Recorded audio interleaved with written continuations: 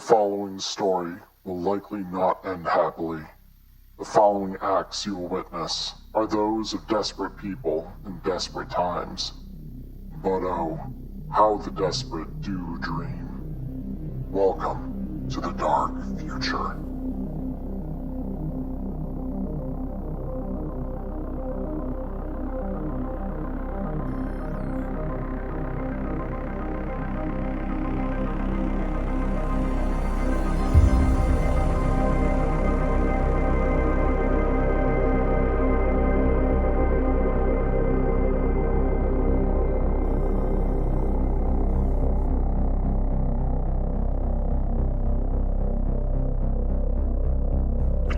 City, Billy Sanchez here with N54 Market Watch. Choo-choo prices have dropped dramatically in the last week. Looks like whatever had the supply chain twisted has finally worked itself out, but let me tell you, my portfolio hurts worse than a scab's. Hold on. I'm getting word that we're cutting to a breaking story. This is Michael Dawes for N54 News. Earlier today, Militech faced General Samantha Lee Young made a statement via press release regarding recent rumors and stories suggesting Militech involvement in the recent choo-choo shortage, stating, quote, "Militech has no desire to see the city and its citizens suffer for our financial gain. As always, we stand committed to the reconstruction and protection of the city and its citizens," end quote. Minutes after making the statement, a large explosion was heard in the Night City Bay, which has been reported by the company as a Militech weapons test. We'll continue to bring you updates on the stories we have further developments. Stay tuned.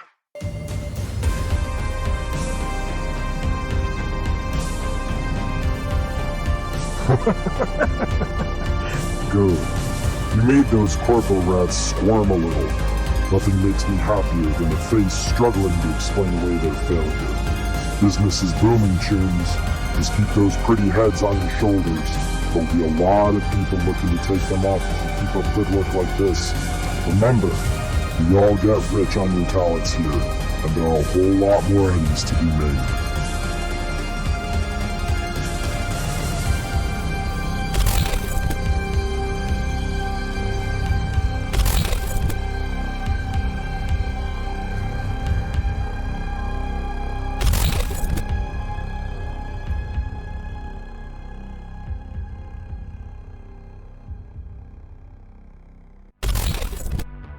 Hello, everybody, and welcome back. This is Neon Inferno. This is episode 4. As I've had to be reminded by my group, I've tried to say 5 a bunch to them this week, but this is episode 4, Crimson Tides. Welcome back, everybody.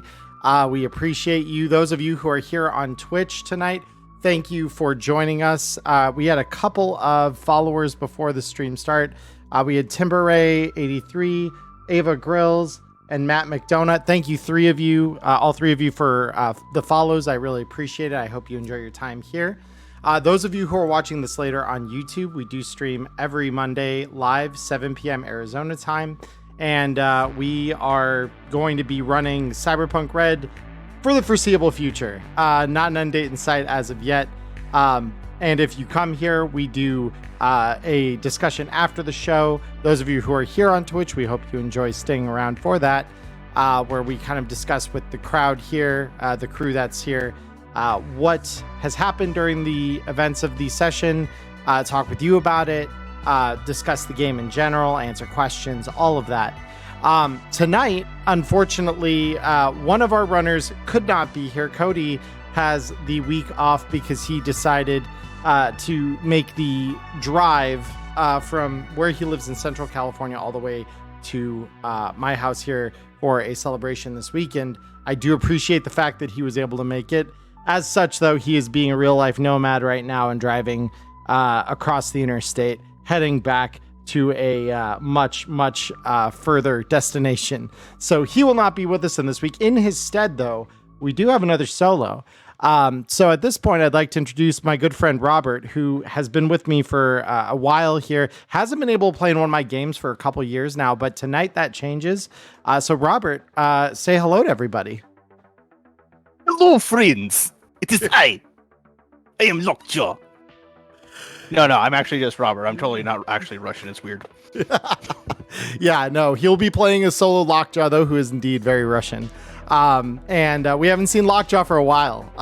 He died in a early campaign of mine that has no continuity to this one. So as with weird timey-wimey dimension hopping shenanigans, he's back. So he will be coming in partway through the story tonight, as he is going to be helping out one of the major players tonight. But let's go ahead and get things started. So I will be cycling us over to the game screen here. Bear with me just a moment while I get everything loaded. And here we are. We are here on the splash screen. So everyone is here. Maya, why don't you catch us up, as you do, on the events of last week? Yeah. Well, let me pull up my report that I definitely made last week and did not make 2 hours ago. Absolutely. Yeah, we would never procrastinate in this group, not even a little bit. No. Procrastinating? Never heard of it.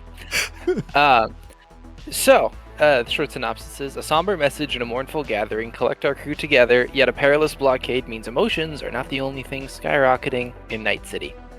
So our session started off, it was 50 degrees, cold, and there was heavy rain, and which was thematically fitting because we started at the memorial service for our dear beloved Estrogen Light Rail after she had died in the session before. It was held at the Short Circuit Club in Charlie, remind me which district that's in. South Night City, right? It's just north. It's partway between the University District and Little Europe. It's kind of on the edge of the two. That's right. So yeah, everybody paid their respects there. Pixel put it on. It was a very, very touching memorial for a character that had done 2 sessions. So that was still very nice. And then we had a week and 2 weeks, I think it was, of downtime, or a week and a half. Yes. Where everyone ran some hustles, did some upgrades, got some armor, and then our session started in earnest when we met with Inferno at 3 p.m. or met Royal at the Inferno at 3 p.m. And the gig was that there was a Militech blockade. They denied that it was their blockade, but it was their blockade to stop Choo-Choo because they were doing a big NorCal parade at their base because the U.S. government inspection was coming and they wanted to flex their muscles. So they called a temporary counter-terror operation to justify it. Geo, leader of the Sand Viper Nomad clan, was working with Royal, and the gig was to go blow up the barricades, clear what was left, and then come back. So Marmot, which was a nomad who works for Geo, or works with Geo, brought us out a couple hours outside of Night City, and then the plan was to use C9 explosive charges to detonate most of the barricades, and then us runners would clear out the rest. And then there was a mobile net arch that was brought up so that our runners could use drones, ironically, to cover us and keep us safe, because that's what they did the time before. There was a Militech patrol there. They were cleared out. We ended up getting the barricades. It was kind of surprising how well it actually went for us. The Militech grunts just missed all their shots. It was fantastic. But then we had to rush to the nearby town of Little Bluff because something had hit the Choo-Choo station. And there was a huge explosion. So we ran over there, and turns out there was a cyber psycho who had crashed into the Choo-Choo station. And he said, quote, "My little girl died because of your inaction. You're all going to get fucking wasted. I'm going to vaporize your flesh, and I'm going to paint with your blood." And then he started eviscerating everybody. Notably, he had a cyber snake in his throat, which was really fucking creepy. He shot a grenade at us and we all dodged it. And then, we killed him. It was a little tough, but we did it. And then we packed up the body, promised to give him proper burial rites, dropped the cyber psycho's corpse off at Push, the Ripper Dock, to rip the chrome out of there. And then, as extra payment, we got double pay for helping Geo out with the Cyber Psycho, and then we also got badass passes from Royal. Yes, and we're gonna see some of what those passes bought you this week. So as our session begins here tonight, I am going to be rolling us up some weather, as I always do. So we are going to be looking at D6 here. We roll a 2. It is a cold February day, about 40 degrees. And we are looking at the current conditions being overcast. So not rainy, at least not yet, but cold and overcast February day. So since the last session, you would all have had, allow me to just double check my notes here real quick, but I believe I'm giving you all a week. I'm just double checking here.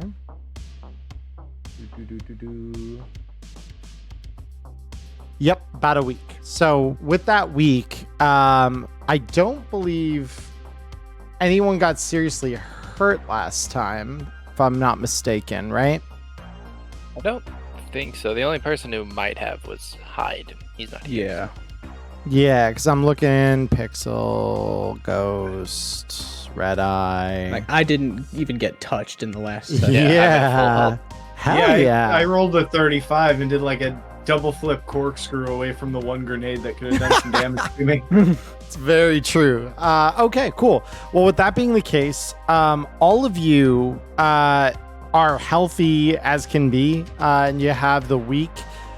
Any of you who do want, before we dive into the week of downtime here, if any of you do have IP to spend on skills or roll abilities, I remind you, you can only go up one level in each thing you want to level up at a time per session. But if you want to add levels to something, now would be the time. And you may do so through your character sheets. And if you need a reminder on how that works, I can give that. I'm waiting going to on pass for now.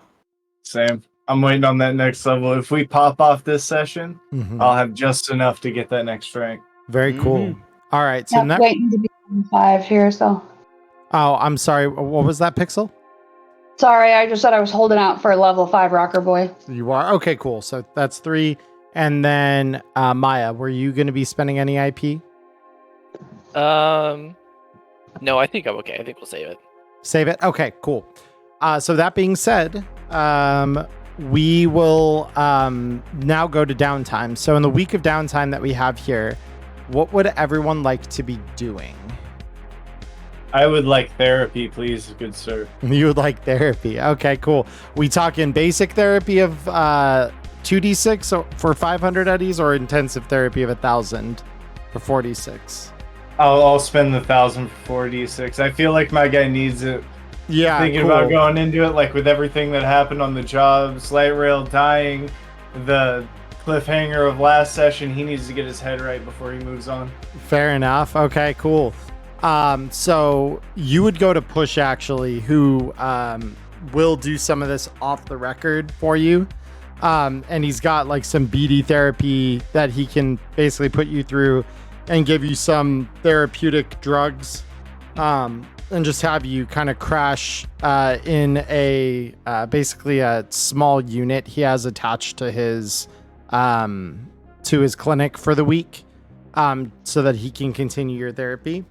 So you will spend 1,000 eddies doing this. At the conclusion of that week, you will regain 46 humanity. You can roll that whenever you'd like for me.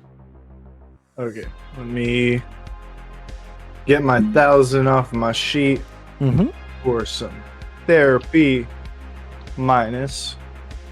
Close that back up, and we are rolling 46, you said?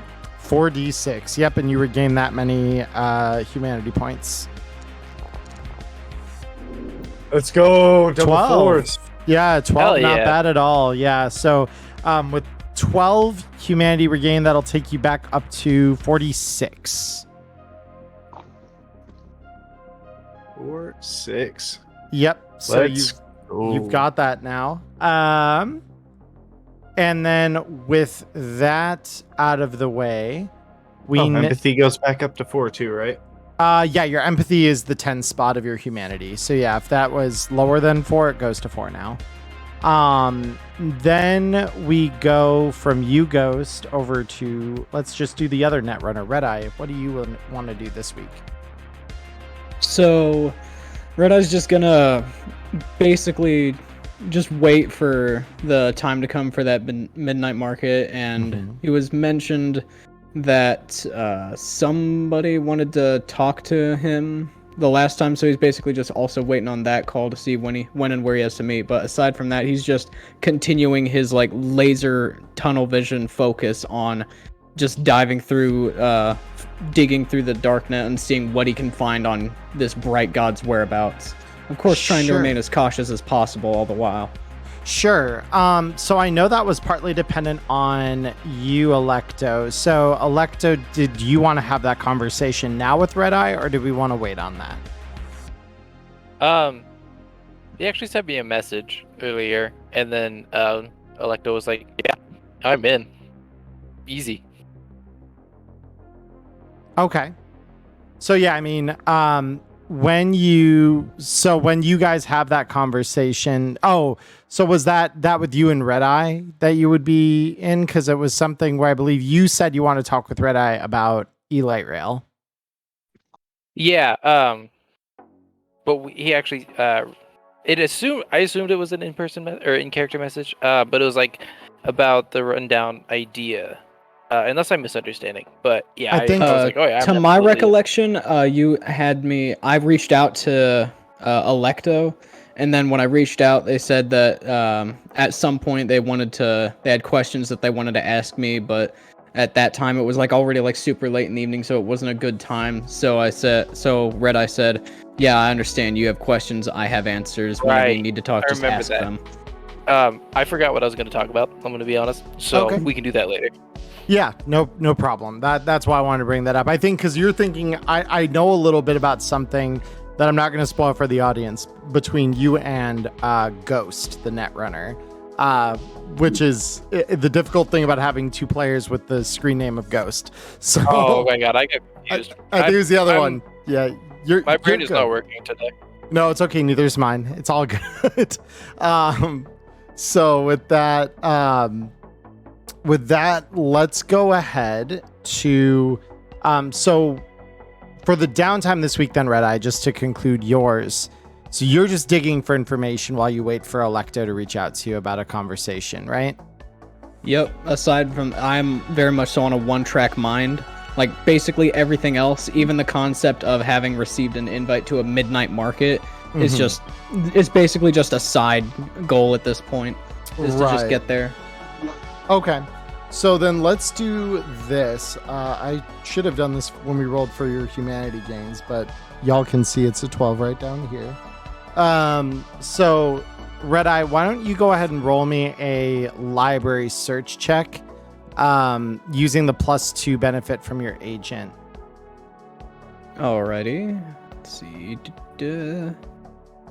Library search. There it is. Got it. All right. Library search of 14. So with the 14, you scour the net, both the surface and the dark net, and try to kind of find the whereabouts of the dark god. But you find that, especially after the NCPD raids a couple weeks ago, there weren't many bites of information floating around about it after that. It seems like that kind of quieted things down for now, and that hasn't really reemerged. And Royal also hasn't contacted you with any additional information that would kind of lead you to believe that that's been kind of furthered in any meaningful way at this point. Yeah, but during the digging, after seeing how quiet it's gotten, I do just want to send just a message of caution to Royal, just asking him to keep his head on a swivel, because this rogue AI is being uncharacteristically quiet. And he says, "Don't worry, Chum, I will be very vigilant." And, continues, with whatever he was doing on the other end of that line. So that being your use for the week, we go now. Pixel, what would you like to do with your downtime this week? You know, she wasn't feeling super inspired this last week. Usually she works on a song, but what can she do for gigs? Or she can hustle. Yeah. So we can just have you roll a d6 and I'll interpret it on the hustle sheet here real quick. Cool. I may have forgotten how to just only roll a d6. Yeah, so if you click the little dice button above the chat here, it should allow you to, or no, I apologize. If you just type in /roll and then a d6, it'll let you roll the d6. Oh, in the public roll area? Yeah, exactly. Yep. D6? Yeah, just d6 and it'll... There it is. There we go. A 6. Ooh, nice. Awesome. So on a 6, you made a personal appearance to a admittedly fairly small club not far from Short Circuit. But you were like the thing that was billed as like the attraction. Apparently your garden patch has been lighting up on fire lately, especially with your reputational gains after last time. So because you made a personal appearance at this show, you just played a couple of songs. It wasn't even like a big thing, but they paid you 200 eddies for the privilege. So not bad. Cool. Yep. Oh my gosh, why are you not working the way I want you to? There we go. Yeah. So with that out of the way, and then last but not least, Electo, what are you doing with your time this week? You really should go to therapy, I'm going to be honest with you. So naturally, she's going to roll a hustle instead. Of course. Yeah, go ahead and roll me that d6. Let's see what you get.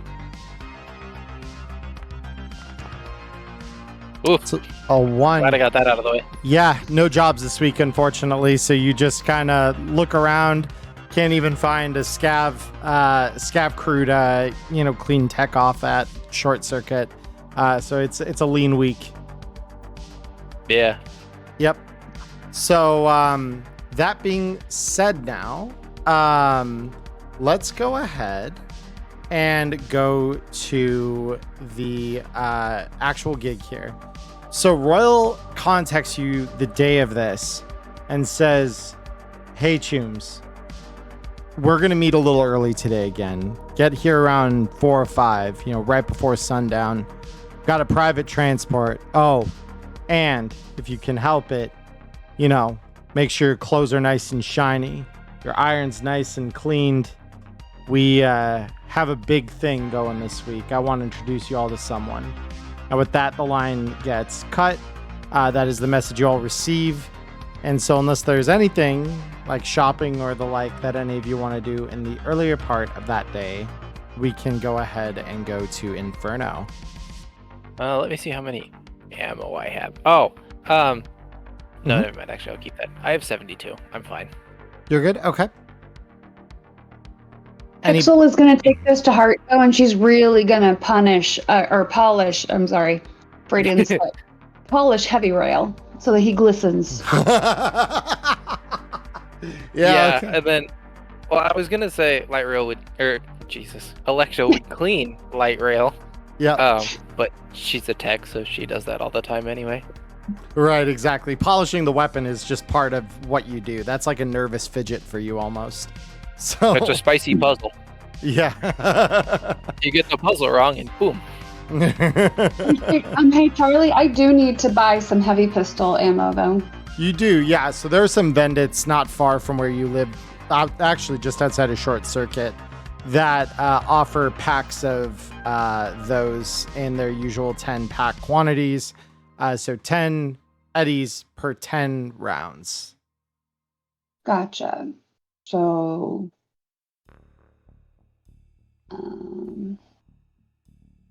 we can continue on. I'm going to do the math and I'll just subtract everything. Yeah, no problem. After I die. Sorry. No, you're good. So unless Red Eye Ghost, do either of you have a any kind of shopping you need to do prior to? Yeah, I'm chilling. Okay. Red Eye. I actually should probably buy some more heavy pistol ammo myself as well. Okay. Yeah, I mean, similar So case I'm with taking a look at you. it. Similar case with you. Yeah, there's plenty of vendits throughout the city.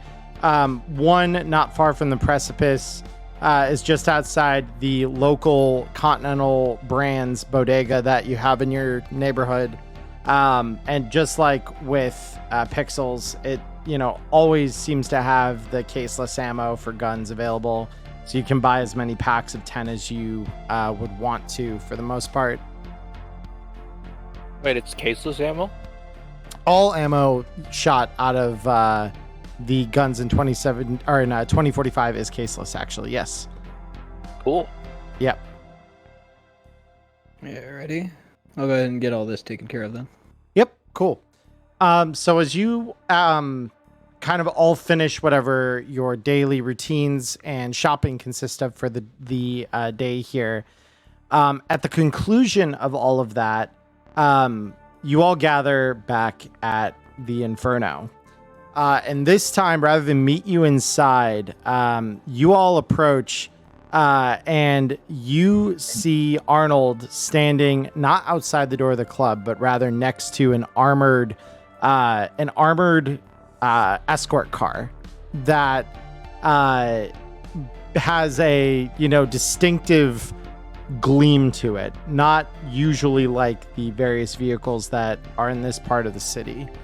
And before he can even say anything or give you any directions, you all see a window from the back roll down and the smiling, mirror-shaded face of Royal looking out at you. Hey, Chooms, I hope you're ready to ride to a night market in style, because we got some important people to meet. And he just opens up the door and basically steps himself out and kind of gestures to the open door to welcome all of you into the car. Hell yeah. I go in the car.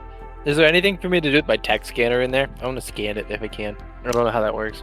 Yeah, I mean, you can kind of scan and see kind of what doodads and stuff are in there. That probably wouldn't, mind. It wouldn't bother, I should say, Royal or any of the crew he's got with him, especially because he trusts all of you at this point. Hell yeah, I just want to see what's in it. Yeah, I mean... Would I roll for that? Let's just have you roll a land vehicle tech, because that's kind of what you're scanning here. Hell yeah, okay. And then do I use my field expertise for that? Yeah, sure. Neat. Land vehicle tech. Just down. That's a 2. Rolls a 2, still gets an 18. Holy I forgot shit. how cracked I am. Techs are MacGyver on our cracked. hands. Techs are cracked. And so with that, what ends up happening here is you scan the vehicle and you get a couple of things, right? It's got bulletproof glass, it's got an armored chassis, and it's got several not functional improvements, let's say, for the vehicle itself. However, it does have some, neat little toys in it, let's just say. So you notice there's an automated drink dispenser in the back here with all of you, and you could kind of see it even when you walk in to the vehicle here and start taking your seats. There's like a little console sitting on the one side opposite this kind of circular. If any of you have ever been in a stretch limo, you'll kind of know what I'm talking about when I say this. They've usually got almost like a leather couch almost that kind of runs around half of the back, and the other half is usually occupied by like entertainment console along with like a drink bar and everything. So this is like that, except the drink is just poured automatically from the bar from an internal reservoir that gets filled up however often they feel the need to refresh it. So you notice it has that. You also notice that it's got some onboard weaponry just in case it's needed. Hell yeah. Yep. Would I be able to get Smash from this automated drink dispenser? Because if I remember last week, we got addicted to Smash, and I didn't do anything about it. I believe you had said your character didn't drink last week, actually. Oh, that's right. Yeah.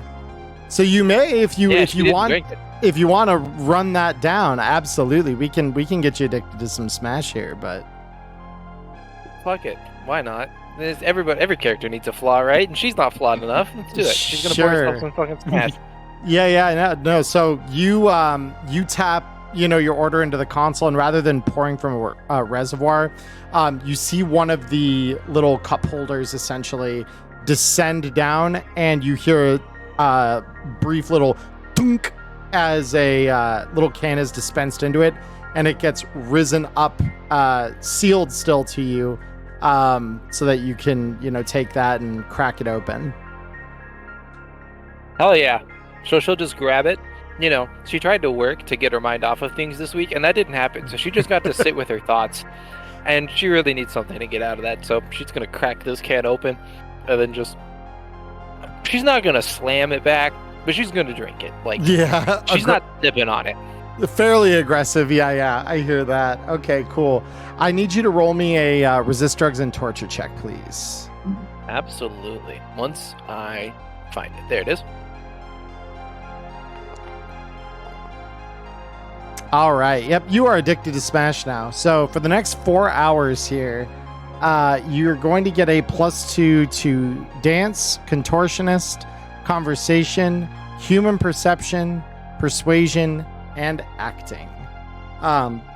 As you feel the inebriating qualities of Smash just sink into your veins, relax your muscles, and lubricate them social attitudes of yours.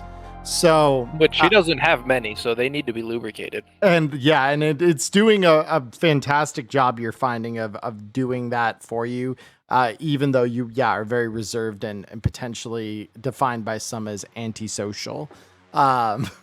So with that out of the way, for the rest of you, as you kind of hop into the vehicle here, are any of you doing anything like this? No, I'm not doing anything in particular. I'm not touching any drinks. I'm just sitting. I'm just basically just going to find a spot to just sit, kind of just like cross my arms, keep particularly reserved, and just going to look around. Okay, very good. They have soda? Yeah, no, I mean, they've probably got something passing for soda. It's extremely artificial and most likely has little chunks in it. The number one drink is tastes like cough syrup, only stronger. I can't remember what it's called. Tastes like cough syrup, only stronger. Yeah, I mean, for that, you'd probably be looking at some kind of I would need to look up the lore accurate name, but yeah, I forget what it is, but we saw a YouTube a while back where a guy actually made the drink. Oh, I mean, that's a special kind of, he, I believe, named it after Blood Rain. But yeah, I mean, it was I don't remember. Yeah. Anyway, I was just trying to think of what that was, because of course Pixel's going to take this. Of course she's going to have a drink. She's used to this sort of treatment. Oh, you were thinking Nicola, I think. So yeah, Nicola. Yeah. Nicola is a 2077 thing, so it wouldn't quite exist yet. However, yeah, you're totally good. There are, as you might expect, some very artificial little fizzy drink tabs that can just be submerged in water. And they do have these available. So it would you'd see a little dispenser fill a glass with water, and then it would drop it down on one of these little coaster elevators, and you hear a really subtle and the fizzing of like an Alka-Seltzer almost, as this thing pops back up, and you just see this water quickly becoming this murky red color as the little tablet fizzes and dissolves into the water. So that would be like the 2045 equivalent of a soda. So you take sips of it here and there. It's not great, but it's not the worst. And slightly contaminated water. Take it. I mean, the water here this water is pretty clean, actually. There are ways to get clean water. It's just that most of the time you don't have access to it. So in every water is at least a little bit radioactive. That's fair. Yep. So with that, so you got your drink, and then finally Ghost. What would you be doing as you kind of all hop into this limo here? I'm just doing my usual kind of waiting for everybody else to filter in so I can be as close to last in, first out situation. Fair. Okay, yeah. You enter in. And yeah, as soon as you're in, Royal rejoins you, and Arnold heads around. You can see through the windows of the car, heads around to the front, to the passenger side front seat. And moments later, the car accelerates forward and out onto the streets of Old Japantown, and toward the meeting place you all are headed to. And this limo does circle through kind of like the very edge of the hot zone here, to just not be in any of the really hot combat zones.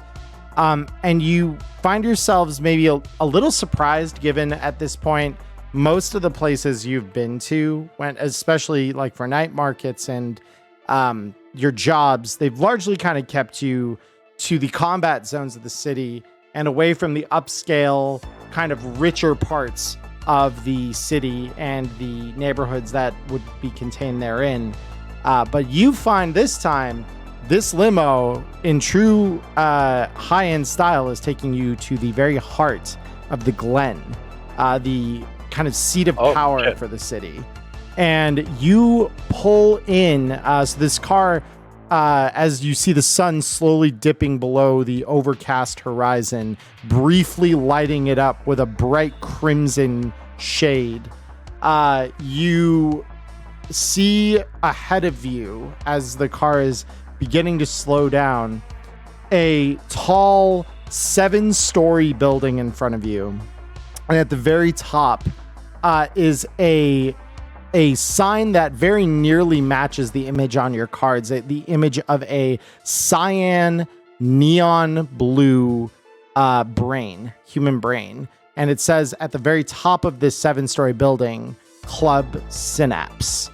And you all pull forward into the this alleyway in front of you that is guarded by 2 very, very large solos, like probably the best armed solos you have yet to see. Like you would make the mistake of thinking these worked for a corporation if you weren't who you were and Royal wasn't who he was, because they let you past without a word. Essentially, they see who it is, they see the car, and they just wave you on in past them.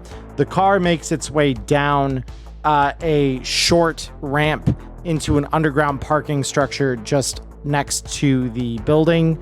And as you kind of pull in, you can kind of see glimpses of the various signs and things, the stalls and the combis that have pulled in from the Nomad caravan that you all helped last week. And as you all get out of the car, Royal guides all of you over to an elevator against one wall of the parking structure and says, all right, Chooms, we've got one meeting and then you guys are free to do with the market as you see fit, but I want to introduce you to an old friend of mine. And he taps the up button on the elevator, and then, basically holds the door open while you all get in. Hell yeah, I go in the elevator.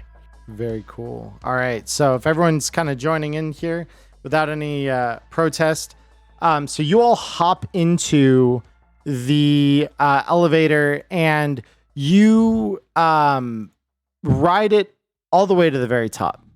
And when you get out of the elevator, you essentially walk out into a club that is nicer than probably anything any of you have ever been in.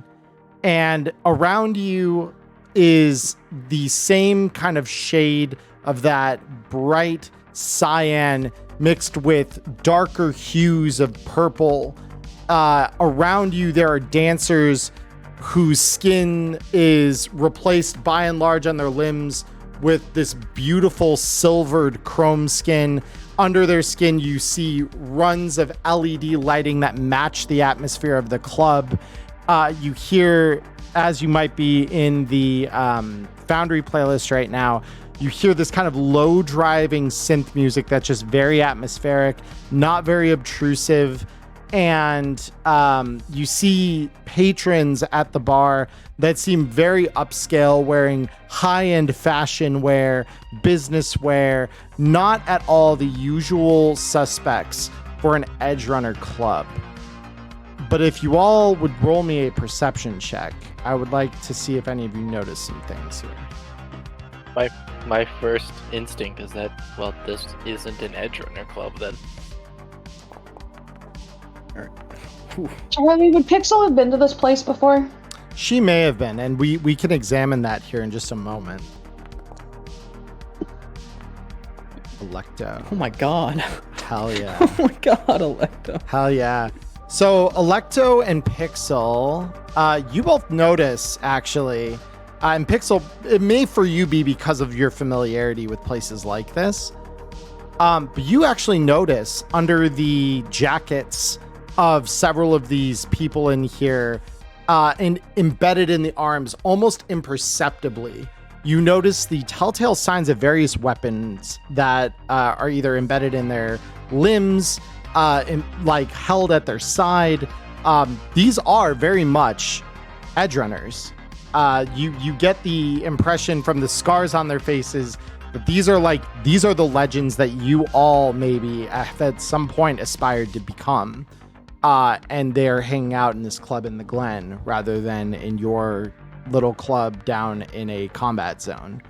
And Royal kind of walks in front of the group, kind of leading all you past this view of the bar and its patrons, who give all of you like a brief glance and then just kind of go back to their conversation or drink as they were. And Royal walks you all up to a door with the word VIP labeled clearly above it.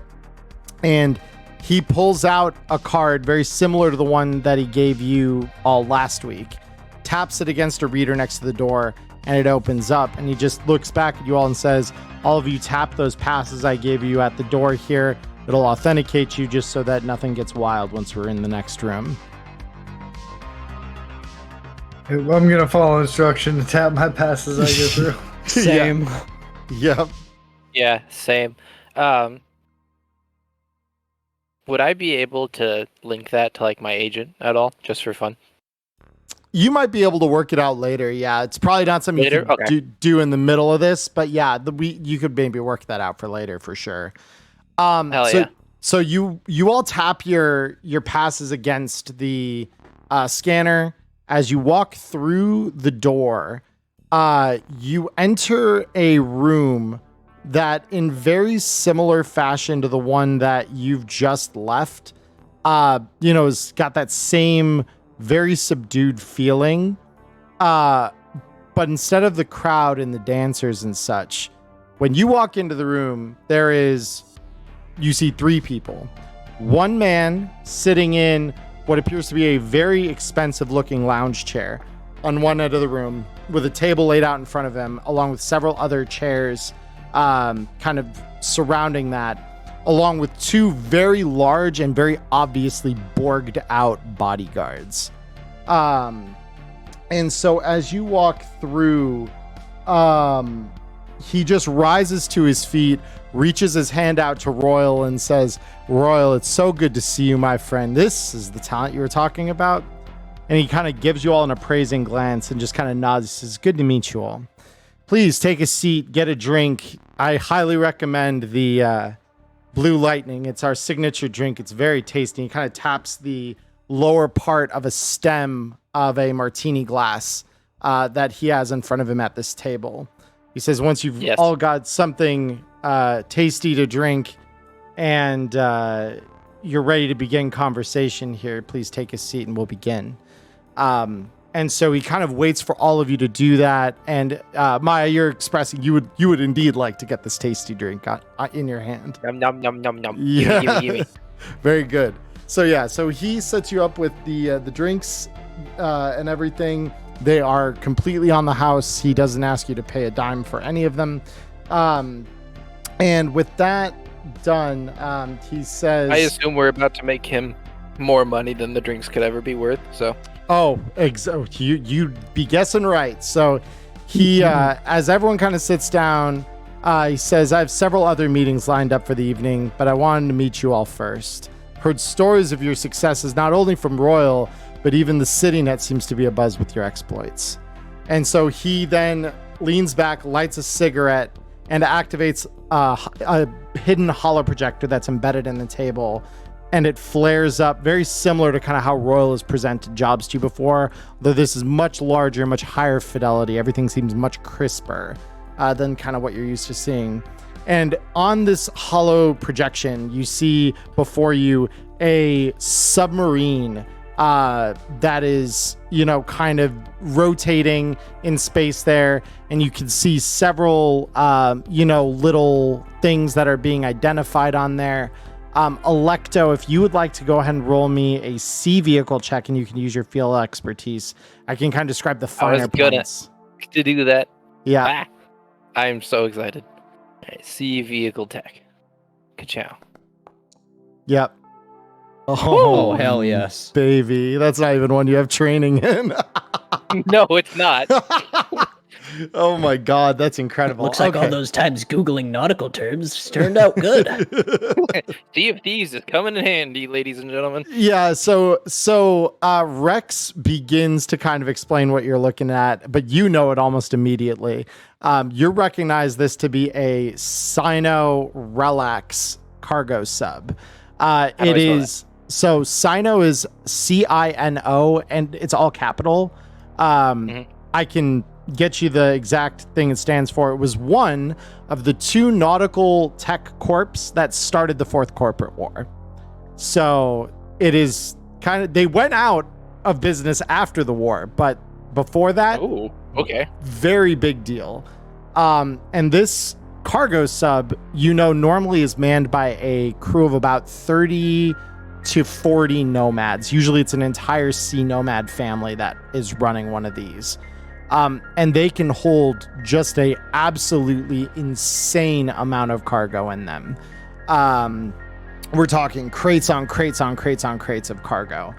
And so, that it's also propelled. The technical spec you would know is they're propelled by an advanced nuclear drive that, at least as far as the claims by the corporations who made it, is guaranteed to last a minimum of 40 years before needing refueling or servicing on the engine. Wow. Which is about double what we have by today's standards. So very advanced tech.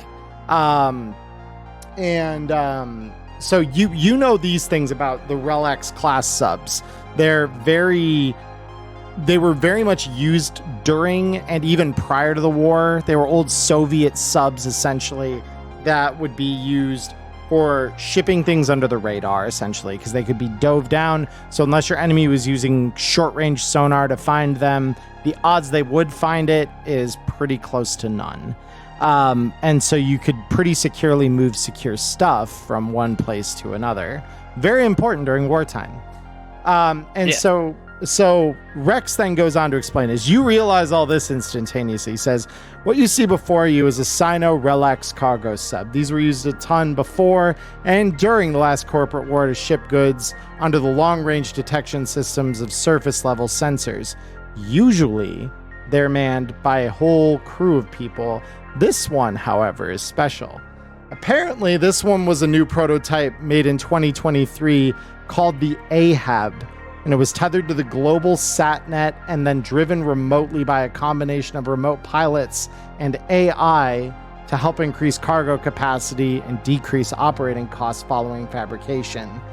So the issue here is that Bart Moss and the data crash happened, so they lost the sub. By all accounts, it was full of some really useful stuff. And so with that, the holoprojection then flips to a manifest that he starts highlighting a couple relevant things off of.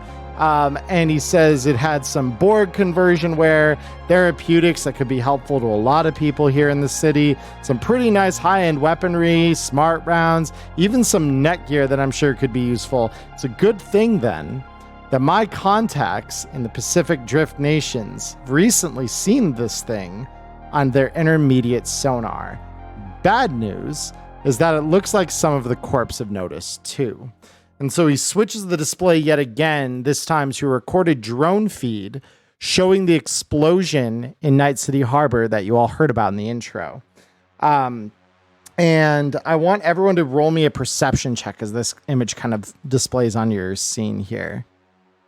He says bad news that the corporals are there. I say good news because that means I get to shoot them.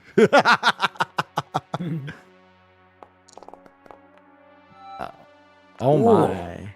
Hello, Electo's popping Hello. off. She's All right, ready for this. Tax accountant. She is ready for this. So Pixel and Electo, you both notice something very interesting on the image that comes up here. Because this is not what was covered on like the data pool or the news feeds or the scream sheets. You see just under the surface of the water, barely perceptible, a clear Arasaka logo on some kind of vehicle that was under the water. And moments later, as this video comes up, you see this, and then just a few seconds later, it explodes in a fireball just outside the Night City Harbor. And Rex says, the good news is, thanks to this little incident, we may just have some time to get to it before they do. So once you leave this meeting, I want you to make your shopping quick as possible. I have a private AV waiting for you all on the roof, ready to fly you first class to a drift city not far from Night City called the Centino Flotilla. I have a contact there, a sea nomad who goes by the handle Nautilus. He, along with one of his partners who is an expert on some of these Soviet-designed subs, will meet you the second that you land there, and it will get you to a boat that I've had prepped for you to chase the Ahab, so that way we can get to it before any of these corporations do. My mission for you all is to have you retrieve the cargo. Even better yet, if you can retrieve the entire sub, I'll have a way set up for us to get the goods inland so that we can all make some big money. I'm not going to lie and claim that this job is without risks, but I've been told that thanks to our expert in that neo-Soviet tech and all of your competency, we stand a better than likely chance of pulling this off without a hitch. Do any of you have any questions? And the holo projector kind of fades at that question. So first off, everybody would see Electo's eyes sparkle when he says, possibly steal the whole sub. She's like, ooh, I could steal a submarine.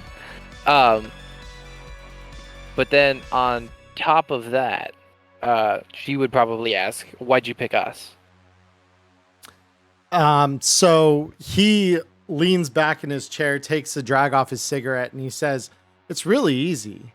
Royal here finds me the best talent out of Inferno, and then I offer them a small promotion. And this goes well, you'll be working for me. The reason I asked for you all specifically, I asked him specifically if he had a crew that was both tough as nails, knew their shit, and could heist me a vehicle that was the size of this sub. And when I asked him the question, he recommended all of you on all three counts.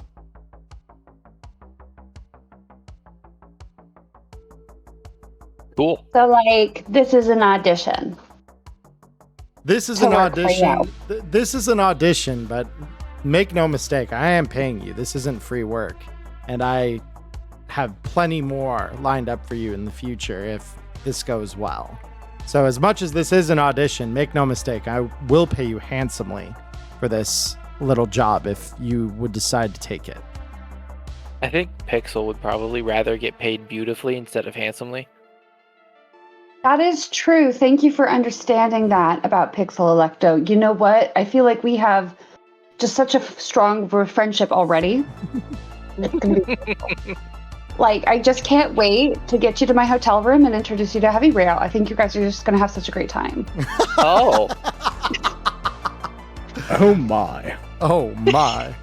For those of you missing context about Heavy Rail, look at our past episodes. I promise you'll get it quick enough. Yes, this escalated very quickly. Now, back to the show. Yeah. So with that answer, Electa, did you have anything you wanted to follow up with that with Rex, or? No, my big question was going to be where'd the crew go, but there wasn't one, so that makes sense. Cool. Yeah, however, Red Eye is immediately triggered by the word AI. Mm-hmm. So as soon as he said it was piloted by AI. So you mentioned that this was part of the crew and piloting of this vessel was AI, correct? I did. Is there any possible chance that there would be any avenues that anything could slip into this? And the only reason Electo wasn't on the same track is because at this point I'd imagine she's probably pretty inebriated and she doesn't have many brain cells working for her. But as soon as Red Eye mentions that, she like perks up and is like, yeah, wait, she internally would be like, I fucking hate AI too. Yeah. And so he says, while I won't say there's a 0% chance of the AI having been somehow affected by the data crash, a lot of these subs were lost because as soon as WorldSat got just a whiff of what was happening, they kind of terminated all connections to those maritime assets. Things that were connected to the same kind of wavelength this thing would have been were things like remote controlled mines, torpedoes, automated attack subs, nasty things that you wouldn't want just anything to be able to worm its way into. So they were able to cut most of these off in time. There have been very, very few incidents, especially more recently. The further we get from the Fourth Corporate War, it feels like the fewer and fewer of these incidents are heard from. So even this one, it sounds like it's largely a drift. Last I've heard, it was about 3 miles just drifting from the flotilla. So you'd be surprised how dangerous derelict, adrift, non-useful AI are. And I'm not claiming to know much about the subject. However, the people I've had my own look it over, my netrunners, my techs, they don't seem to see much risk as long as there are the right kind of people going into the sub to claim it. Just, in case of contingency. And I see a tech and 2 netrunners. So, well, speaking of risk, if there was no manned team, what kind of automated defenses do they have in place? Says, would I know that? Yeah, so you would know the typical kinds of defenses that would have been on board one of these. Largely involved things like gas, because they're not intended to be, obviously shooting holes in a pressure bulkhead is usually not a good thing. Gas was usually the first thing used on a ship like that. That could then just be cycled out the next time the sub surfaced. If there was a living crew. The problem with this is that this is a prototype of some new automated one. So it's possible they shoved more defenses into this thing than your standard Relax sub would have. But that in typical subs, gas and those similar kinds of defenses are the ones that get employed. Okay, yeah, so you would ask that, and then I would say, typically they use gas, but this is a prototype, so we can't really assume anything is typical about it. Yeah, well, at least we know then as basic stock, we should make a stop along the way and pick up some masks for everybody. And yeah, masks or maybe nasal filters or something. I have nasal filters. and because I was warned about this shit.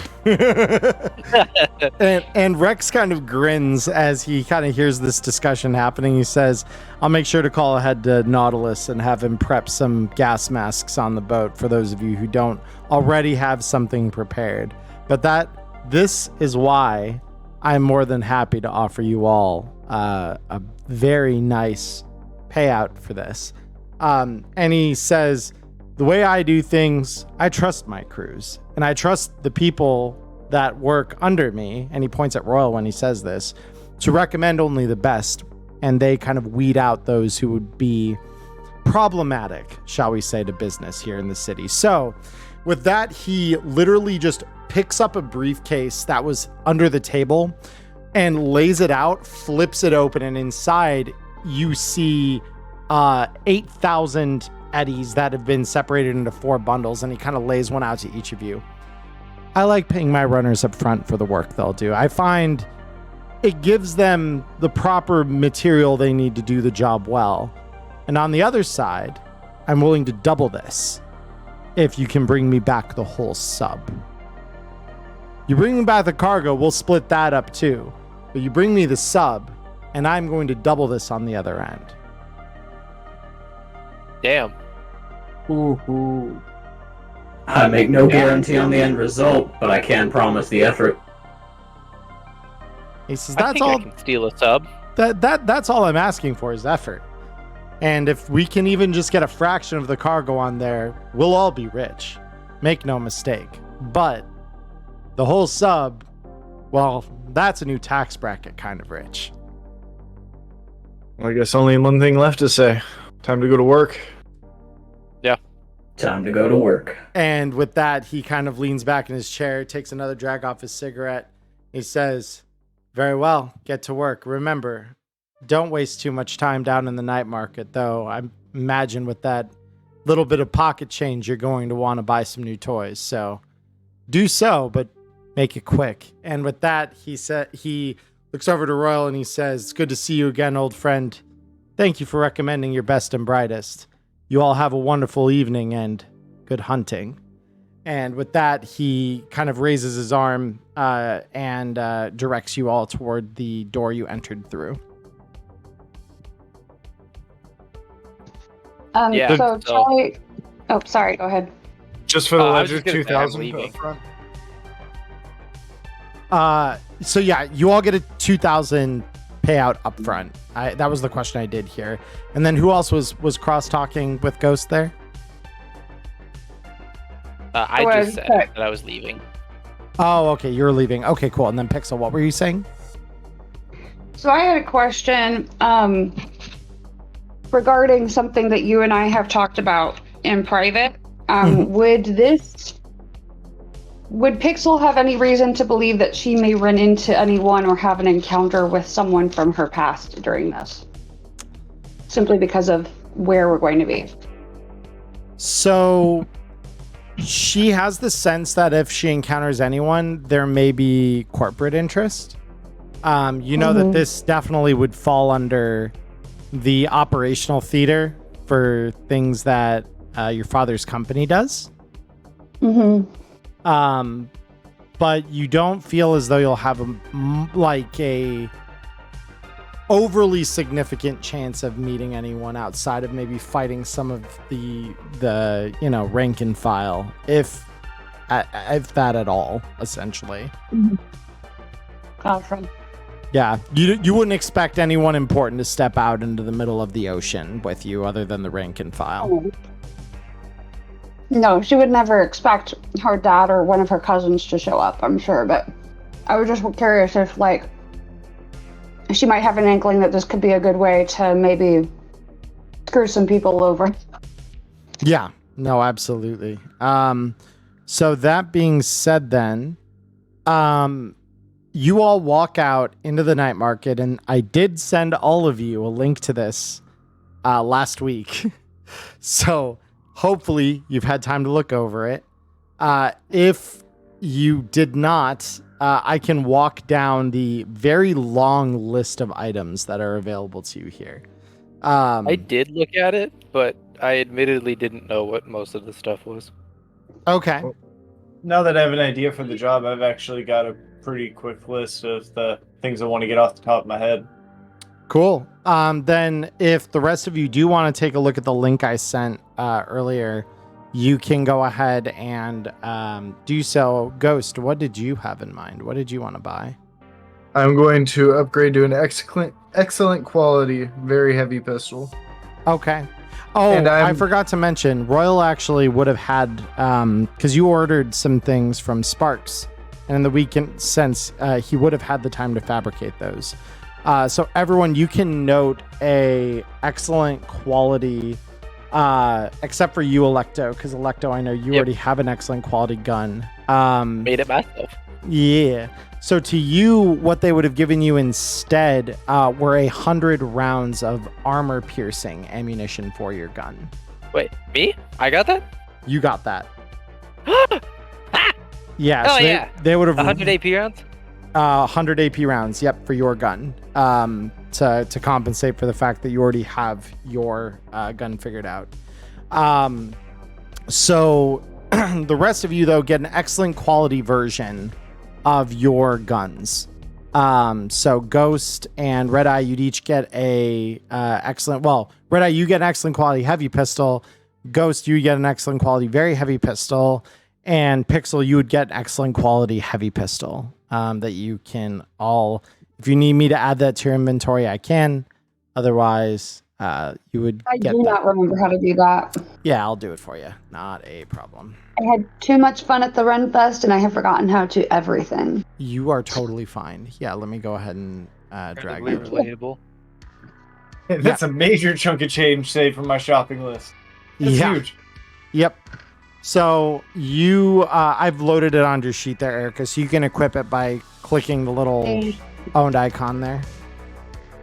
And then just make sure you load it. Owned. Okay, and thing two. Yes. Oh, sorry, go ahead. I don't know if Pixel still had something to say. I didn't want to cut her off. No, sorry, I was thinking out loud. You're fine. Sorry. Yeah. That's why I usually mute myself. It's all good. Same. But I want to get a big old drum mag for this very heavy pistol. Reloading shall never again be an issue.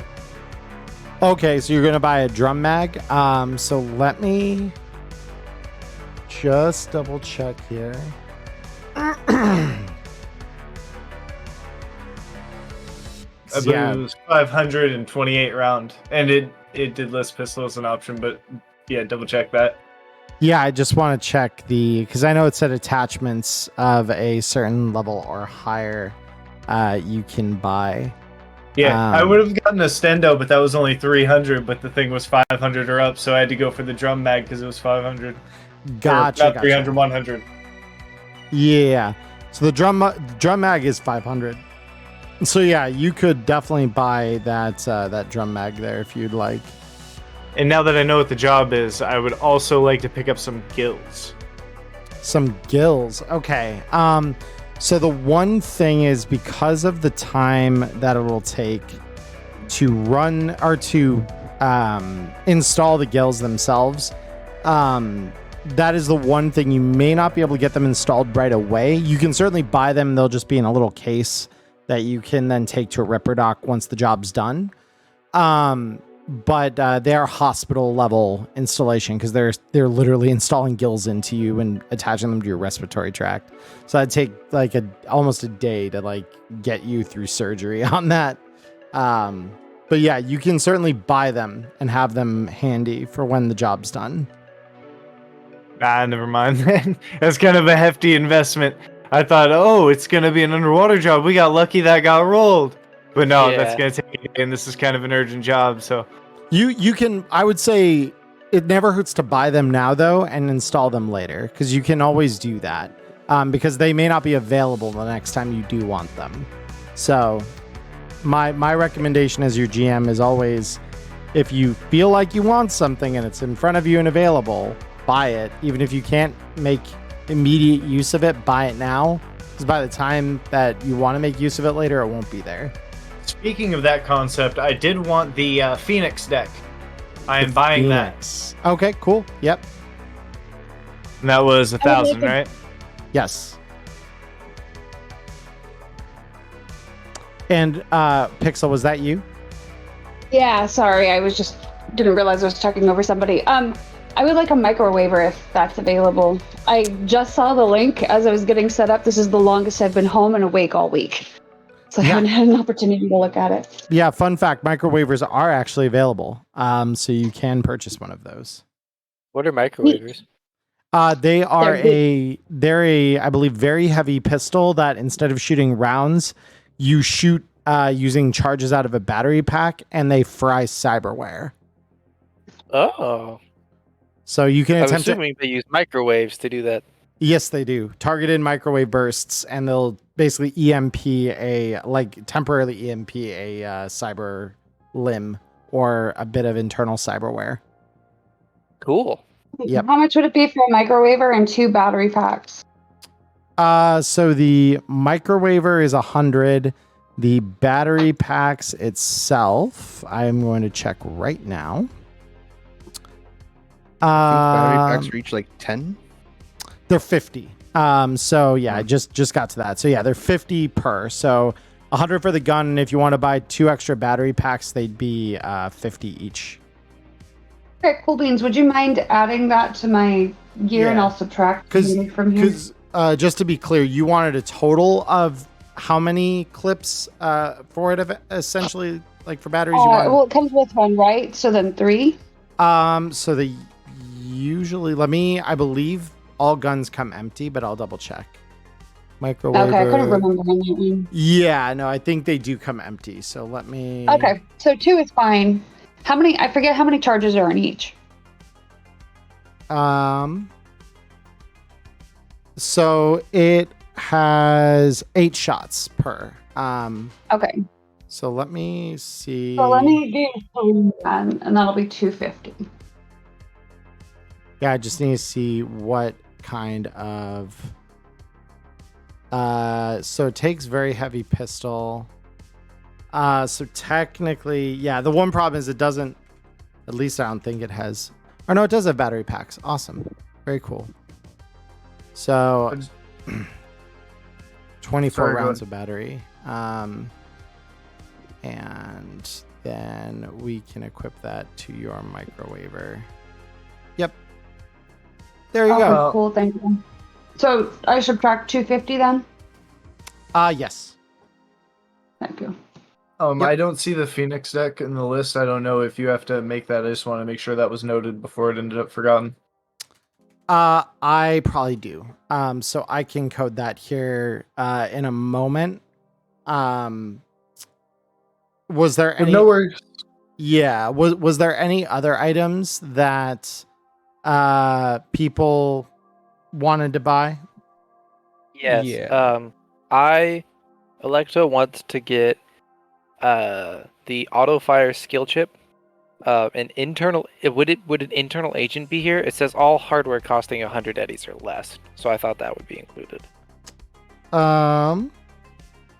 So all programs and hardware. So programs and hardware are for cyberdecks. Gotcha. Okay. Never mind. Yeah. Cyberware is different than hardware. So then the auto fire skill chip, and then it says all street dogs 100 eddies or less. Is black lace included in that? Because if it is, she wants to buy a dose of black lace. It is, yes. Okay. So then auto fire skill chip for 1,000 eddies. That's gonna come in handy one day. Does she have a How do the skill chipware? chips work? Does she have a chipware socket? I don't think so, but let me check. No, she just has Neuralink or interface plugs. Yeah, But so she can get one eventually. I didn't. Yeah. I wasn't. She doesn't even have an auto fire gun. So you said, if you see something and you want it, buy it. And so that's when I decided to buy it. yeah, so you could buy a chipware socket here as well because it's technically considered to be foundational for skill chips and other chipware like that. And it is clinic level surgery, so you could actually get that installed here at the night market, basically, because that's just like basically long enough for everyone else to finish their shopping while you go and get that installed. But a chipware socket would cost you 500 eddies and 2d6 humanity loss. Yeah, let's do it. Okay, It fits in thematically too. fair. Yep. And you can install all kinds of stuff in a chipware, so you can do all kinds of fun stuff with that. And then how did the skill? So a skill chip takes a skill that you have less than 3 levels in, and it boosts it to level 3. If you wanted to stay at level 3 without keeping the chip installed, you still need to put IP into it long term, but it'll grant you the 3rd level of that skill as though you had trained it up to that level. Okay. Hell yeah. Yep. So you have 3 levels in auto fire then essentially. So if you ever do get your hands on a gun that is capable of it, you can use that, rolling, basically a 3 plus whatever your stat is for that on the roll. Oh yeah. Okay. So let's see. I'll do. So it's 1,000 for the skill chip, and then 500 for the socket. Yep. Socket. Yeah. Okay. So I'll modify. I'll do 1,500 first out of my eddies, and then I'll do the black lace separate just for ledger purposes. Cool. Yeah, and I believe black lace, if I recall correctly, is gonna be, I believe it's 100, but it's 50 per dose. Oh shit, that's cheaper than I was expecting. Yeah, it's not bad. Street drugs, who'da thunk you can get addicted for cheap. Hell yeah. Kids, don't do drugs. This is not an endorsement of drugs. Don't do them. They're bad. Yeah, real drugs won't stop you from dying.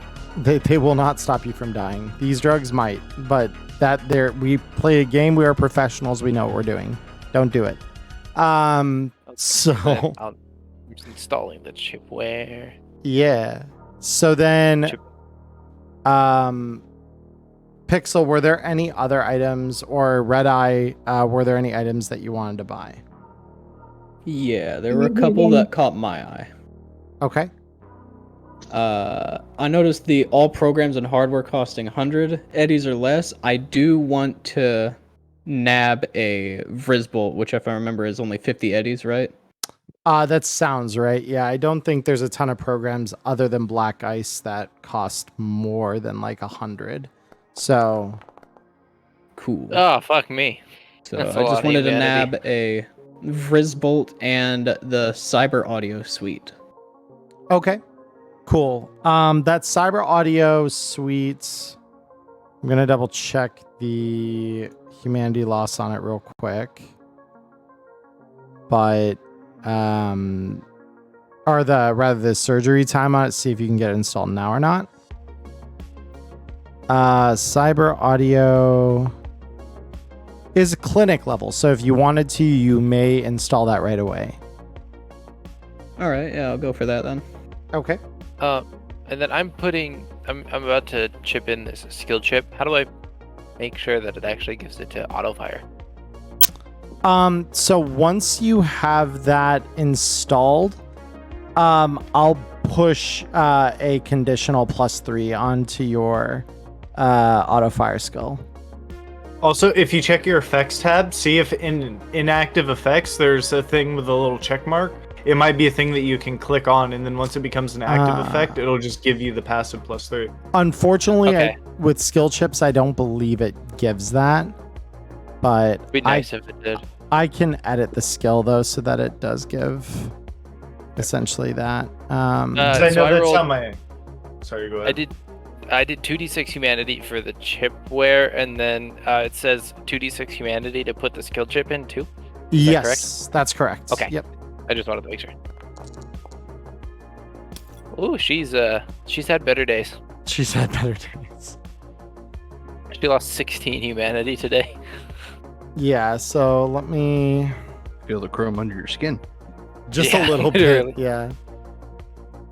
So let me effect, create mod, skill. We want to go ahead and do auto fire. Effect value 3. And then go ahead and have it roll humanity loss for the Cyber Audio Suite. 5. All right. Cool. And it looks like it already took it out. Yeah, it auto deducts it when There you we do go. it that way. That's the beauty Cool. of this system. It is so nice. All right. Anything else that we're looking to buy? Yeah. Yep. Pixel would like to be able to see in the dark. Cool. All right. So you're looking at that. She has maybe, but I can't remember what you said the thing she needed to do for that was. So she has cyber eyes. She has cyber eyes. Got it. I believe she has cyber eyes. I'm just looking. Yes. Yeah, I'm looking more at because I don't believe they've got low light vision at the night market here, unfortunately. So what we can do, let's have you do this, because there's always the chance that they've got a spare copy of this somewhere, like some random nomad at the market has it. I'm gonna have you roll me a D6, and we're gonna try and roll, or not D6, a D10. We're gonna try and roll under the luck that you have, which is 4. So go ahead and roll me just one D10, and we'll see if we're gonna get a less than a 4. Nope. No. Yep. So no low light vision available, unfortunately. Both times I've done it, I've gotten the max, so this was interesting. Yeah.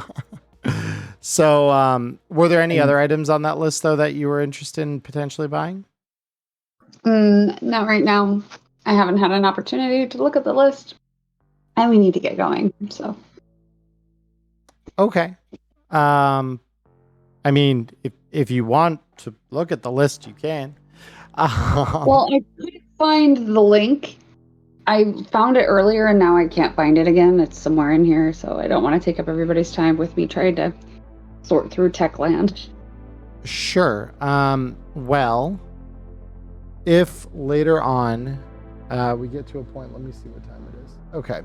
Yeah, so if later on we get to a point where you do want to look through that, like at the break that will take a little bit later, we can work that out off of that later. But yeah, I'll make sure to just re-ping you the link here real quick. Because like I can't figure out where that was put. I saw it earlier, and now I can't find it again. Yeah, it was the Neon Inferno group chat. Yeah. Yeah, so let me... Charlie, what's the flak that it says there? There we go, found it. Yeah, flak is SP-15 armor that has the major drawback of being a -4 to your reflex, dexterity, and move. So you're a walking tank, but a very, very slowly walking tank. Damn, yeah. Because light armor jack is as heavy as you can get, without getting penalties to your move and reflex and stuff, right? Right. Yep. Light is as heavy as you get without those downsides. Oh, hold on. I got the thing to work, Charlie. I found it. Give me a sec. I'm looking through it. Okay. Yeah, you're In the meantime, I still wanted to. I think the last things on my list, I wanted to get 3 copies of Sword and another copy of Shield. Yeah, no, they would have that, so you can deduct the amount for those. Let me. Okay. Yeah, I just can't remember if they're 100 or 50. You said it was sword, 3 sword, and a shield? Yep. Let me find that for you. We're looking at programs. So shields are 20 eddies per, so you just pay 20 eddies for that. And swords are 50 eddies per, so 150 for that. So in total, 170 for the combine of those. Gotcha. Oh, actually, Charlie, I want to change. I don't want to buy just one black lace. I want to buy one black lace for everybody. One black lace for everybody. Okay, cool. So you're gonna. Except I won't. No offense to Lockjaw, I'm not gonna give him his. I'm gonna hold the second one and give it to Hyde when he comes back. Gotcha. Okay, cool. Yeah, it's just 58 eddies per dose. So. No offense. I've lived 38 years. I'll be fine. Yeah. You lived through a long Russian winter. Yes. On this list, she would like 2 biotoxin grenades, please. Yes. Okay. Absolutely. Yeah, you would definitely have access to those. Yes, it's on the list. I asked. It is on the list, so you may buy it. Yes. 2. I would like 2 of those, please. Yep. Yeah, and so then I would give Pixel, Ghost, and Red Eye a dose of black lace. The fuck is this? It's in case you die. Wait, I gave you a vial. Understandable. Have a good day. Yeah. Let me biotoxin grenade. There we go. That's what we're after. So do Like this is hardcore even for me. Don't use it for fun, Pixel. It's not a recreational drug. It's if you're dying. Please. So I mean, like, aren't we all entropy and stuff? Right. I'll let you know when you need to use it. How about that? Does that work? You know, if you're going to be a dom, this could be real fun. and My Erica, dummy mom. Oh my. oh my. I'm back. Okay, good. So yeah, you deducted the eddies from your sheet. We're I good. did. Good, I good, did good. earlier. Yeah. Good. Okay. And then I made everyone very uncomfortable. So it's That's a good night. beautiful thing. Yeah, it's a good night. All right. So no more anything for anyone else. We're all good. Yeah, I'm done. I'm good. I'm good to I'm go. good. Cool. All right. That's all of you. Very nice. So that being what it is, you are all going to. So after talking with the last of the nomads that have kind of come into town for this night market, you all pack up, take your newfound goodies, toys, etc., up to the pad at the top of the club. The elevator actually has you all authenticate with your key cards to access it, but it lets you through with your little passes. So you all tap that, hit the AV pad, and you ascend the building. And when you exit the elevator, you're greeted with the brisk breeze of the night city evening air. And you see over just a short distance from where the elevator lets out a pristine metallic gunmetal a super AV9, which is the AV equivalent of a sports car. And Electo, I assume you're already drooling on yourself to try and scan this thing. Uh-huh.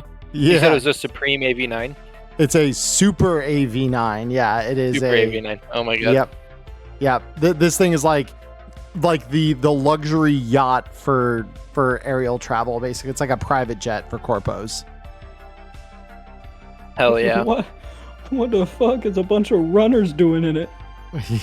Yeah. Two weeks ago, you were in an abandoned warehouse. Now you're on top of this place. Yeah. Well, Rex don't fuck around. He did say he was flying you first class. Half Yeah, of us live in a I'd have cube. assumed the that other was- half- Yeah, I assumed that was like metaphorical, not literal. Yeah. You'll find Rex doesn't do a lot of things metaphorically. He does them very literally. With a name like Rex, I believe it. Yep. Yeah.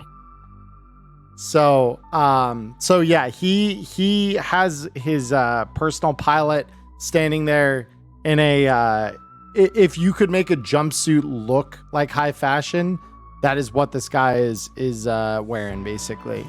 And he kind of greets you, showing you into the passenger cabin of the back of this glossy black AV.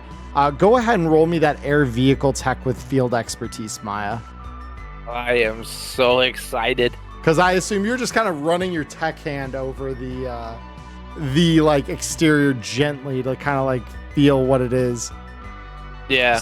So this one you find a little harder to scan and get like a full lowdown of what's in it. But you do get a couple things. So one is that this thing has been armored. Like that, your scanner makes it very clear this has been armored, which is not a stock option for these. They're normally corpo like rich kid playthings. They are not a commonly like used in war zones. So this clearly has been armored for a purpose. The second thing you notice is that it has a dedicated onboard net architecture that runs some of the more autonomous functions of the AV. Hell yeah. So you notice those couple things. There may be very well maybe more, but your tech scanner isn't picking them up. But you're just excited because when you look inside, the inside of this is glossy chrome and like plush leather. It is very much a executive Aerodyne that you're walking into here. And there's just enough room in the cabin, essentially, for the 4 of you to take seats and get comfortable.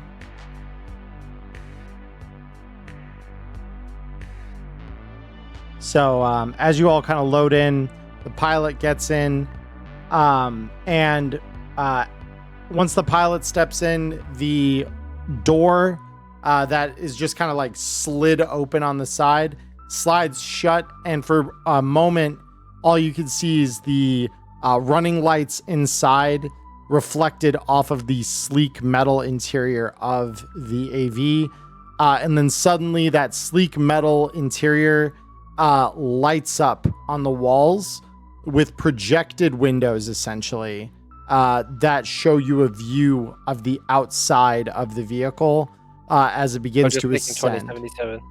Yeah, exactly. You're thinking exactly right.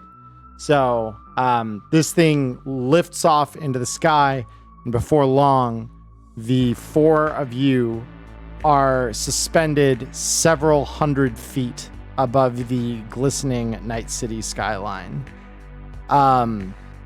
So as you all see the lights of the city fade behind you into the distance, I want all of you to roll me a perception check. Oh boy. Oh boy. Oh boy. Please let me see something this time. Yes, there we go. 25 for Damn. Red Eye. Nice. Hell yeah. All right. So Electo and Red Eye, the 2 of you are the ones passing the check this time. So, you all hear almost well, not all of you. Electo and Red Eye, you 2 both hear almost imperceptibly under the sound of the turboprop engines that are running this existing AV that you're in. You hear a second whine, and Electo, you kind of notice it first because of your technical expertise, and Red Eye, it only takes you just a briefest, like, split second later to notice this little whine of another AV's engines, and you both kind of look at this displayed projection window and can see just barely this shadow of a second AV rising up to level with yours only a few meters away. Uh-oh. So I'm sure Well, that can't be good. So yeah, I would literally just yell, like, eyes up. Like, hold on. It's happening. Yep. So I'm sure you can all guess, but we are going to need you all to we're going to be doing something here that is kind of unique. So give me just a moment, everyone at home here. I'm going to be toggling you over to a generic battle grid that we'll be using for this encounter. Bear with me one moment here while I arrange that.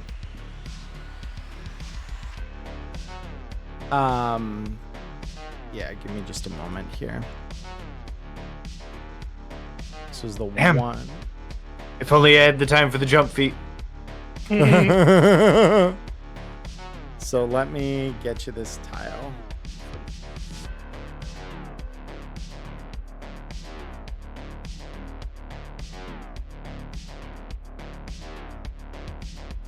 I appreciate everyone's patience at home while I do this. This is gonna take me not long, but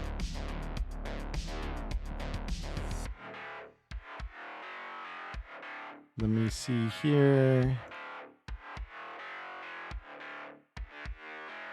Vehicle. There we go. So the AVs are going to be represented by helicopters on this battle map, just because it's easier for me to do. So we've got this and this. And I'm going to pull all of your little actors onto the grid here. So we've got Ghost. We've got Electo. We've got Red Eye. And we've got Pixel. And on the other side, we have our friends.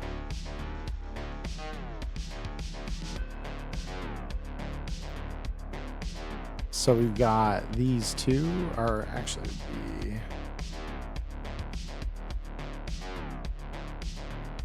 these two and this guy. I think I picked a good time to pick up a drum mag. Those 28 shots might all get dumped at that AV. All right, Yeah. so we're activating this scene for you all now. So this is going to be our general battle grid here. So you guys are all suspended above the Pacific Ocean, just probably a short mile or 3 outside of the city. You can kind of still see the very faint glow of the lights of the city in the background. As the AV comes up to level, you all see the side of their AV open up in a very similar fashion to how yours does. And it's not long before you hear a dunk as you see a line projected out of a grappling gun. And you see this net runner slide over onto yours. And you hear like a very solid chink, chink as spikes engage to hold this runner onto the back of your AV. So let's go ahead and have everyone just roll initiative here. So I'm going to get combat encounter started here. All right, good. And then Pixel, you're in. Awesome. All right, everyone, let's have some fun. This is Red Eye having a decent exciting. initiative roll. Oh my. I'm confused. Wait, what?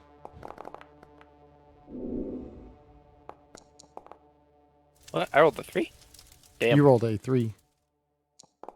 And Damn. then rolled these two. All right. Looks like she shouldn't have had that smash. Yeah, I guess not. So the enemy netrunner goes first here. So the netrunner is going to jack in to the network on the AV here and start doing some things. So let me real quick pull my notes here just so that way I can define exactly what the hell's about to happen here. So we're gonna have them roll me one of these. Failing that, going back again. There we go. So that one gets through. We're then gonna have a 1, 2, 3. Ooh. Big rip.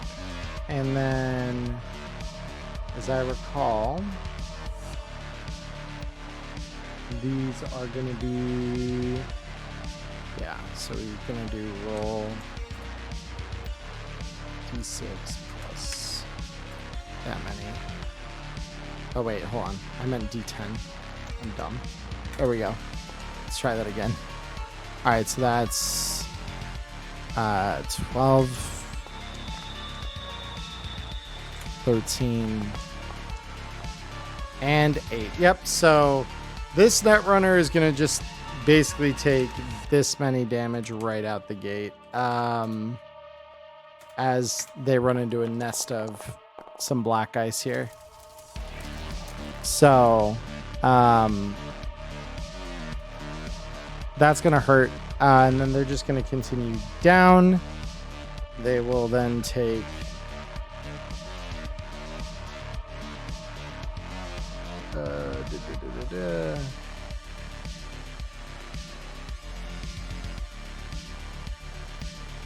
All right. So like you might imagine, this thing is not, they haven't really spared defenses here. So this Netrunner, you can just kind of hear is having a bad time, like screaming through the various, the hull of the ship here and the various layers that are between you and them. Because this one now, we're gonna do roll this plus that. 1. All right, that first one is successful. And 2. That second one is successful. Okay. And then they continue down and down. And they're attacked by one more thing here.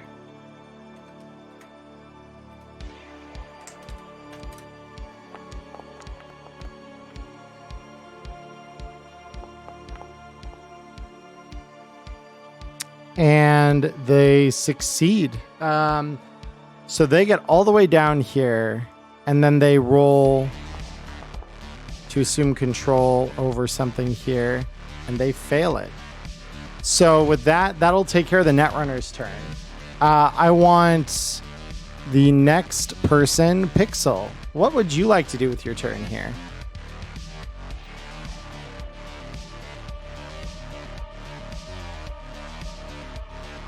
Pixel. I was talking and realized I was on mute. I would like to shoot the man who is attacking our AV. Okay. So right now the door is closed. So are you looking to open that? Oh, sorry. Yeah, so I guess Pixel will open the door and lean out and shoot him and then get back in before he can. All right. So the door, as it opens, does pretty much expose the whole cabin. You all feel the rush of cold night air kind of like just brush over you and kind of freeze you right away. So the door is open. Pixel, you can take your shot at the first of these. The Netrunner's on top of the AV and won't really be accessible to you currently, unless you were to climb on top of the AV yourself. Okay, hold on. I'm sorry. Just looking at this grid, I guess I thought, is there more than one? So there are these two. Oh, gotcha. I'm sorry. I was just looking at the one icon. Yeah, no. The Netrunner is on top of your current AV. Okay. So in order to attack them, you would have to literally... I'm sorry. I misunderstood the situation. You're good. Yeah. I was listening and I was looking, but apparently my brain did not grasp.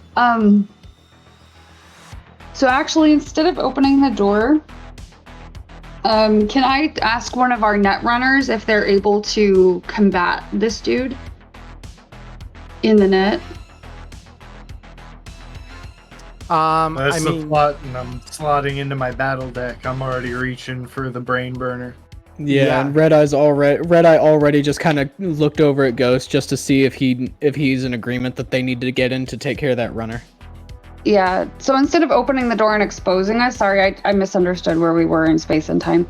Instead of opening the door and exposing us, can I maybe like ready an action with my gun just in the event something happens, or like...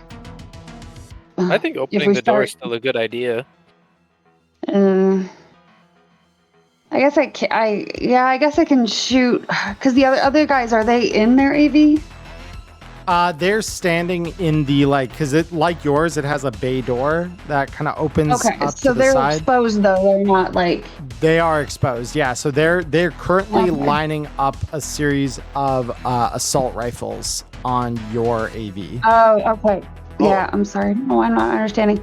Okay, yeah, then I'll open up the bay door and I will take a shot at one of them. Okay, cool. So your current DV to hit. Whoopsie, I didn't mean to move you. I didn't want to do that. Come on, give me the measuring tool here. There we go. What? Oh. 24-bit DV. Go fuck yourself. Hold on. I don't know why it's got it in bits. Let me change the scale. Grid scale 2 meters. Save that. All right, there we go. Yeah, so now it should measure it in meters. So yeah, you're 8 meters out, so it'd be a DV15 you'd be having to beat. Okay. Ooh, Yeah. baby. Yeah, that'll do it. Go ahead and roll me your damage on that. All right.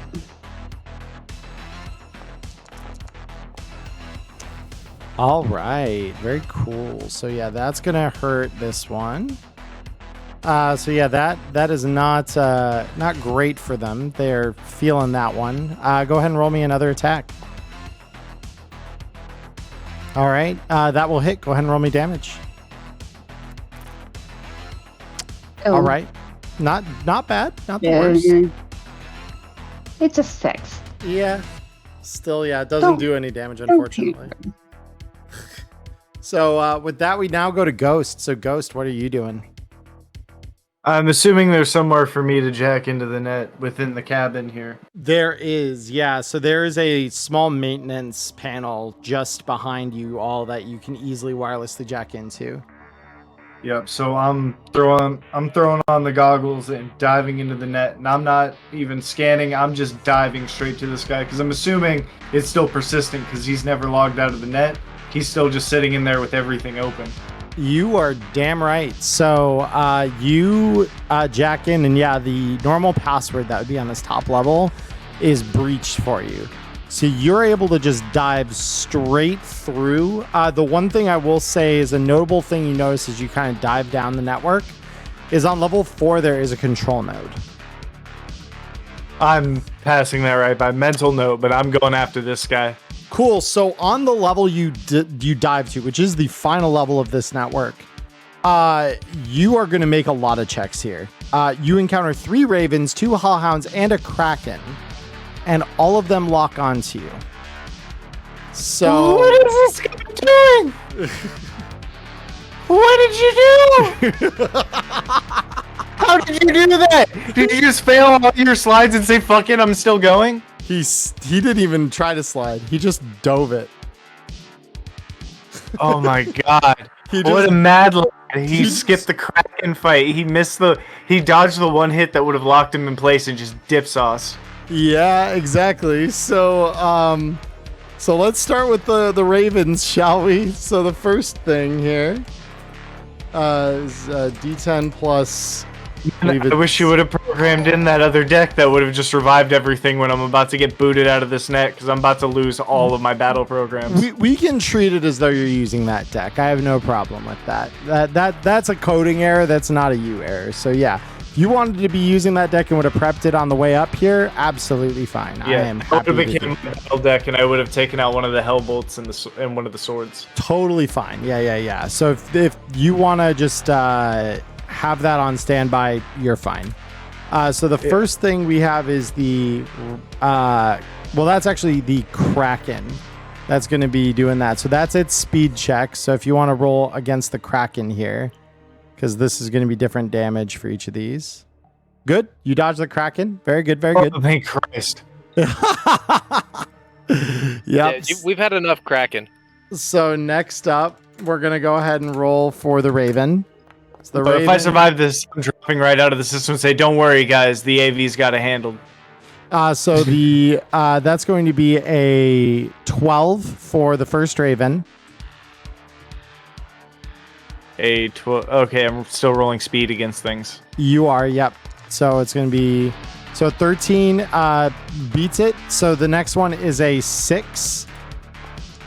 And the final one will be an 11. So against the 6, you rolled a 12. Good. You've dodged it. And the third one is going to hit you. So you don't have anything rezzed as of now, right? No. Cool. So you just take 1d6 damage straight to your brain, which will be 2. We then go to the 2 hellhounds. So the hellhounds are a little faster. The first of Just those a wee is bit. going to be 8. And the second of those is going to be a 13. So you do fail the first one. So you're going to take 2d6 damage straight to the brain for that. And the second one will also hit. So we're going to do 2d6 here for the first. So that's 6, and the second 12. And you're on fire. 18. F. Yep. So you all see just Ghost descend through the network briefly and just pensively for just a moment, and then his whole demeanor changes as he just receives the biggest shock of his life right to his brainstem. And you see his clothes begin to smolder and the cabin begin to fill with smoke. That's the end of the damage, right? I'm down to like my last net actions and whatever. I'm going to save. So you just jacked in. I don't think you've actually taken a single net action yet. Oh, so I'm still technically free to take meat. You're free to. Well, jack in was your first net action, so not technically. I can't to safe jack out. That's all I'm gonna do. I'm going to jack out like safely so that I don't get hit with all that again. Since luckily the Kraken didn't hit me and lock me into place, and I'm just going to dive out of the net and start writhing on the ground in fucking pain. Yeah. So you all see Ghost just get fucking destroyed basically as he enters this network. And with that very exciting third turn of our first round, we go to one of these security operatives. So this one is going to line up a shot on you, Pixel, having shot at his friend here with his assault rifle. So this is going to be a 17 against your... Can you reach me? Because I thought I dipped back into the bay a little That's further. kind of what I was trying to describe. The bay door just leaves your whole cabin pretty much exposed. Oh, okay, gotcha. Sorry. Yeah. So this is going to be a 17. You can try to evade that. Also, I think the music stopped. It's still going on my end here. I beat it. You beat it. Very good. So that will be his whole turn. We then go down to the... Here, let me collapse this so I can just pull this separate. So next we go down to Red Eye. It is your turn. So, seeing Ghost dive down into the net, and just in the same second that he dives in, he pulls himself out and just is writhing on the ground in pain. Fuck that. I'm just drawing my pistol and taking a shot at dumbass over here. Okay, cool. So go ahead and roll me the check. It should be a DV15 to beat, I believe. Yes. Yeah. Attack 1. That will unfortunately miss. Damn. Just barely. Just barely. And The second attack 2. That is a hit. That's better. Now that he's rolled and there's no takesies backsies, I'd like to remind everybody that I am on fire right now and dangerously close to death. Yeah, it'll be fine. You'll be fine. Yeah, so that's going to deal some damage to this operative. They're not happy about it either. So with that, we go to our next person, which is the other security operative, who this time is going to line up a shot on you, Red Eye, having just shot at him. And this is going to be coming at you for 28. Oh, ow! Jesus. And I do not have high enough reflex to dodge. Oh, so that's just a hit. All right. Yeah, that's just a hit. I got a reflex of 8, brother. So that's going to be 17 damage that he does to you. So I am going to confirm that on you. Yeah, that's a hit. So we now go down to Electo. Electo, it is your turn. Yeah, I'm gonna run over to Ghost and put him out. Yep. So he is no longer on fire. That Thank is very you. good. I love you. Yeah, we've had enough people die. I'm not gonna let it happen again. That's all I'm saying. Yep. Cool. So is that your turn then? I'm assuming that would be my action. Yeah, that is your action. Yep. So how many hit points are you at, Ghost? I am at 10. My guy, once he's put out, hugs you and you starts need to crying. get behind me ASAP. Yeah, That's so what I I would mean. also put. I'm not going to be fine. I will also put me between you and the guys. So like, what I want to do is be in front of him, obscuring line of sight. Gotcha. So So you'll that just way- do this. Yeah, because there's definitely a little Yeah. walk room in front of the seats here where you could stand there and kind of hold onto a railing that's running. And then yeah. internally, she's just really glad that she bought Black Lace this Yeah. time. Just Yep. like that. I didn't want to use it this soon, but fuck. So let's find out what this Netrunner is gonna do. Okay, let's go to this evolving little bit of drama here because it's now the Netrunner's turn, and the Netrunner is about to get nuked by three Ravens, 2 Hellhounds, and a Kraken, all on the same turn. So, Rip the homie. so the Ravens first and foremost. Yeah, enjoy your net combat, motherfucker. I'm glad I got out of that shit. So the Jesus. first one is only a 5, the second one is a 10, and the third one is a 5. Okay, and actually those ones would roll down even further. So let me roll these d10s really quick. So the first one would subtract by 2, so that's a 3, and the second one would subtract by 8 to become -3. So 310 -3. 310 -3. All right. So the first one against the 3 is 11. Easy win. Now the 10. That one he will Yes. take a d6 worth of hits. And it's 4. So it does take a little bit of pain. Now the third one, which is the -3. Confirming that. Yep, that's an easy win for him. Now we go to the Hellhounds. Fuck him up. So the Hellhounds are gonna go, and their attack is 6.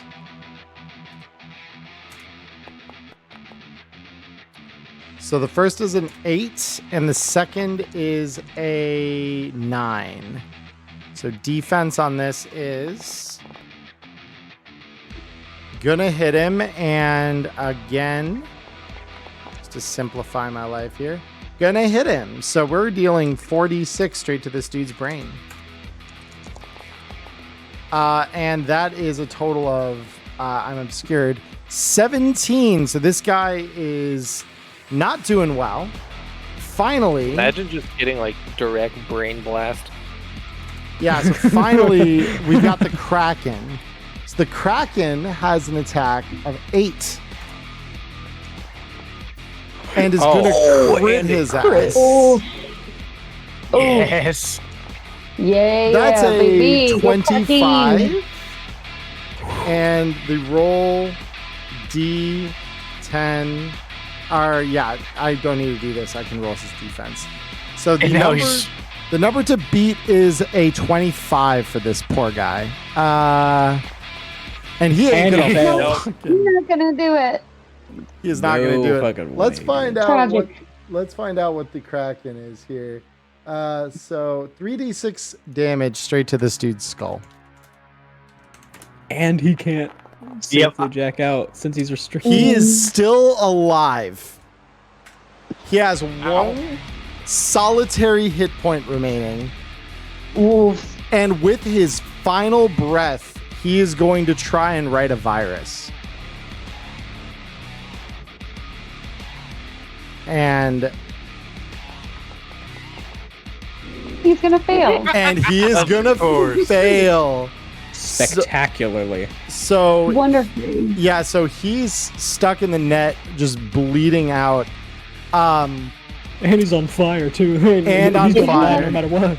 His next turn rolls around, the immediate damage that he Well, has to take is going to burn him to death. It's actually, yeah, so it's actually at the end of his turn he takes the damage. So as he fails the code, you just hear a fuck, and then just the scream of this dude and the pop as his clamps disengage, and he goes flying off into the night. The other His eyes two, turn into turbojets. pretty much.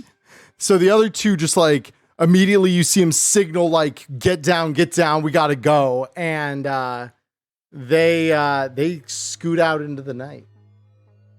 So that'll be the end of that. Almost like attacking us was a bad idea. Yeah, who'd have thunk attacking all Wait, of- I just realized. Yep. Where's our solo? He's not in the combat initiative, and when I looked at the thing, he wasn't in. He wasn't That's there because yet. I'm not there. He's not there yet. So He hasn't been introduced yet. yeah, with Yeah, you that- introduced us to the night market. No, well, he said that there will be someone waiting for you, and that is where we are going now. So I'm going to give you all this introduction. We're going to go to break real quick, and then we're going to introduce our good friend Lockjaw as part of this. So you all land without further fanfare, essentially, down onto this pad at the flotilla, which looks like a small city unto itself. It looks about the size of that nomad settlement you were all at last week, and is just a tied up series of old shipping boats, essentially. And you land on the deck of one of these that's been jerry-rigged into a landing pad. And waiting pad side for you all is Nautilus and a very tall Russian man that will now introduce himself as you all kind of get off the AV.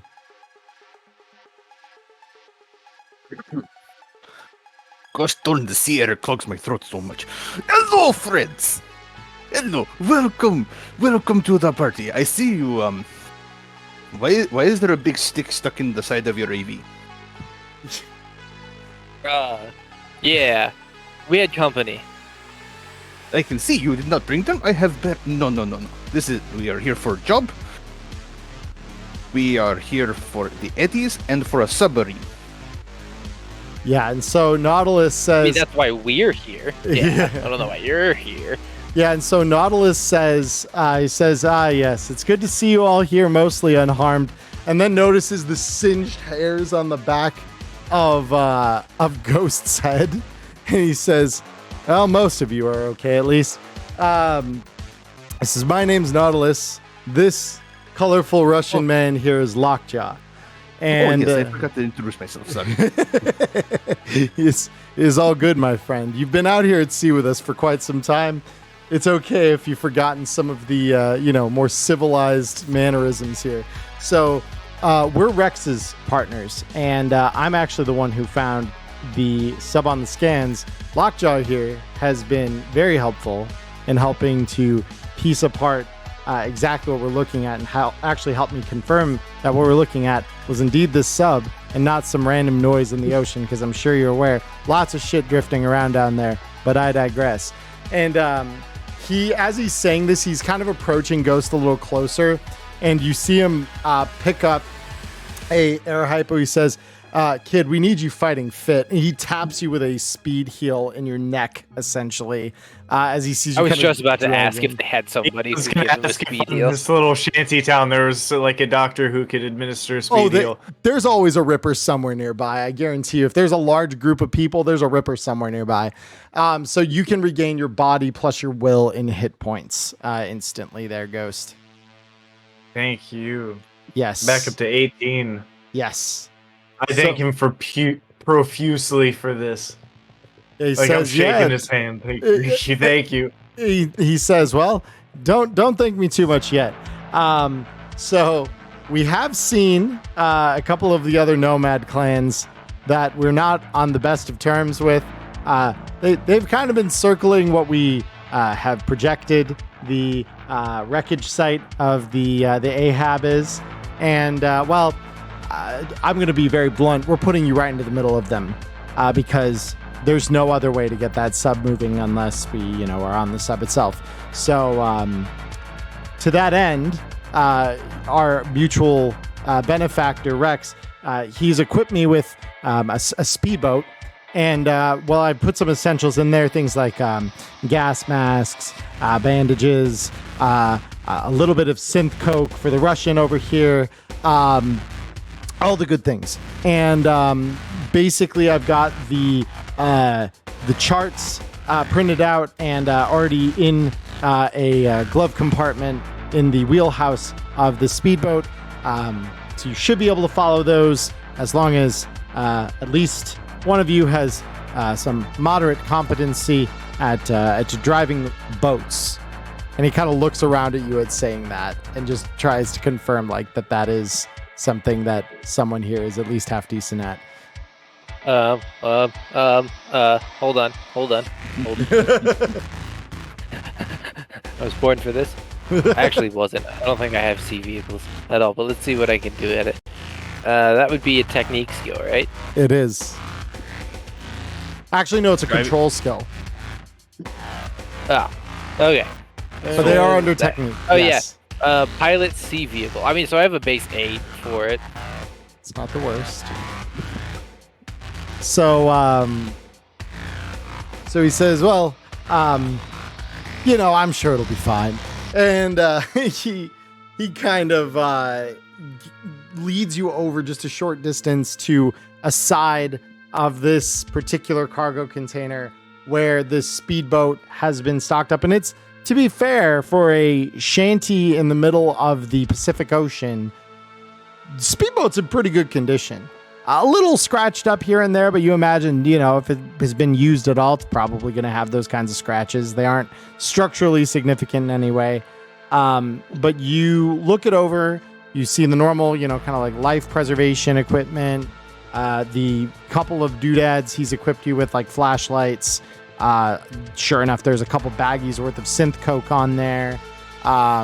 There are a series of gas masks that he's also given to you all for use in the mission here. But with that, you all kind of are given that. He says, all right, well, if you all hop in this, I'll lower you into the ocean and you can be on your merry way to making us all very rich.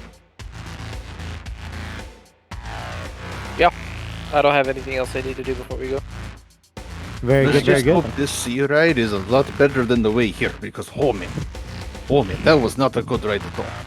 Yeah, as I remember, you were on a pizza of a Jetsam, and how'd you get there again? And he says, never mind, it's not important, but safe travels, all that. Don't let them flatline you, and watch out for corporate AVs. If your craft is any indication, they're getting bolder and braver by the minute. And before any of you can hop out of the boat, he literally just hits a winch to start dropping the boat down into the water about as fast as is safely possible. And with that, I think we're going to take a break so that we can refresh our waters, get snacks, etc. So I'm going to, whoopsie, sorry for punching the mic there. I'm going to cut us all over to a Be Right Back screen. So everyone watching, don't go away. We will be back in just a few minutes here, or at the very least, I will, to converse with all of you as a midway point here while the rest of the crew finishes their break. But we'll get this break started in just a moment here, so stick with us. Hey everyone, it's Emmerron here. I just want to thank you for watching the show here on YouTube. Like and subscribe. And go follow us over on Twitch, you gonk. We do a live show over there. We even chat with you after it's done. So come and join us, Mondays, 7 p.m. Arizona time. See you there in the dark future, tunes. And we are back. Hello, everybody. So the team and I are done with our break. We have chatted a little bit. We have eaten snacks, drank some stuff, and non-inebriating stuff for me, at least. I don't know about the rest of the party. I'm not going to speak for them. However, we're back. We're ready to continue the adventure. So as the 5 of you now descend down this line into the waves below, you get oriented with like the speedboat. Make sure you're all like buckled in essentially.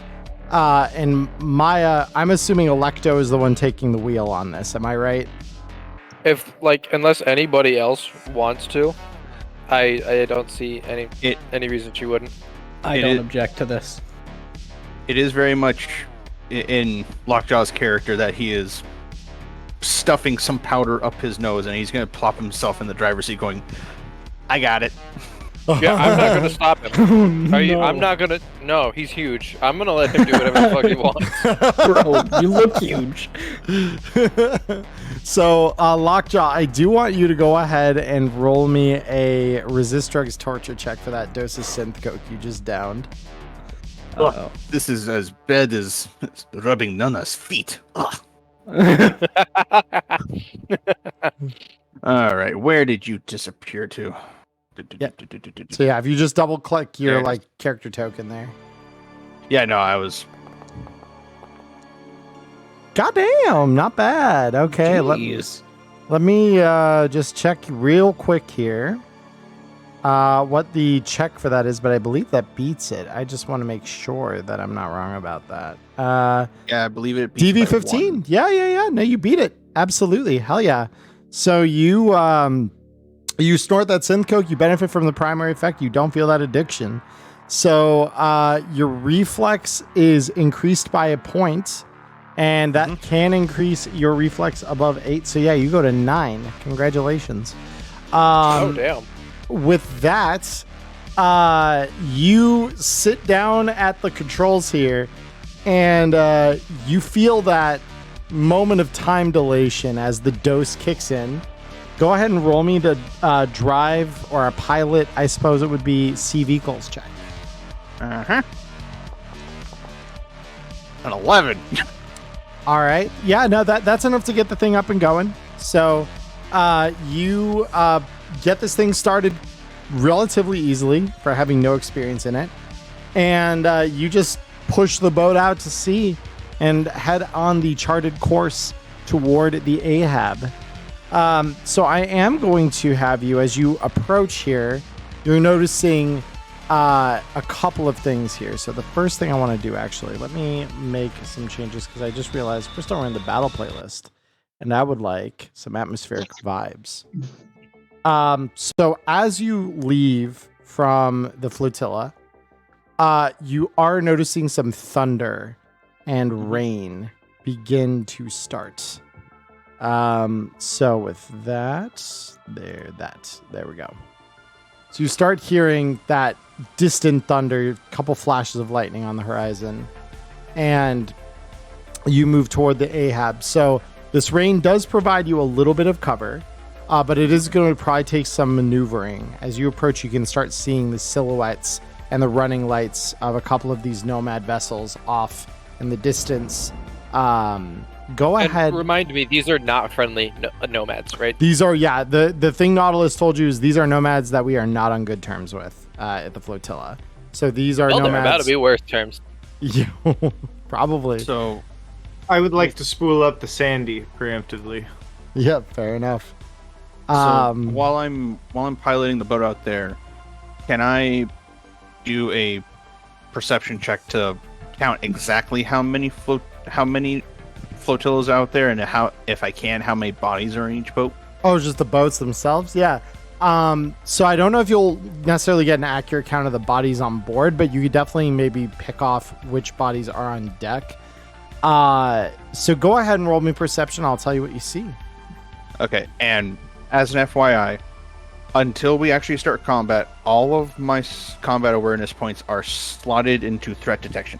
Totally. Yeah, that's perfectly fine. You're on the watch. Oh my god! Oh, hell yeah. Oh my god! Oh, Nice. God damn. bro, he's sick with it.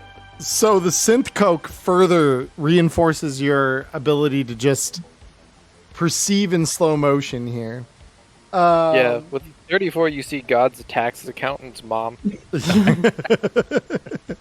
that is incredible. I don't I normally begin interact with stream chat, but yeah, we're rolling some pre-rolls on that. That's awesome.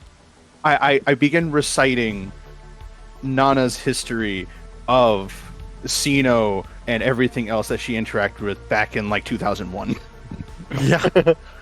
So with that, you look around and you notice there's not that many nomad craft. There are a few of them that are kind of straggling on the edge, but there's one boat in particular you're noticing. You could, with that perception, you could actually hear even through the rain and the thunder, you can hear, "Vessels, back off. This is our take. You better get out of here or get flatlined. We are not fucking kidding." And you can hear the crack of a gunshot, and you even see a tracer round lead across one of the other Nomad ship bows. So you're getting the sense that even though there's like probably 3 to 4 vessels, that like you could see one that might just barely be on the horizon. The closest of these is the one that appears to be making these claims, and you can see the shot ring out from that boat. All right, as that shot rings past us, I'm going to swap the ammo in my pistol from basic to AP ammo. Okay, And totally. It's at this point I go, all right, we got one crazy mook throwing bullets, and we got a couple on the other way. And you watch Lockjaw's right wrist kind of detach itself a little bit, and just pops out his chain rip, and it's like, on my go, we go fast and we go hard, or unless someone else has a better plan. Upon hearing this, I'm just gonna make sure that I have my City Hunter topped off. Fair. I got 28 rounds. I ain't gonna be topping off anytime soon. I wanted to just get a stendo, but I had to get the Big Mag. Charlie, would these nomads be familiar with Pixel's dad's company? Could be. You don't know. You I don't have really. any insignias that may relate to the flotilla that I was exiled from. Yeah, so the insignias themselves on these boats, you get the sense this boat did not originally belong to these sea nomads. From what you can see, Lockjaw, because again, this is what Lockjaw can see. So the insignias you see don't seem very descriptive. This doesn't appear to be like a nomad clan or family that you've done any business with or had dealings with in the past. Ugh, a bunch of pirates. But yeah, you just get the sense some no-name opportunists, probably, because the boat itself, I should probably describe this as well. The boat itself is not very big. It's about as big as your average fishing boat, so there might be a small bit of space below deck, but this is not something that looks like it's built to tug a giant cargo sub into port. It looks like these are like sea scavs, essentially. And for their boat, is it like ramshackle metal slapped together, or is it like more of a classic wooden boat? So it's metal. It does look like it's like a fabricated, like it's not ramshackle necessarily, but it doesn't look like it's particularly high quality metal. So like you get the sense it doesn't look like it's been reinforced or armored. It just looks like, typical kind of like aluminum or other kind of alloy that maybe is just painted in spots, but even that paint, it looks like it's kind of flaked off. So it looks like literally looks like an old fishing boat to your eyes. Okay, so fun idea. Once I get this thing going, I get Bertha, and he holds up his arm. I get this going, and we rip an entire tear in the side of their boat. Someone else is gonna have to drive for that. I can drive.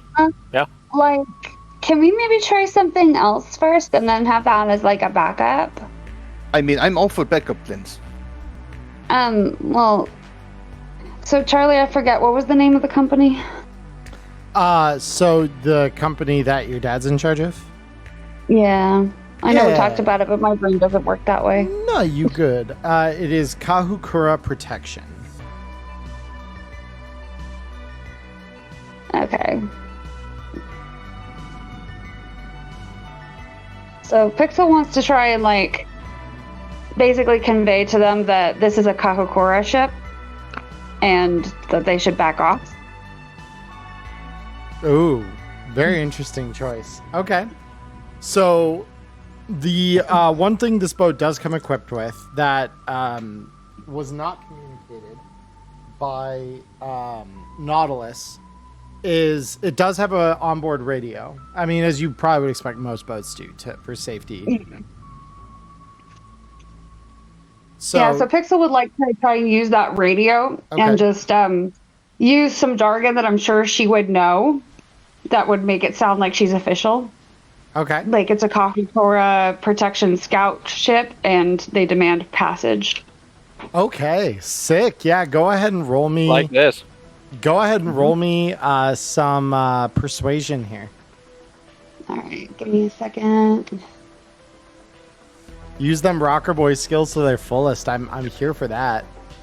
Again, yeah. Yep, Lockjaw's always here to be the backup plan.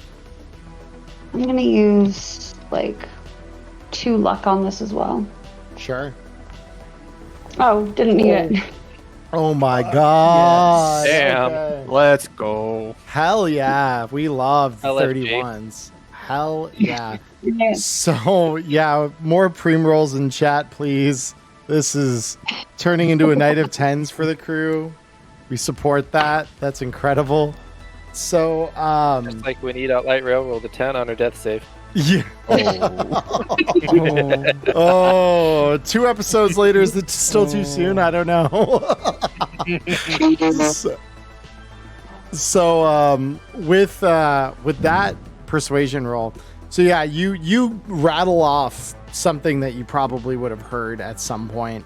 That essentially equates to Nomad vessel. This is a Kahukura protection craft. We are claiming this wreck, either leave or be fired upon. And in seeming perfect cue, essentially, you see this series of AVs fly in overhead of the wreck and start circling it. Oh, fuck. And while you might all think like, oh, fuck, that ain't good, I don't like that, the Nomads immediately respond over the radio, says, Roger, Kahukura protection craft, we're leaving. We're leaving, over and out. And they just skied, like you literally see them kick up a wake behind them as they like turn and hightail it in this rinky-dink little fishing boat. However, it doesn't take long before on that very same radio frequency, you get a notice as you approach the Ahab here. Unidentified craft. This is Kahukura protection AVs 58, 72, 84, and 96. We request you evacuate the area or be fired upon. Pixel's not going to be on the radio at this point, and she goes, well, fuck. Daddy decided to show up after all. Daddy decided to show up? Who's daddy? What? Yeah, I've worked with some bigwigs in my time. So, I'm going to attempt to hide in like the shadows of the little bay that we're standing. I'm just going to try and lay down and just not be there for when they inevitably shine a spotlight and try and get eyes on everybody. I'm not going to be the first one shot at. I need to make sure of that. And Lockjaw has a ready action that if there's any malcontent over the radio, he is going to gun it towards the sub. Okay. Cool. I mean, they've already told you identify yourselves or be fired upon. So just depends on any if you more define that. like any other secondary warnings. Okay. So I do have another play we could use. Sure. I don't know if anyone's willing to listen to this. So Pixel could identify herself as the daughter of the CEO and say this is a pleasure craft. Oh. Listen, anything that stops us from getting shot at, I think is a good idea. That's what I'm saying. If you can con them too, roll it. Yeah, she's Like gonna, I'll call my dad and he'll fire you. Yeah, she's gonna get on the radio then, and she's gonna rattle off, some jargon that she knows, and then be like, "Yeah, so this is like Samantha Green. This is my pleasure craft, and Daddy put me on a very important mission, and I'm doing some recon, and he would be very displeased to find out that you shot my craft and my friends, and like ruined my secret mission." Go ahead and roll me a persuasion check on that. Please. Baby. I'm holding my breath. Same. I want to see how this fucking goes. You guys gonna get some nicotine? Oh. Ooh. That was scary.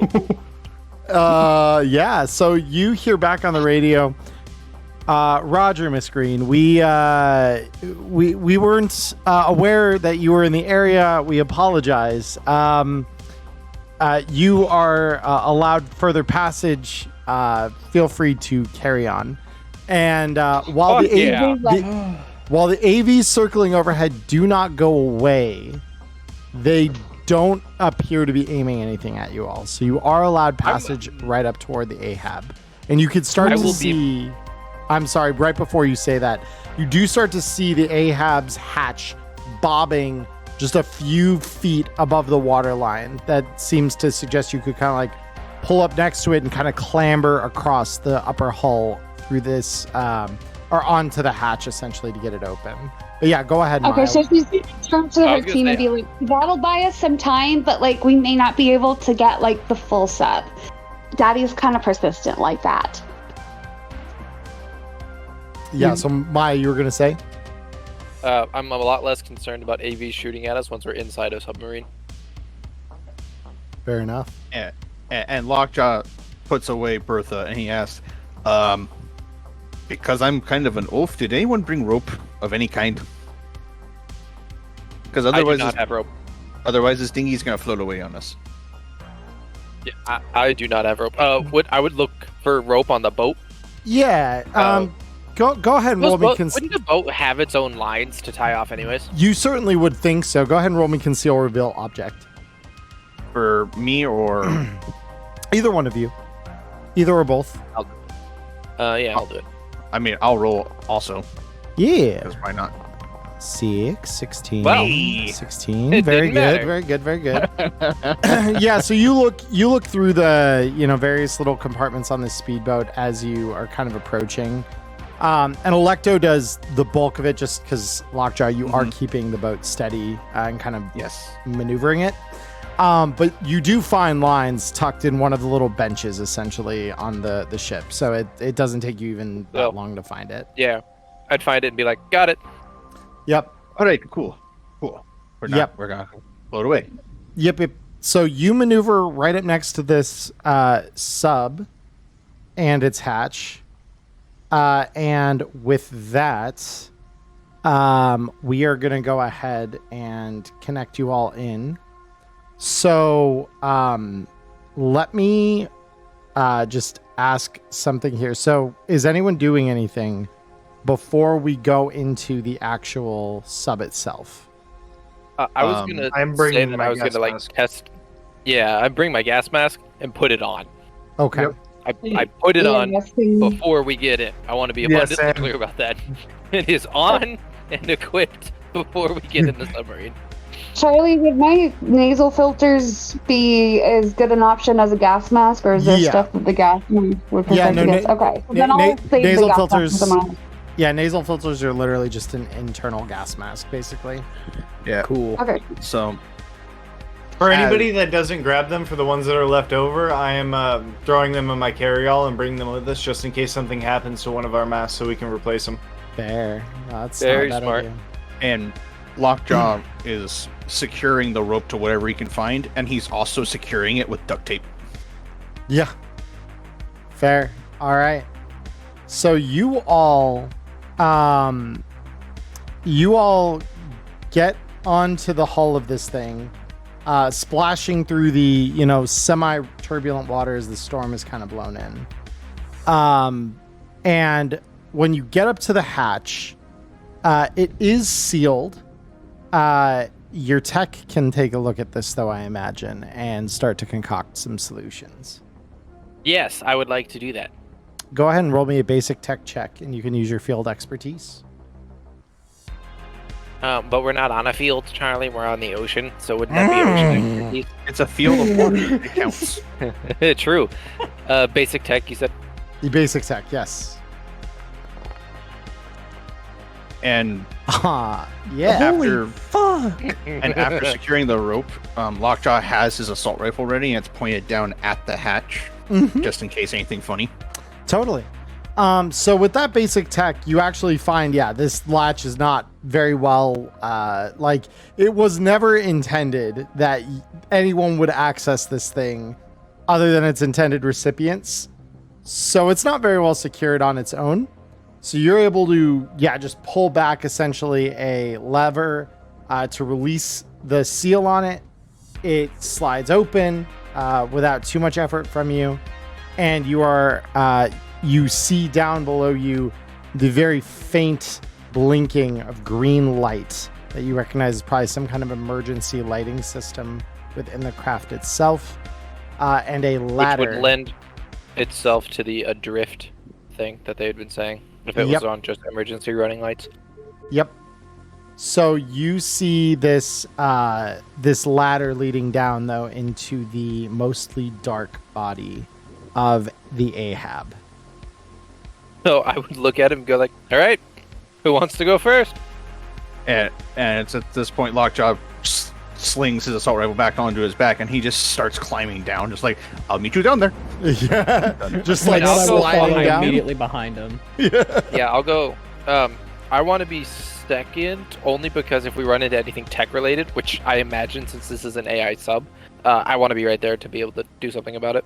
All right. Totally. Then I'll follow down behind Electo, and then I myself will, as soon as I'm able to, initiate a scan. You got it. So yeah, let me get you guys on the scene that we have for this first. It's really dark down here, isn't it, Charlie? I'm sorry? It's really dark down here, isn't it?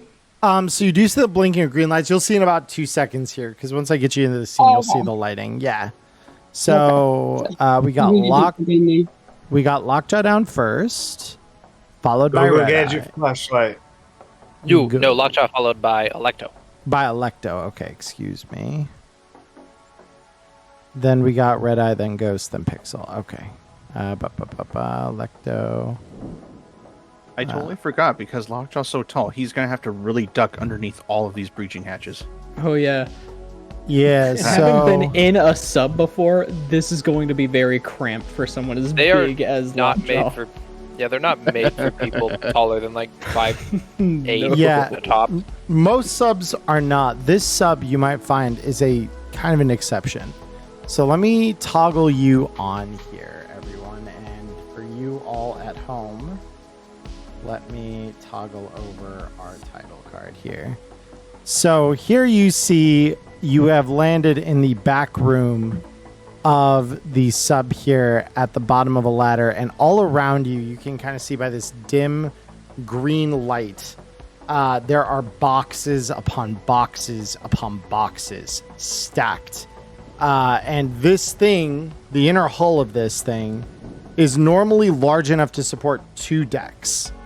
The second deck was pretty much just ripped out entirely, and only the struts that would have been there to support the structure of it remain to kind of keep the structure of the sub intact.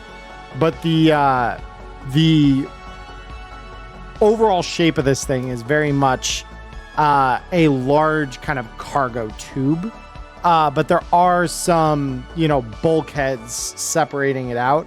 So you do see in front of you is a large, very large for the size of the sub, or for what a typical sub would have.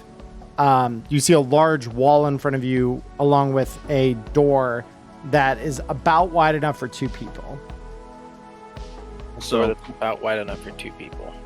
So once Lockjaw's down on the bottom, he will go ahead and turn on his flashlight. Ditto. Yep. Okay, cool. So, that's very Flashlight, dark. go burr. Yep, so you both turn on your flashlights. So you don't seem to have any additional lighting that gives you, though, so allow me to fix that.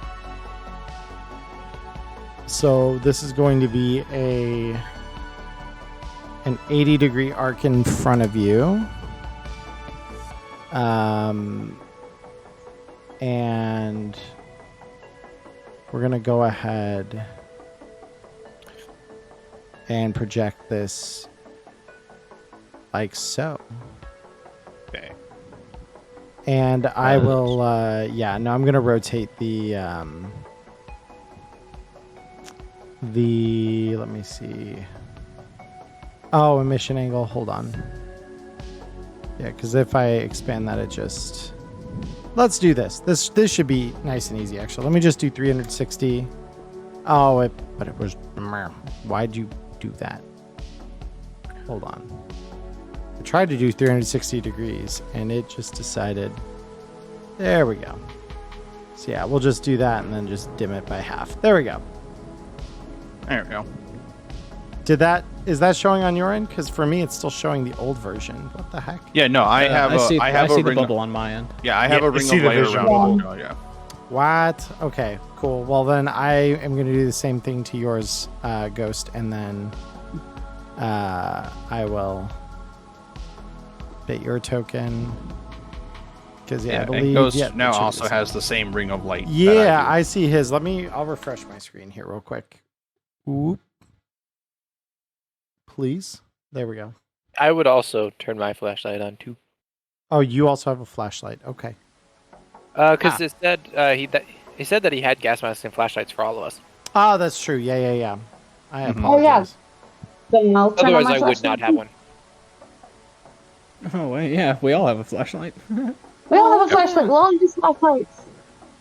Everyone gets a flashlight. So You get a Professor- flashlight. You get a flashlight. Yeah, so upon everyone kind of getting onto the ground and turning on your lights, you do hear a sound echo from the system of the sub itself.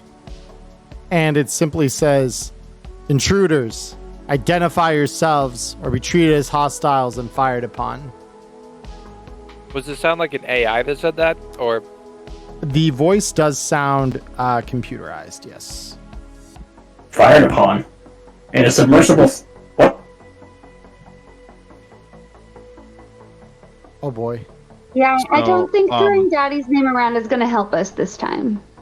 So, Charlie, in Lockjaw's long-standing career of being a bodyguard, would he have any kind of recollection of like a guardian phrase of any kind? Like, I'm leaving it up to you if he protected anyone of any kind of high corporate ladder.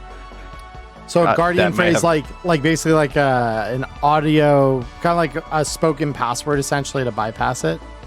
Yeah, like a spoken password that recognizes us as not a threat initially, but allows us to still be under supervision. Sure. Go ahead. Let's have you roll a... How do I want to do this? Let's have you roll a business check. Oh man. Oh. No. Hidden man's weak spot. I'll accept business Well- or what's the other one that I'm thinking of? Cryptology. Bureaucracy? Cryptology. Cryptography check. Yeah. Oh, okay. Business Both or of those are intelligence, cryptography. and I still have an intelligence of 6. So, Okay. Very cool. yeah, no, we're gonna try business, and I'm gonna spend a single luck on this Okay. Let's see. because I talked my way into stuff before. Let's see if I can do it again. Fair enough. Nope, that's not gonna do it. Yeah, no, you don't. You're not thinking of any past phrases that come to mind that let you be like, "Yep, I'm good. I'm good." And it's based on like what? Sorry, I didn't mean to interrupt you. Keep going. no, it's fine. Lockjaw is now pulling his rifle back from his back, and he's just, I'm out of ideas, guys. Seeing him fail that. Red though, Eye I did have in an fact idea. do a scan to see if there's an access port nearby. Roll it for me. Yeah, let's see it. And what I wanted to do was use deduction to see if I Scanner. could figure out what kind of system this is. Cool. So you're gonna use your tech scanner? If that's possible, yes, I would like to. I was thinking like deduction based on like what I know about the sub and what I heard, but if I could do a tech scanner to do that, that'd be even better. Gotcha. Okay. Yeah. No, I wasn't sure what I heard. So so you're trying to just put 2 and 2 together to determine like what exactly the voice might be that's talking to you guys. Yes. Yeah, we'll have you roll deduction for that. Red Eye, for that scanner, you do actually have an access point directly behind you where that light is glowing. There's a small panel there that basically says engine maintenance panel. All right, so I'm gonna tap Ghost on the shoulder and just gesture over to it. I think I might have found a way to get this shit moving. I think I have another idea first, and seeing him try and go for the Guardian phrase, because my dude's background is working on like home security systems and like making sure that all that was together. Would he be able to try and recollect a Guardian phrase from something like that? Because I assume he'd have to do walkthroughs of those places. Sure, no, and I'm sure, yeah, he's probably done. If that's what he's specialized in, that's his background, then yeah, I am sure he would have had some experience. Go ahead and roll me. We'll have cryptography for you. And then I rolled a 17 reduction, Charlie. Yeah, I saw that. Huh, babe. You do know some things about cryptography. Holy crap. Oh, yeah, I do. That is incredible. So, Ghost, you actually do recall a Guardian phrase. And it's literally a series, essentially, of like numbers and letters that you would have probably picked up on some like darknet BBS at some point in the past. I'm not gonna, sit here and fake it, but you essentially just recite it, and you hear the AI chime back with security phrase recognized, holding active defenses on standby. So they're not eliminated, but they are being held on standby for the moment. Oh, all right. With that, I turn back to Red and go, all right, at least we got some time now. Just try and make sure you stay out of where they can see you and see if you can do anything with that. If you need me, let me know and I'll chip in.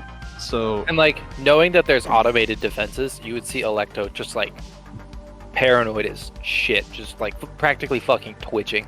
Mm-hmm. so Red Eye is not comfortable here either. So with the kind of information that Lockjaw would have from talking with Nautilus about Sino-based subs and maybe hearing his old like Nana or other relatives that worked in Eastern Europe, maybe worked for the AquaCorp. Yep. I feel could I possibly do something like a library search at like a -2 or something like that to see if I can recall maybe a vague layout of how this sub is so we don't get lost? Let's go ahead. I will allow this because Electo is the tech in the group and she does know some things about this sub. Mm-hmm. I will allow you to roll me a tactics check supported with a +2 from a check. If Electo, I want you to roll, and you can add your field expertise to this, but I want you to roll me a C vehicle tech roll. And if you can beat a DV15, I will give Lockjaw +2 to his tactics check. Oh, damn. Not quite. So, yeah, so you'll just roll tactics at face value there, Lockjaw, because you might know. Sick. Yeah, you are good enough to know. So you wanted to know specifically what about the sub? Basically like a generic layout, because I know you described it as like the second deck had gotten torn out, so it's a little more spacious. Yes. So like comparing it to the older Sino layouts, like the Sino sub layouts. Yes. That Nautilus might have some info on. Sure, yeah. So you would know that most Relax subs are typically this bottom deck is where you would have the cargo, essentially. Mm-hmm. The upper deck would normally be for like habitation, food, all that kind of stuff. And like if there were any kind of like defenses built into, like exterior defenses built into the sub itself, those would also be usually located on the upper deck. So all of that has been ripped right out. This appears to just prioritized just the cargo space, because you could see essentially, like, instead of just boxes, think of them more like shipping containers, right? That are just stacked floor to ceiling through 2 decks worth of space, essentially. So it's more like the area that normally would be like a ceiling above your head is instead like a grate that is just made up of the superstructure that would normally form that sort of framework for the upper level. But on top of it all, you just see, like you're seeing here, just stacks of these crates essentially going all the way up to the very top of the hull. Yeah, the crates are going up and around the skeleton of the sub. And right. Otherwise, they're just pretty much a straight shot down the middle of them, room to room with a pressure bulkhead that separates each one, essentially. So that hatch that you're probably seeing just in front of you here is one such pressure bulkhead that would allow you to kind of walk into the next section of the ship. Okay. Thank you. So with kind of help having Electo do her best to try and help me remember things as I scratch my head, I will walk slowly up to the door. Okay. And I'll look back at the group and I'll go, all right. We open and close these doors one at a time. But if we open it and there's something bad back there, we try our best to deal with it and not miss. Oh, you had me at not miss. So yes, I will be the first one to open up this door when you're all ready to go. Yeah, and I do want to turn to Ghost and just say, yeah, so since it said it's holding defenses on standby, I recommend we search through here before trying to dive into the net, because I don't want to take the risk of just diving into the net, pissing this stuff off. So the one thing I do want everyone in this room to roll before we leave it, roll me perception, everybody. Oh boy. Oh boy. I think this is the most perception checks we've ever rolled. Yeah, it's okay. You're more than equal to them, Electo. Yeah. Yeah. That's true. I get an 18, I still roll a 2. Yeah, that's both of you are on it. That's sick. Okay, so Lockjaw and Electo, you do notice something that might serve as sort of alarming, given this is a sub. You're noticing the light rain that you saw outside is still falling to the ground at the base of the ladder. We forgot to close the hatch. That's why I tied it to a perception check. Because I figured if you didn't notice, you just didn't notice. Yeah, no, that's why it's so funny. Because I was being so specific about my gas mask is on before we go in, and then I just forget to say that we close it. So, Lockjaw realizing that his head is wet. Yep. He will go, and he will in fact turn around and go back and climb up the ladder. Yep. To close the hatch and seal it as tight as he physically thinks it closes. Yeah, no, it's pretty clearly indicated on there when it's been locked, and you even hear a very light kind of hiss as it clears any moisture that would have been in the interlock, essentially. So you seal it up, you go back down, and now the sub is once more, at the very least to your knowledge, watertight. This is reminding me of the mission in Modern Warfare 3, where you the opening mission where you have to attack the submarine. yes. That was so much fun. So yes, Lockjaw, as he comes back down, is like, well, we're not getting rained on. Let's do things, and then I'll open this door when you guys give me the go-ahead. All right. Well, I think we're gonna pop that open and just take a look around in here before we dive into the net, because we don't know how the security system is going to react to somebody plugging in.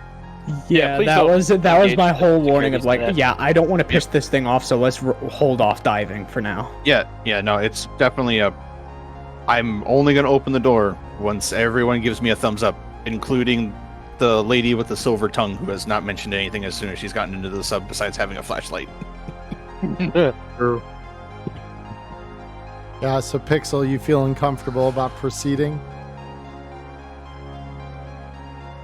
Pixel, are you I dead? just now realized I've been talking and no one could hear me because I was muted. Oh. Oops. Sorry. Oh, well, it happens. No, she was just saying, I was just saying there's not much that saying her dad's name can do to an AI, so she hasn't really, She's got a flashlight. She'll just follow you guys. She will get out her microwaver though. Okay. And I've got my. And before we go in, I'm not going. I'm gonna swap back to regular ammo because I don't think there's gonna be any armored fellas in here. Okay. Got my city hunter at the Honestly, ready. shoot a hole in the hull because that would be very bad. And Yeah. you see Lockjaw put one hand on the door handle, and he ushers Pixel to get to the other side of the door. Like, not Oh yeah, in and Lockjaw, you got a chainsaw hand, right? Yeah, but I don't have it popped out right now. I put it back to drive, so I No, have that's access fair. to both of my hands. Yep. I was just gonna say, if anything does happen, you should probably be the person to deal with it because you're not gonna chainsaw through the hull of a sub, but you could easily shoot through the hull of a sub. Yes, I'm. That is a very good point, but I will do that. I will pop it out as the door is opening because it's a free action on the Yep. chain grip. Pop it Totally. out. Oh, okay. Hot. So we open the door. Yep. As soon as Pixel gets to the other side of the door frame, so she's not standing directly in the doorway. So like right here. Yeah. Hold on, where? This is no, it doesn't want to do the thing. Hold on, it doesn't want to do the thing. This is Right right there? here. Yeah, right there. Right. No, Nope. you had it before. Right here. Right Okay, well, that Yep. didn't look like it. here. Okay. So yes, this is when Lockjaw will take both of his hands and release the pressure latch on this door. Cool. Yes, you slide it open. Yep. And As the allowed. door, as he's opening up the door, that's when he pops out the chainsaw. And it's like, All right. So you pop out the chainsaw and you're just popping it out. You're not revving it up, right? yeah, no, just engaging it, and my assault rifle's on my back. Cool. Go ahead, because your move, I believe, was 6. So you can move up to your move into the space here, and I will tell you what you see here as you advance forward. So we got 1, 2, 3, 4, and 5, 6. Cool. So, go ahead and roll me a perception check.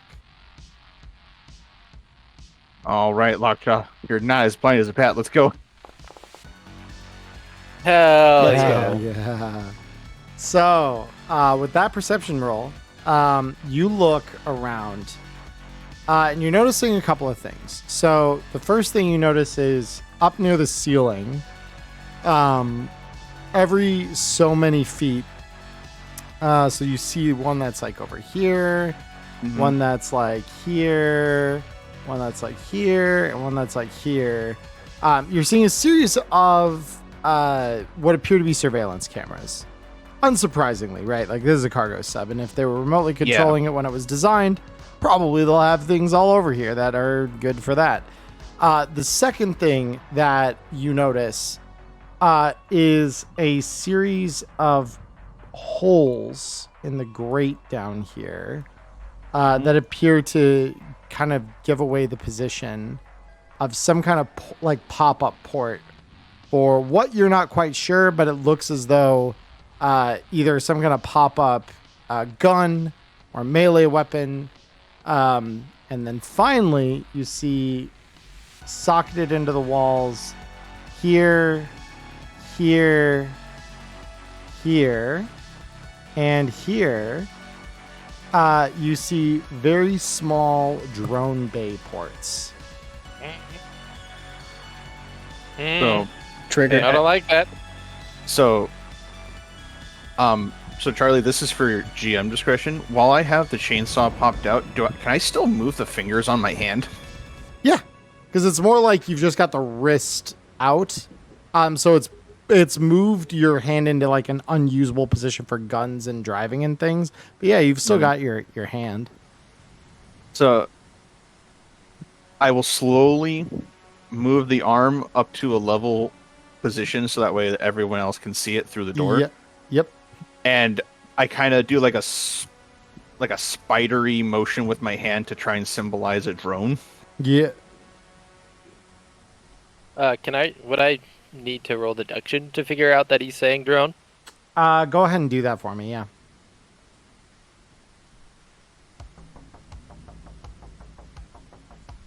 If this doesn't work, then I will be verbal about it. Yeah, so you get the sense that he's probably just mimicking like a little spider-like drone or something. It looks close enough to some of the walker drones you've seen. Yeah, so I would just... I mean, before I even say that they're drones, I mean, like Red Eye, you probably would be able to see just the sheer panic in my eyes. Yeah, and then I'm immediately just racking the next round in my City Hunter as soon as I see that look of terror. Yeah, you're just like, uh-oh. Drones. And fucking hell, dude. And it's after I do the drone thing for a little bit, I kind of do like, I actually use the chain rip to do this. Mm-hmm. I pull it in, pop it out, pull it in, pop it out, and I point down at the ground. Okay. Yeah. So as he points down, this one doesn't require any deduction. You actually all kind of see in the faint green light that's ahead, you see these slats that he's pointing to, essentially. That gives away that there's something there that'll probably pop up. Okay. Can I move in after him? Sure.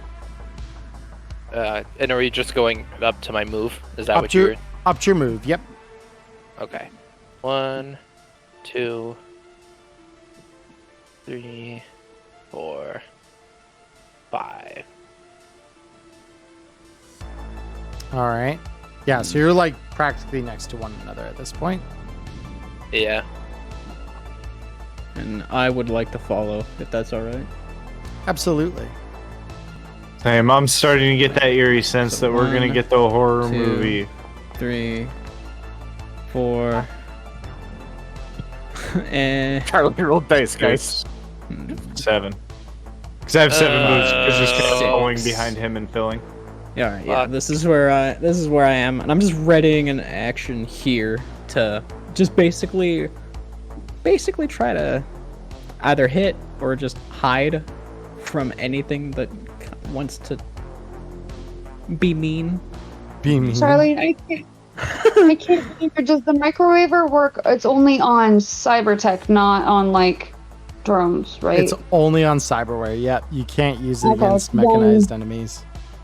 So then Can she's gonna go ahead and. Oh, I'm sorry. Sorry, go You ahead. go first. No, you were talking first. privately You roll finish what you were dice. saying. That's mean. Pixel wants to go ahead and swap over to heavy rail. Okay, cool. Yeah, just get giant bat ready. Cool. Very, very nice. And then I was gonna say Electro's gonna I want to ready in action so that if there's any drone that has that is going to attack us, not that it exists, but if it's like gonna shoot at us, to pop it, shoot it, Cool. kablammy. So I just want to be clear. You all have your guns out at the ready. Yes. Yes. Except for Lockjaw. Except for Lockjaw. He has his chainsaw. Yeah. So As Lockjaw smart has as a it chainsaw and probably Pixel would has a be. bat. Yeah, as smart as it probably would not. Oh. Yeah, Oh. yeah. No, Electo would have it out, even if she's like, "Oh, I don't want to piss off the AI." She's more like drones. Fuck. Mm-hmm. Yeah, it I wouldn't think be I'm like beginning to gonna- see why some dice were rolled. Yeah. Pixel's very clear that we are technically underwater. Yep. So you hear the whirring of blades emit from above you in what seems like all directions as the sound echoes off the inner hull of the sub. I want everyone. I feel like I've been here before. Oh, I wonder why. Can I attempt to reach deeper into my memories at a higher DV and scream out an emergency shutdown code? No. The only No. the only thing I would say is that through all of this, the prepared action I would have would be revving the chainsaw. Fair. No, that's totally fair. So you all are greeted with those whirring blades of drones entering the space above you. God damn it. So with that, I am going to get our music swapped over. And as the whirring, as the whirring blades come down from above us, you just see all emotion just drain from Electo's face. Mm-hmm. She's just mad. Mm-hmm. So, let's have all of you roll me some initiative. Ow, boy. Counter offer. What if we don't? Counter. I get free Counter offer, shots what if on we you if didn't? you don't. The idea where we just don't, and we just go on a little walk under the ocean, and we just live our lives, and it's fine. So, Robert, because you haven't been in initiative before, right-click your token, and then click the little cross swords and shield that you see there. It'll be toggle combat state. Once you do that, you can click the cross swords up at the top, and then click the little D20 next to your character to roll initiative on it. Okay. Bam! There we go. Very cool. Awesome. So now I'm going to... well, actually, I don't need to roll them into initiative. They just act at the top of the initiative because you're now all in their protected area. So... Yep. So the first one... Yeah. So this one will start moving down aggressively toward the party. So any of you who have actions prepped with guns to shoot at these things and are in this room, not blocked by the line of sight here, because I know, Electo, I think you're kind of blocked by line of sight here. I don't see the token, so I think I am. You are, yeah. So go ahead and roll me, any of you who had those prepped actions, go ahead and roll me against, you've got 2 drones here that are descending rapidly toward you. Oh, I can see this one. Yeah, and I am going to take my shots at this one. Yeah, I'm shooting at the one just above Lockjaw. Cool. Yeah, and then the one by Red Eye, I have line of sight on it. Cool. Go ahead and roll me the attack on that then. So Ghost, you said you were shooting at the one by Lockjaw? Yep. Sick. That is going to be a hit on that. Go ahead and roll me your damage. All right. and I'm assuming I just seeing these things come down, it's just Yeah, exactly. Yeah, your chain rip starts up and you just hear that as the engine kicks in. Ghost, that is a very good shot. I love it. Let's apply that damage, shall we? And then so Electo, if you want to go ahead and roll me your attack. Yes, I do. Sick. That is a hit. Go ahead and roll me the damage. Oh my god. Okay. Not bad. And then I get a second attack. You do. Go ahead and roll it. Well, is it not? Damage, please. Oh, are you kidding?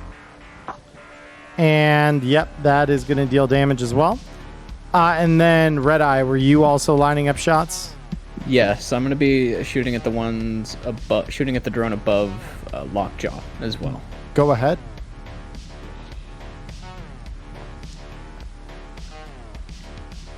That that is does not hit because I unfortunately checked that miss. DV13. Yeah. So go ahead and roll me the second attack you got there, because that is only one of two. Big sad. Okay. So these are now going to start taking shots. So the first one, seeing you all prepared actions, is actually going to take a shot down at Ghost here. So Ghost, Oh God! Please don't kill me. good luck. 20. Oh no! And the music shift. No, it's faded. I'm gonna fail this. Hold on, I have my evasion here. Oh, are you? Do you have 8 reflex? You do. Okay, yeah. Yes, I do. Go ahead, roll it. This has saved my life so many times. Please, friend. Oh my god! Yes! Yes! Get fucked, drone. Oh, my God. That was Right here. yeah. We're giving prime rolls for that. That's great. All right, very good, very good. Yep, you evaded that shot. Very good. The next one's aimed at Electo because she's the one who did this one. Oh. Yeah, piss her off. Do it. Don't worry, I am. Confirm. 22 on that one. Ooh. All right. Let's. So I have to roll an 8, I think. Damn. All right, Electo. You'll be taking 18 and a critical wound. Are you fucking kidding me? No, I am not. So go ahead and roll me a critical injury on your sheet, please. Oh no. No. If it's busted ribs, no. No. Collapsed lung. Minus 2 moves. So you just lose that's better 2 than moves. broken ribs. Yeah. That's so much better than broken ribs. Yeah, it is. Yeah, so you just feel this thing rip through your armor, Jack, and you just immediately lose your breath for a moment as one of your lungs just collapses via puncture. So, not good. So what I'm hearing is we need to barricade ourselves in the room that we entered from. And we go 1, 2, 3, 4, 5, and 1, 2, 3, 4, 5, and then each of them gets one more move forward there. All right, cool. So these other 2 then are going to target Ghost and Red Eye. Oh, fuck. So first you, Ghost. Alright. Oh no, why did you have to do that? That's a 33. No, I'm gonna die. I'm gonna die, guys. It was... Why are these drones so good? These are Sino drones, kids. This is not here for the faint of heart. You're up against a multinational corporation's tech. Oh, that was a good roll, just not good enough. So I had to crit to win. that was a 12. Not the worst, considering your armor jack is still up, and you've got, so that's just 1 to you. Now the one against Red Eye. Oh, fuck. Red Eye, yours is a 22. And I have reflex of 6. Do And that's not. just a hit. Yep, so this is gonna roll. I swear to God. 13. On my end, it looked like I was about to get crit for a second. Nope. Yeah, so you just take 13. So you do take some damage, but it's not enough to severely wound you. With that, we now go into our actual initiative order here. So let me just expand some things here to make it easier to track all this. And Charlie, Yes. so because we did start combat, my combat awareness is going to swap to 3 points in precision attack and 1 into threat detection, Okay. instead of keeping it all in threat detection. Cool. Just Yeah, no, to keep you updated on that. I appreciate that. Yep. Electo, you are the first one in initiative. Go ahead and Lockjaw, you're staying there I'm for the shooting moment. that drone. Yep. I'm shooting it. Go Yep. ahead, shoot it, end it. That is a 19 that will hit. Go ahead and roll me the damage. That drone. That drone is getting absolutely wasted. Goodbye, drone. Yeah, that drone is dead. So you see this one crumble to a heap of rubble. Goodbye, drone.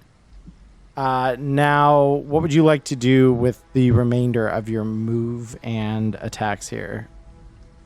So I've got 3 move. Yep. So what I'm gonna do is I wanna first shoot, this drone here. You got with my it. second attack. Sure. Roll it.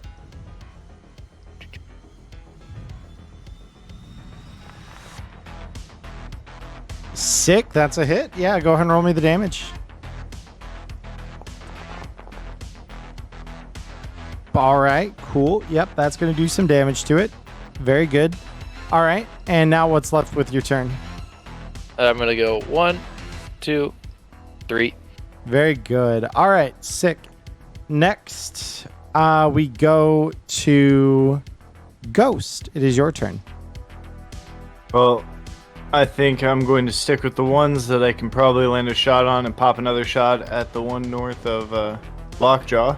Yep. So let's. Don't roll forget, there's that back. net back behind us. Yeah, I Oh. was about to delta the fuck out of here to try to get there. And that is going to be a big fat miss. It's going to be a fat miss. Yes. And then I am going to flee with my 7 move. 2, 3, 4, 5, 6. Yeah. I'm just going to stay there. I don't want to move too deep into that room because I know that there is other stuff in here. Totally. Yeah.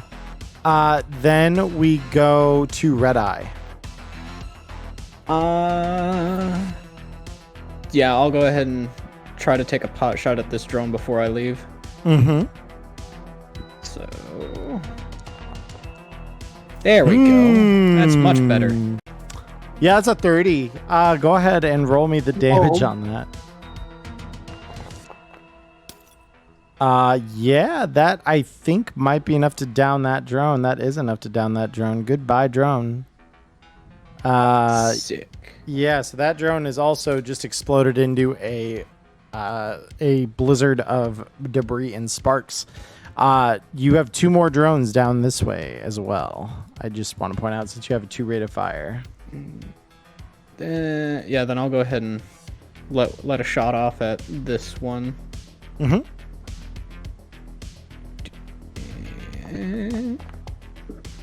Cool. Go ahead and roll me the damage on that. That should be a hit as well. Right. Nice. Sick. All right. Yep. So that drone is still in the air. Both of those are still in the air. So now at that point, you want to retreat, I take it? Yeah, I want to use my movement to 1, 2, 3, 4, 5, and 6. Cool. So with that, we go to Lockjaw. Okay. Well, because I'm a dingbat, and I'm assuming these drones are easily like several meters up in the air, so I can't just like swat at them with my chainsaw. Yes, they would be. They're about 2 more meters in the air above like what you could reach. And it is an action to rev down the chainsaw, Okay. and as a free action, I can just pop it back in. Okay. So you rev down, So- shuck it back into your arm. Yep. As I go, well, fuck. So, now which way did Electo move again? Back or forward? She moved behind you. Yep. Yeah, I'm back here. All right. So we are going to work on a body block the presumed executive because she has the fancy last name that got us in here in the first place. Yeah. Fair All right. enough. So yeah, I'm gonna just walk 1 because of diagonal stuff, Yep. and then it's basically get my assault rifle out and just kind of put it in the shoulder for next turn. Very good. Pixel, we're on to you. First of all, thank you for recognizing royalty when you see it. Pixel's gonna be like, nope, and head on back to the other room here. All right. Cool. So with that, we go back to top initiative. These buzz boys are going to follow. So we've got 1, 2, 3, 4, 5. And 1, 2, 3, 4, 5, 6. This one is going to take a shot at you, Lockjaw. All right, I got reflex of 9. Let's freaking go. Oh, baby. Yeah, because you're on coke. Yes. That's a 23. All right, evasion. Where did you disappear to? There you are. Not quite enough. I wanted to see Giant Santa dodge a bullet. Lockjaw, So that's did an I. 11 to you. So I will Well, actually. I take no damage. I can basically do this, and then it's no damage. Oh, these Good. are armor-piercing rounds because I was ablated for 2. Fuck me. Yes, they are. And this one, as you might imagine, is going to follow up and continue shooting at you. 20 against you.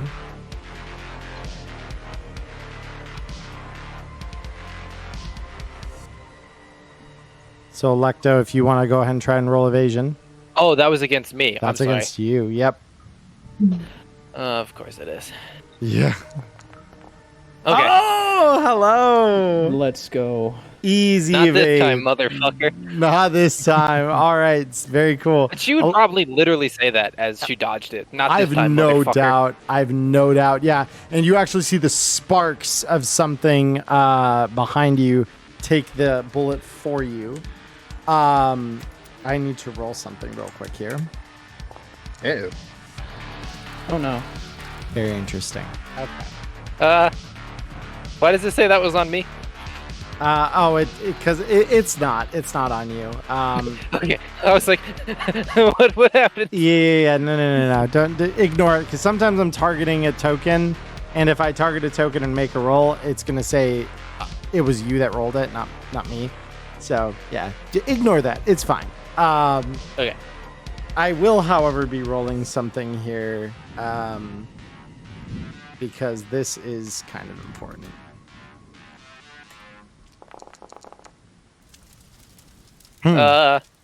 Very interesting. Okay.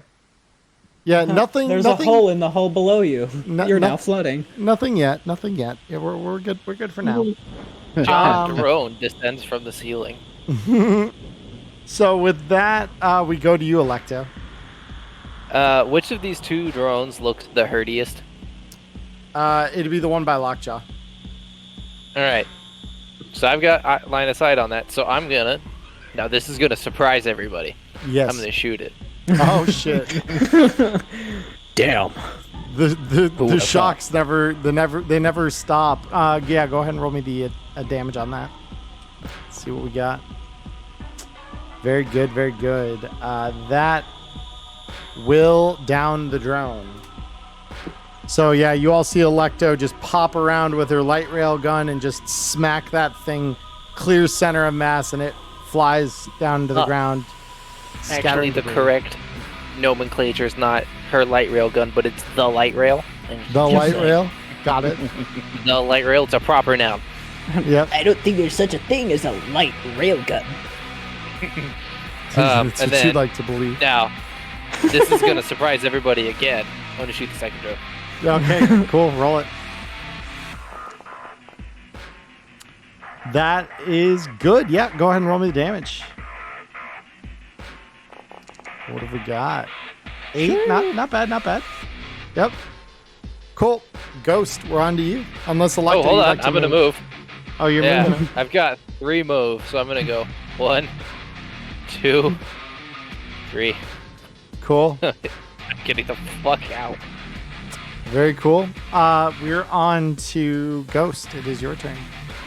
All right, so I guess I gotta step out because I'm not going to brain burn myself. Can I like free action toss Red Eye one of my decks? Like, can you just drag it over to his sheet? It's already got all the programs and stuff loaded into it. Yeah, you could throw it at him. Okay, so the top, because there's 2 regular, like 7-slot decks. The one on top is the one with all the stuff in it. Cool. I want to The throw one- that one to him. The one on top. Let me just check here. I see. Yeah, 'cause I one- see. Yeah, one's empty, one's full. So it's this one here. Yep. Nice little And- penetration deck. Yep. I'm gonna toss that to him and say, "Scout it out for me." Very I'm cool. gonna give him a nod. So I've just dragged that deck over to you there, Red Eye. You have it in your inventory now. Okay, and then I'm going to step out. Does that still count as 2, but it's technically diagonal? Because I have to go around the door? I'll let you roll it. that counts as 2. Yep. Because you have to step Okay. forward and then to the side instead of normal diagonals. 3.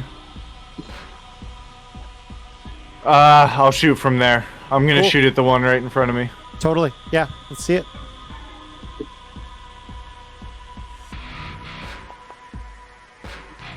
Easy hit. Yeah, that's a hit. Go ahead and roll me the damage. All right, let's see this heavy pistol do some work. Okay. Not the worst. So that is still alive. Not quite downed yet. Then I'm just going to use the rest of my motion to slink back up there because I still had 4 move left, which was one more than I moved. Very cool. So Red Eye, we're on to you. All right. So is it a free action to swap my cyber deck that I have out for the one that was tossed to me, or is that an action? It is an action because you have to like unplug and plug back in something. So it'd be about as much movement as if you're reloading a gun, which is an action. So if that's the case, I mean, check the programs, make sure it's worth, because it runs a backdoor and a Pathfinder, and I'm pretty sure I slotted a Speedy into it, so it's a perfect little scouting. Yeah, it is. It is good for scouting. However, 1, 2, 3, 4, 5, and 6. And here, I'm not gonna swap out. I'm just gonna straight jack in, Okay. and then immediately Pathfinder. Sick. Yeah. So go ahead and roll me that Pathfinder check. And I'm gonna spend 2 luck on this. Okay. That's not what you want to see. Yeah, that's not great. So you only get as far as this level, actually, which is a password. Well, we'll hit it with the second attempt, because I do not want to continue past this without any intel at all. Mm-hmm. And again, actually, yeah, we'll spend 2 luck. I don't want to take any chances. Oh, there it is. Okay. So you will see all the way down the net here. So allow me to give you the high-level description of what you're seeing here. So first, obviously, this level's a password. The next level below you is a black ice. The level below that is also a black ice. The level below that is a file. The level below that is a control node. The level below that is a black ice. The level below that is a control node. Then a password. Then a final control node. Fucking hell, dude. That is a deep network. Holy shit. I'm gonna relay this to Ghost. I'm just gonna call out. This is a big net, and there are a lot of black ice here. My brain's still burned from the AV, man. I don't think I can dive that. Yeah, don't. I'm gonna try and do what I can. If I can't get anything done here, we may have to just hardline it to the front of the sub. Yeah, no worries. If you want my unsafe jack out deck so you can just run out of the radius if you need to, let me know. I'll try to make do with what I got, but I will keep that in mind. Your collection's always open. And I can move like up to 6 feet away from the access port, right? Up to 6 meters, I mean? Up to 6 meters, yeah, so Okay. 3 squares. Alright, so then what we're gonna do is one of those, just to try and get a little bit further from the line of sight of the drone. Sure. And that's where I'll call it. Okay. So you're, yeah, because that's all 3 in that action. Very true, very true. Yep. Awesome. So with that, we go to Lockjaw. Well, this is a pretty self-explanatory turn of 1, 2, 3, 4, 5, and 6. And I can still see this drone pretty easily, right? You can indeed see this drone pretty easily, yes. All right. Well, we're going to take my totally non-AK-47. So, hold on. Yeah, I'm so sorry. I wasn't looking at your token. Can you show me what path you just walked? So, 1, 2, 3, 4, 5, 6. Okay. So redo that path of movement. Stop there. So as you move out over this area, you suddenly hear the whirring of gears and feel a rumble below your feet as a blade emits from below your feet and attempts to swipe at you. All right, cool. What the hell? So yeah, you see basically like the equivalent of like a table saw thrust up from the ground, attempting to make it so you can't have children. Hey, free bottom surgery? That's what I'm hearing. Yeah, and you succeed dodging it. Congratulations. I did it barely. Yeah, so you can continue your movement from there. So All those days of playing hopscotch finally paying off. So with watching it, did it like try to just kind of like jut up and get me, or was it like so a swing literally, around? Think like a table saw where they just bounce up from like a slat below. Like, or better yet, if you think of like how a table saw descends if you engage its safety, where it can like just drop down. It's like that in reverse, where it just tries to spring up and just spin your nuts off, basically. Yeah. So it went straight up and down. So if I move to the next square, it won't be able to hit me next turn. Right. Yeah. But like you can continue moving as though you normally were, and you're fine. Yeah. So yeah. So you can complete the movement you would set. I just need to stop you there. Fair. All right. Well, like I said, we're gonna shoot this other freaking drone. And right now I have +1 to hit because of my combat awareness.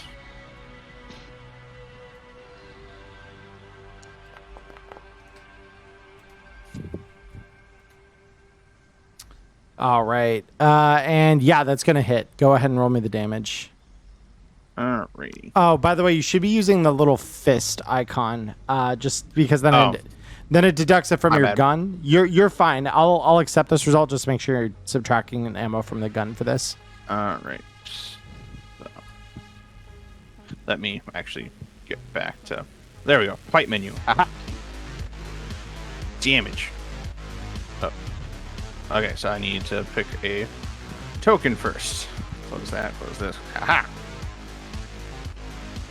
I'll say, why are you not letting me pick this token? God dang it. You're fine. You can just roll it, and I can apply it to the token after. That's usually what happens. Okay, cool. And There it is. Ooh, that's a lot of damage.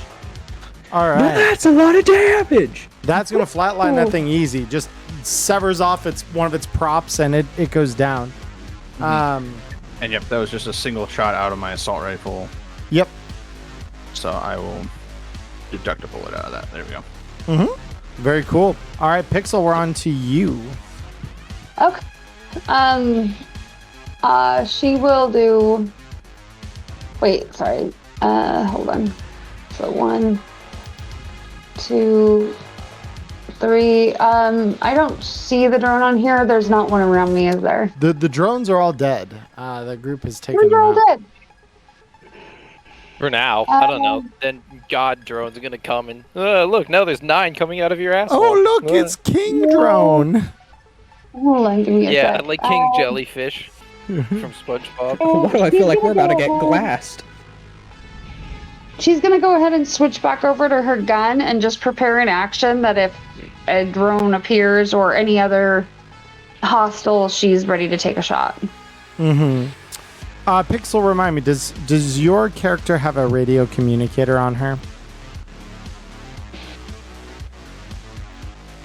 I can probably just Yes. check.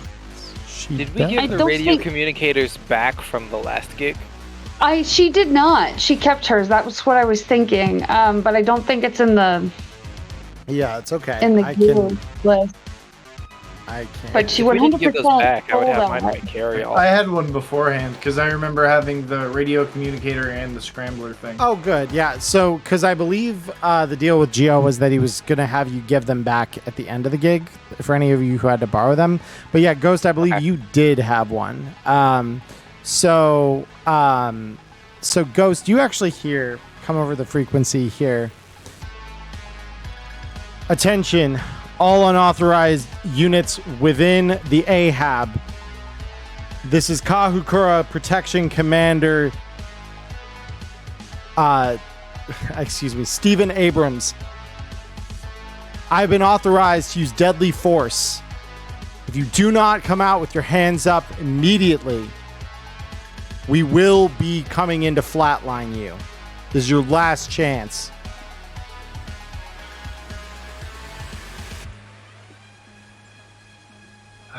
I turn to Electo. Any way you can seal that hatch? That's what I was just about to think. Is there a way I can seal this hatch? Let's take a look. shall we? Enough to the point where, like, I don't care if it takes, like, 6 hours to cut through the fucking thing once we're out. Like, I don't want anyone getting in this. Yeah, we can. Yeah. I'll live in this thing in a bucket in the corner until they can cut us out of here, as long as we can get it out of here, you know? Let me look up the description of a tech hand real quick here, because that's going to really live or die on whether or not you've got something that is capable of sealing this, because you probably need, like, a welding torch. And if there's one thing I've learned from Barrow Trauma, it's that every submarine has a welding torch. I'm just kidding. Obviously, that doesn't apply here. But yeah, this one was just built to float forever without human intervention. So, let's see. Where's your tool in hand? Here it is. Screwdriver, wrench, small drill. Yeah, you don't got a welding torch, so yeah, there's probably not going to be a great way to weld it. So thinking not with welding, how was the hatch? What was the mechanism for opening the hatch? So it's just like an arm, basically, that you rolled back, left to right, right to left, depending on which direction you were opening or closing. So basically, it's like an arm that controls the bulkhead seal. You know, like an airplane door pull handle? Yeah, a little bit like that. Okay. How difficult would it be to open the door if I removed that? Or open the hatch if I removed that? Or, actually, sideline, this door here, that's not the hatch. Would I be able to seal this door? I mean, you could try to barricade it with one of the crates. The crates are pretty big. I think, and then, sorry, to go back to my other question, if I remove the handle, would it be difficult to open the hatch? If you go to remove the handle, so you realize there are two sides to this handle. So they've got one on their side, you got one on your side. Purely theoretically. Oh, there's one on each side. Okay, so then I would have to go outside to remove it, and that's just probably not the way. Right. So even if you remove the one on the inside, it doesn't solve anything. So I'm thinking barricade this door and then just try to buy time to commandeer the sub and just get it going. Okay. I got duct tape. Yeah, we're not fighting off those AVs. We have to run away. We gotta dive. So Pixel's kind of going to look at you guys while you're trying to figure out how to barricade this door, and she's going to be like, I recommend that we figure out how to get the fuck out of here, because my uncles don't screw around, and, like, this isn't some Militech thing. Like, they're going to come in here with their stupid Maori war masks that were 100% not original and totally were, like, 3D printed, and then they're going to start shooting at us, and it's not going to be fun. So, like, I recommend we just get the fuck out of here.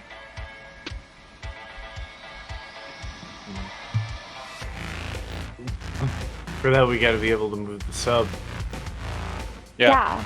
You guys are like the techs. I gotta sit here, like, tech something. And then she's gonna do some deep breathing exercises in the corner because she heard her uncle on the phone. Yeah. It's prep work for when they come in, because I'm pretty sure I'm the only one in the group with a radio communicator, so I'm not gonna... Nobody else will be affected by this, right? You hope. Oh, I thought we could hear it over the radio communicator. Yeah? Okay. Because it is like an earpiece thing. I basically want to try and, while we're sitting there, fiddle with my thing, cross a couple wires to just blow it the fuck out. I mean, delete the item from my inventory afterwards, but basically over all frequencies, when I go to activate it next, it's just going to transmit that hideous, I don't even want to make it over the mic, burr sound. Oh, I know what you're talking about. Roll me Roll me a basic tech check. Let's see if you're capable of making that happen. Oh, I might be surprised here. All right. Yeah. No, I'd say you're pretty good at that. So yeah, you busted open and just wired basically the wrong parts together, and you know it's gonna just make a loud ass feedback. So with that, so we go to you, Electo, and I will say this: you do hear the as something heavy has just landed on the upper hull. Jesus fucking Christ. Okay. I would just yell to barricade the fucking door, and then I'm gonna go 1, 2, and then like, do I have any idea where like the helm for this sub would be? Because I need to get there so we can move this from thing. the schematics. You figured out that it's just gonna be a straight shot forward, basically at this point. Okay, so I'm gonna go 3. I'm gonna use my action to 4, 5, 6, and then Run. yeah, I'm just trying to go. All right. And then I'll probably yell at Lockjaw because I'm assuming he's stronger than me, and be like, barricade the door. Already Straight on in it. front of it. So, Ghost, we're on to you.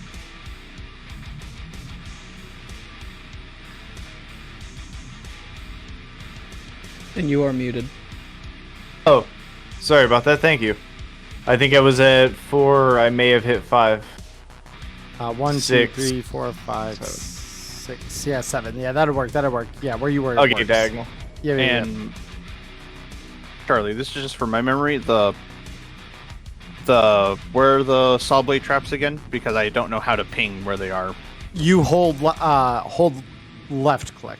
So this okay. is. There we go. Okay. So yeah, these two 1, right here. 2, and you said there was a third one. I thought. Ye- So I have to move. You tell me if I want to avoid them. I gotta go like up here. Probably, yep. Yeah, Okay. I'm gonna trace his steps and like go below. Yeah, you see Lockjaw kind of pointing like around, like go. Okay. All right. I can't wait to ECGM jam these guys when they bust in. So you move forward there. Red Eye, we're on to you. Yeah, with the impending threat of some dudes getting in here, I'm as much as I want to see what is in this net. So do we hear the engine active, or is it just dead? No, it's 'Cause dead behind us in the is the- water. Damn. And so that means I would have to dive through here to hopefully find something to get it started then. Unless there's 'Cause another this is the access engine point maintenance somewhere. panel. This is, yeah, but Yeah. it could be connected to a wider network, but you're not sure at this point. Yeah, unless the helm has some form of manual control, which this wasn't intended to have used, and they just happened to not take it out, well, we're probably going to have to.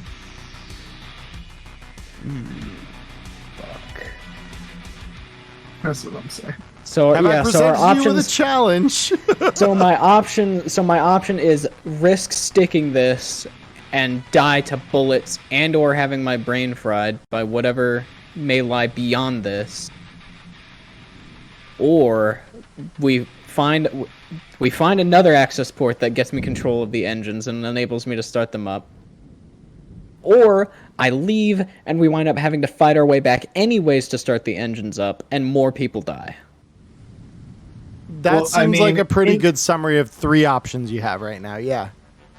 In the event that they do get in, though, it's going to be a fight either way if they do get in, right? So would you rather be ambushed or be able to fight with us as a wave? Would be my argument against that. True. Yeah, I'm just gonna jack out and then just start running. So 1, 2, 3, 4, 5, 6, and then yeah, jacking out was my net action, so I can't use an action. If you just run away from the network, unsafely jacking out before you hit black ice doesn't do anything. So you could literally run and just take the unsafe. Okay, and it's cool. fine. So yeah, then I'm just gonna delta the fuck out of there. So that's 6, 7, 8, this is- 9, Hey, 10. watch out! That like as soon as you get through the doorway, that's where you see Lockjaw's like, close the door after the lady gets in here. Because if we leave it open, I can't make it over there before the guys come barging in. Yeah. Yeah, true. Well, Eric is still on the other side right now. That's why I was saying, like, close the door after she gets in here. She can Like a close prepared it. action to close the door. She can close it. Oh, interacting with doors is a free action. Yeah, it is. Yep. So yeah, 10, 10, But moving 10, the big ass crates in 11, front of them and then is probably 12. an action. 12. Yeah, Okay. probably. Sounds good. Lockjaw, we're over to you. So yes, I'm going to go 1, 2, 3, 4, 5, 6. And then I'm going to grab the first crate that I can get my hands on. Okay. Roll me athletics. And yay, athletics. I'm also kind of good at that. Not really. Okay. That's a 15. So you strain yourself a little bit trying to get this giant crate moved. 'Cause like I said, these are basically like one step short. Some of them aren't even one step short. They just flat are giant cargo containers. This one is a little less cumbersome that way. So you do manage to barely lift it off. And you think you can just about get it to that door with what's left removed this turn. Oh no, that was all 6 of my moves. Oh, that was all 6 your moves, so you're just grabbing. Okay, I get you. Yeah, it's the grab, and I have it on the ground, and then it's gonna be like shoving it as soon as Pixel's inside this room. Cool. All right, we now go to Pixel. She's gonna enter the room. Do you need my help moving the crate? Close the door first. Okay, well, she's gonna close the door, but I'm asking if you need help moving the crate. It would be nice. Okay. She's gonna close the door. Okay. Is that something okay, I'm like, I don't know if that's something I actively took care did. of it, yeah. And then she will help our friend move the crate in front of the door. Cool. All right, so. Do you need any athletics check for that? Yes, please. From just her or both of us? Just her. Because she's the one doing the moving here. Oh, yeah, and Yeah. so Lockjaw, like, he was struggling a little bit to get this off, but you'd struggle to wonder why after you literally just ram it right up against the one side of the door. Hell yeah. It's still very strong. Yeah, so she just I'm an old man. just use some of that Maori strength. Just throw it against the door. May have taken a couple of the training camps that her dad's offers, you know. Fair. So you do that. Would you like to move any more this turn, Pixel? Yes. So I think that was 1 or 2, 3, 4. And then I need to go up, right? Yes. Because the blades are here. Yeah. Those 2 squares. Yeah, Okay. those 2. So wasn't there one here too? 6. Yeah, here. So yeah, 3 blades in total. That we know of yet. Right. Yep. So you're gonna move there, Pixel? Yep. All right. So it's at this point that I'd like to introduce you all to your new friends. Your new friends consist of a security detail that you hear rip open the hatch and begin descending down. As soon as I hear that, can I push my button? Oh, you may. Yeah, give me 2 seconds here. I need to grab my ones I had prepared for this. Here we go. Basic mooks. Oh, I see. Your button was basically just prepping that loud as fuck, legitimately debilitating feedback loop. Yep. Have you ever played Payday 2? Yep. You ever hit feedback Oh. up an ECM jam? Yep. Oh. That's what I made. Dude, I have to deal with feedback loops just as part of my normal job. It's annoying. So you're getting PTSD here. Yeah, dude, like, you'd be amazing how much people don't comprehend about how radios work. Yeah. Push And button, when you're jam intentionally sound. doing that, you can blow out people's shit. like really easily. Here, give me 2 seconds, guys. I just need to edit one thing about the token here. Because they also have They only lights. have a plus 35 to hit in damage. They need a plus 70 to hit in damage. Yeah, exactly. I'm so glad you knew what I was working on here, Maya. That really... You know, we just got Max Tack involved. Like, okay. Yeah. You're He just forgot to load them casually- up with smart bullets. It's fine. Yeah, no, this is John MacTac himself. And Sean Baxter. then Pixel's dad afforded the money to buy Atom Smasher for a day. Yeah. Yeah. She Atom would. Smashers. So you hear a couple sets of boots from beyond the door slam down. And we are going to proceed to roll them into initiative now. Allow me just a moment. Imagine they So- all go before us. So, Charlie, at this point, would I be able to change around my combat awareness at that point, or no? It is an action at this point to do it. Okay. Okay. That's why I just wanted to make sure. Electo, you are still top initiative. Go ahead. That's funny. I'm definitely not a top. Okay. More to Do I work have an with here. idea of how far away the helm is? Just so I know how far I need to keep running, and if I need one of these people who have 2 functioning lungs to help me. You know it'd probably be quite a ways off. The sub is big. Fuck. Let's get this shit. Okay, yeah, so how would that mechanically work? Because I can move a total of 6 with my lung, and that's not poggers, you know? That ain't it, Chief. So someone Maybe, someone could give up all their actions and attempt to roll an athletics check and just carry you because you're a willing participant. But they need to roll Blacklist does Yeah. not athletics ignore critical to try and injuries, carry right? your weight. I'm sorry, what? Blacklist does not ignore critical injuries, right? It's just It doesn't seriously ignore. wounded state. Yeah, it does ignore critical wounds. It just ignores the -2 penalty you take from being seriously wounded. So it wouldn't fix the specialty like minus movement stuff. No, yeah, not at all. Is temporarily fixing a critical injury, is that a medtech only thing? Depends on what the injury is. The temp fix, it's not a medtech only thing, but you might find yourself hard pressed to fix some of them if you don't have paramedic, which is pretty medtechy. I've got a base 8 to paramedic, so. they're not Yeah, great, well, paramedic DV15 to fix your collapsed lung. but DV15, so I'd need to roll a 7. But if I You use- need to beat the DV. So I need to roll an 8. So if I use all 3 of my luck. Oh. Yeah, if I use all 3 of my luck, I might be able to fix it. Okay.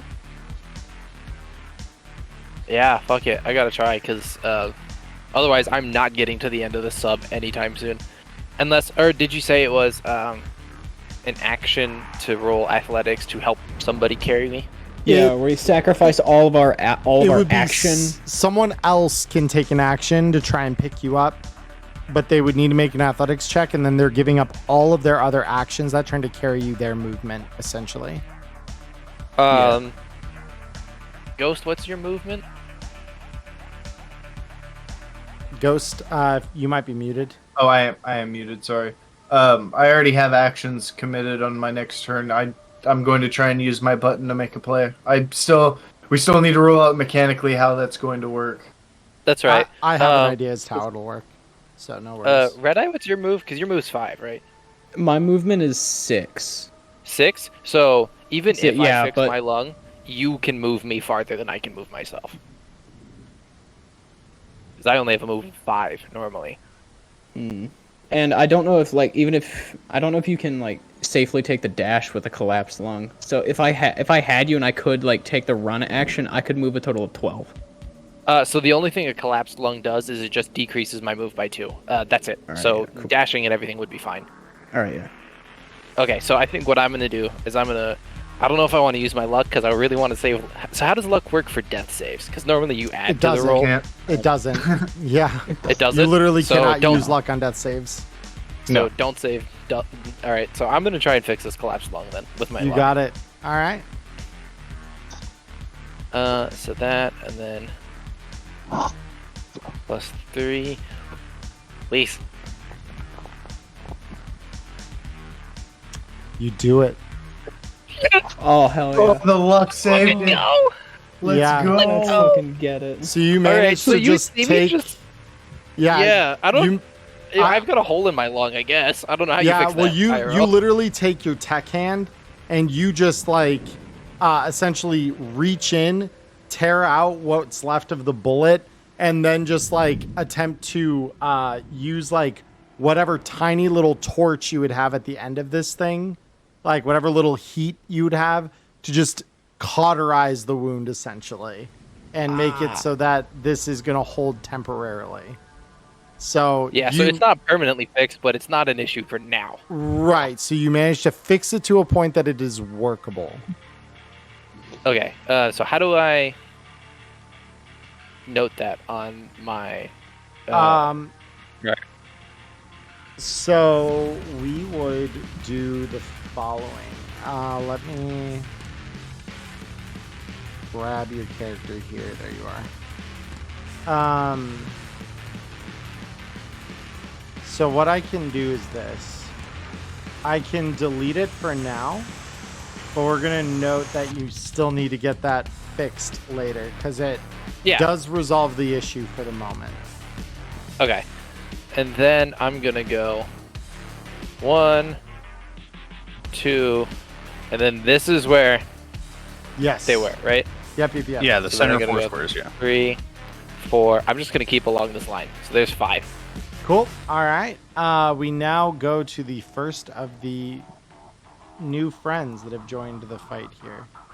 So they are going to go 1, 2, 3, open this door and say, I have contact! I have contact! Firing! And he is going to take a shot with his assault rifle against you. So that's not Locke. how the bulkhead opened. And we are going to go ahead. It is a 12, which I believe is nowhere near enough to hit you. So you are good. We now go to Ghost. Ghost, it is your turn. I don't know what's causing all of these corporate grunts to miss their shots, but I hope it keeps happening. Same. And, All right, and so what we are is the finally manner in going which that to. bulkhead opened? Because I thought the point in us barricading the door was to try and prevent them from swinging it open. Does it like didn't swing in towards Finish them? barricading It 'cause it's a swings. wide It door. swings in toward them. Yeah. So it's not something. Yeah. Oh, well, whoops. So at this point, I'm gonna look at Pixel and say, "Well, you told me to hack something, and I'm gonna push the button, and we're gonna see what happens to these guys' eardrums." 'Cause I'm assuming that's just pushing a button. It's like a free action, and I'm still gonna be able to shoot somebody. Hold on a moment. I need to check something. Oh God.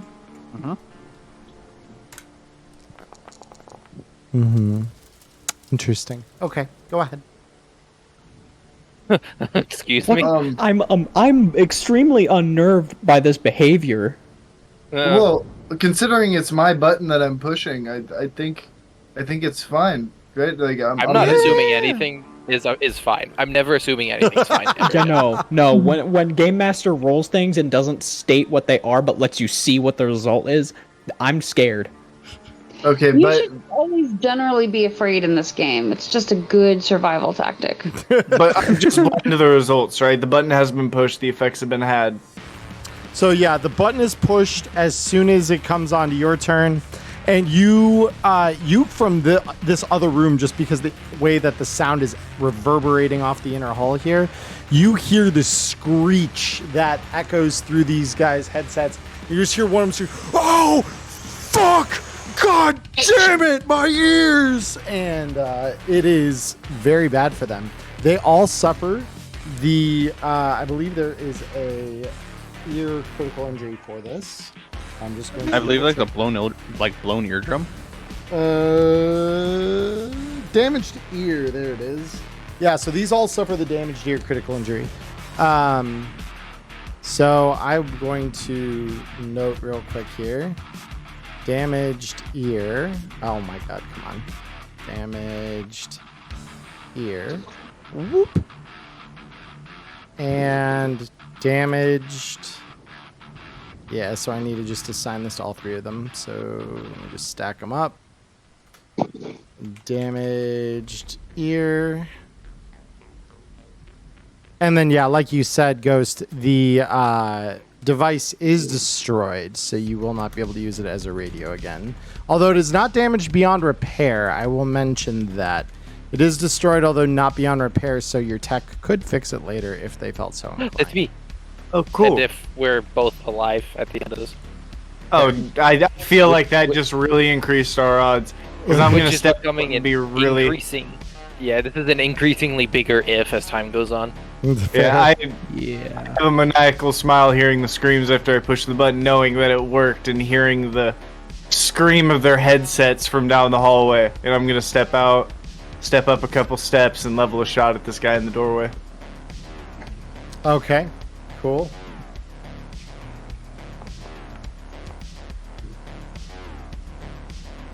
Nice.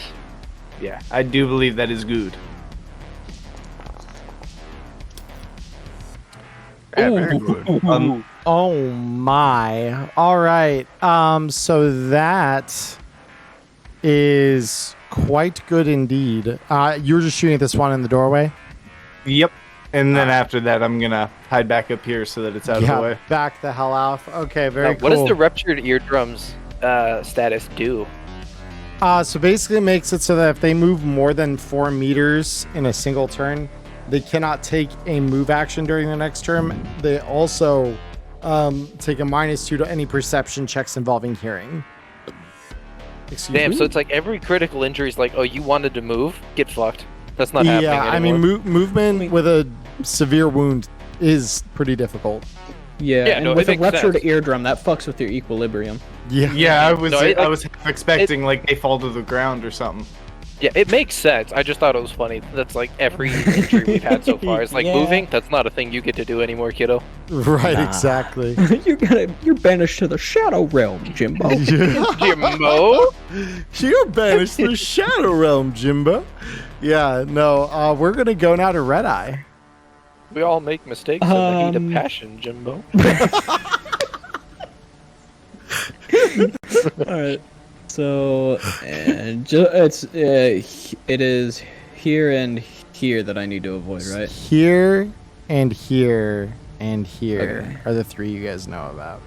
Okay, cool. So I'm gonna. I hate the way you phrase that so a 2, much. A 3, a 4, a 5. Red Eye, I would like to introduce you to the Blade of Pain. As you find another slat in the floor here. You whore! So, you're looking at a 22. Please evade. Goodbye, testicle. Free bottom surgery. I Let's think go. this is going to take more than that. I think it's going to take the entire my race. evasion? It should be top right. Oh, just wait until we see the there it damage is. if it hits. I have a, you know what? I'm gonna add the rest of my luck to this because I don't feel like meeting my maker there. Oh well, it's gonna happen anyways. Thank you, luck, for being so helpful. All right, Just so immensely helpful. That shit kinda hurted. Yeah, Oh, that's 17, damn. and it's gonna ignore half of your armor rounded up. So, you. That's 3. That's 3 that's getting removed so, from that. So you take 15 damage straight to your hit points. I will calculate that for you here. That shit really hurted. And then your body armor does ablate by 1. There you go. I'm just Why the gonna fuck say, does I'm Arasaka really, love traps like this so much? I'm really glad I bought everybody black lace. I am so glad I did that. Fuck. This, I'm not gonna lie. This is looking like it could be a good like 70% TPK. Ooh, baby. Listen, I've got a plan if that happens. Okay, Those are I've got a 3 plan. magic letters put together in a specific sequence there.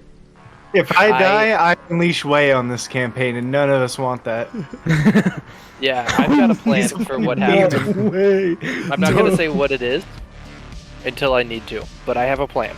You Don't have worry. a plan? Oh shit! The tech's got a plan. That's usually a good sign, guys. I'm believing in your tech right now. But yeah, so you do get hit that way. What else would you like to do, Red Eye? So that was my whole movement. Okay. And you know what? 6, 7, 8, and I can't see in the darkness here anymore. Oh, let me, because you got a flashlight, so let me hook you up. Right, 3, update. There you go. Cool. That's good. Yep. Alright, so 8, 9, 10, 11, and then I just want to kind of peek through the door just to see what's on the other side here real quick. Okay. More. Of course there's more. Why wouldn't there be more? I mean, it's a big sub. So looking Yeah, but, in like- here, is there anything that immediately screams danger, don't fuck with me? Not yet. Just assume that there's lava on the floor. The floor is lava. Just assume. You're either right or pleasantly surprised. You're either right or pleasantly surprised. I love that phrasing. Oh my god. All right, well, Lockjaw, we're on to I'm you. just gonna end my turn there. I don't have enough health points to fuck around and find out. It's fair. Lockjaw, what are we doing, bud? Well, we are going to move. I don't know why I'm targeting myself, but No, you're good. I'm gonna shoot myself and end this. I hope you enjoyed I hope you enjoyed the ride, boys. This is where it ends. so we're going to move up 1, and we're Yep. going to do the similar kind of strength thing to move this box to here. Okay. Mark. Go I ahead, roll can't me. see on the other side of the box. Is he stealing my cover? Roll me athletics. No. He's not. He's taking one that's in front of it. Okay. Huge amount of brain clits right now. Ooh, yeah, that's enough. Yeah, go ahead and move that there box. So we've got. You want it moved here? Oh, yeah, directly to my icon's left. Bam. I think I Alright. see what you're doing. So we saw that's 1 move, Yep. 2, Yep. 3, 4, Yep. 5, Yep. 6. Okay. Yep. And with that, we now go to one of these security operatives. So we've got. Oh, come on. There we go. So we got this one. And come on. I need you to. There we go. I guess that's what I was curious about. How tall are these crates when they're down on the bottom floor like this? They're taller than the average person. So Okay. these guys aren't going to be able to get a good angle over them. This is Absolutely brilliant play. 2, 3, 4, 5, 6. That is him sprinting, and that is his whole turn. The other one will follow suit. Oh my gosh, I keep right clicking on them. Come on. All right, 1, 2, 3, 4, 5, 6. So these guys are funneling in now. Pixel, it is your turn. No. She's gonna shoot this dude here. I'm trying to ping him. There we go. Yeah, you got it. She's also, as she does so, she's gonna yell, "Fuck you, Curtis! Your dick tastes like cottage cheese." Oh my god. And not even the real cottage cheese either. Oh. Yeah, that's a hit. Go ahead and roll me the damage. Oh my god! Oh my Jesus. She's powered by spite and anger. No kidding. Yeah, so he just takes the hit. Go ahead and roll me the second attack that I know is coming. Yeah, that's a hit too. Roll me the damage. Let's see what that is. Oh, baby. Another meaty hit. That is another meaty hit. And so he takes these 2 hits. He says, "Fuck! I always thought you were such a bitch anyway." And I am a fucking bitch, but I'm also a princess. And then she's gonna run away. 1, 2, 3, 4, 5, 6. yep. Be careful. We then go to be careful. I was castrated just now. So we move to this last security operative. 1, 2, 3, 4, 5, 6. Rounding the corner, and you just hear him say, "Stay in formation! Stay in formation! They can't kill all of us." And then we go. Is to that a 11. challenge? Is that a challenge? Is that a challenge? Revving of a chainsaw. Dude, I'm just Electro. picturing, like, Kicks in. you know the memes when it's like, they get the bright red glowing eyes? It's just Real shit. Real shit. Yeah. We're on to you, Electo. The trap was here, right? No, it was one space beforehand. Here? Yeah, that's where I got my dick chewed off. Yeah, right there. Okay, so I'm gonna go 1, 2, Yep. 3. Oops. I accidentally pulled up my character sheet there. 4, 5. Yep. Then I'm gonna take my action to keep fucking running. Okay. And I'm gonna go 1, 2, Mhm. 3, 4, 5. Serpentine. It's actually funny where you landed just there. I'm gonna need you to roll evasion. God damn it. Son of a bitch. I tried. Oh no! The good news is that that was my dice. That's good for okay. her. That's really good for her. That's really good for her. That's only that's That's only, real good. Only a 6. Yeah. Electo, beat a 6 on evasion and you're good. I have a base 14. Don't crit fail now. Better not. Well, There you that's go. not a There good it job, is. so we're fine. It's Oh, and then hubris cometh before the fall. I remind you. Yeah, and then I would, fuck. Well, it's too late now. I wanted to close the door behind me when I ran through. So instead, I will yell at Red Eye to close the door when he comes through. Okay. You got it. It's coming. And then Because if we close that door, they can't see us. And then if they can't see us, they can't shoot us. And then we go 1, 2, 3. And this does line up sight on Lockjaw. So Lockjaw, the DV here for an assault rifle single shot is 16. Awesome. Very cool. So this one's going to take a shot at you. It's going to be a 16, so it's actually gonna miss. So we now Thank go goodness. down to Ghost. Ghost, it is your turn as these guys are piling up right in front of you. Yep, I'm going to What step. I'm learning over- here. Oh, I'm sorry. You go first. Let me click on this guy. I'm going to step right in front of him and say, "Thanks for grouping up for me." Do my classic, press my gun barrel to his chest, and let's see if I somehow Let's see like it. tweak my wrist or something. Let's see it. Oh, I did.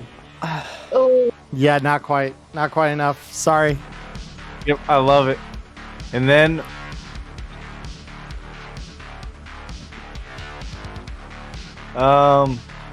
lost count. I think I can move to Yeah, right about there, right? You're there. Yep. Red Eye, we're on to you. Door closed. Door closed. Oh yeah, there we go. Door Oh, closed. good. And So yeah, there's one on me. yeah, I'm gonna move up I would to be pointing 1, at you 2, to like take this. and then I'm gonna like take a along step the crate. here and then look, really look to see if there's anything ahead. Perception check That I for can me, please. see. This will be your action for the turn, FYI. Yes. Yep. Go ahead and roll it. I have a -2 because I'm injured. That's not what you want to see. Ow! Fuck. Yeah, you don't see a forget whole how to lot. see. You don't see a whole lot. -2 on a crit fail. You're still experiencing sharp pain in your nether regions, and that is not helping the matters of trying to perceive things. So Well, at least you got that crit out of the way here instead of like on exactly. a evasion or something. Like Red Eye, not that was how probability hilarious. works. Actually, holy shit, that was actually on point. I'm impressed. Lockjaw, we're Yeah, on that to was you, my great. guy. All right, so there is safe, yes. Yes. Okay. Question mark. And so that's 1. Safe. 2. Yep. Safe 3. Mm-hmm. Is there a slot in front of me now? We know for sure that there's one directly above you. There's so don't one step here, there. but Okay. So I'm gonna stop there. I'm gonna take a shot at the most wounded dude over there.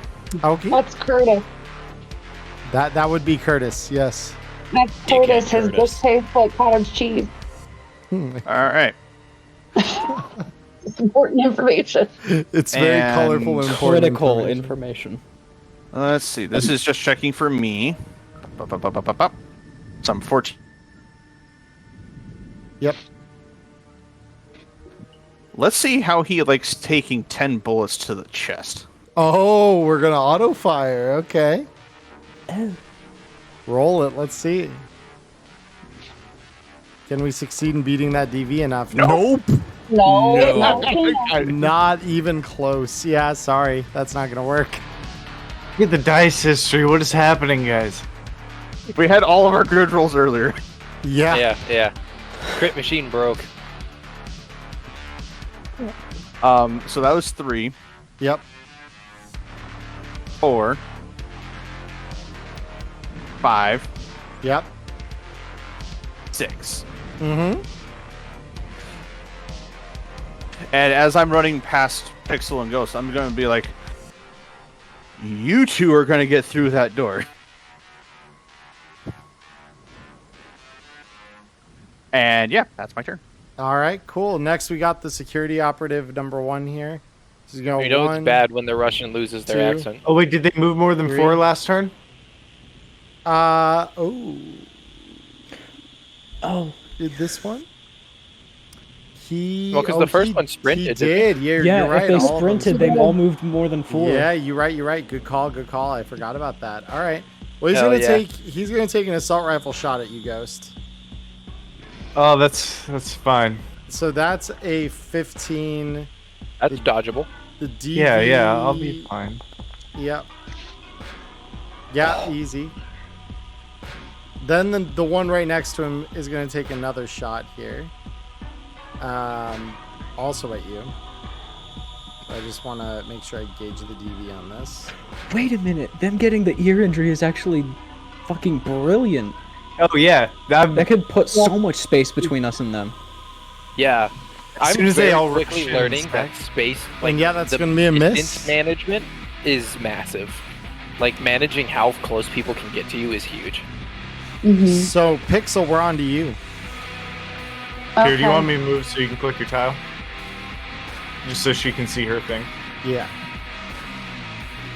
Well, if I could figure out how to do the DV thing, I don't know why, but I can't figure it out again. I got you. Thank you. I don't know. Now try I'm it. very tired. So if you control click, it'll let you drag. So hold Thank you. control and then yeah, there you go. I just forgot. I got it.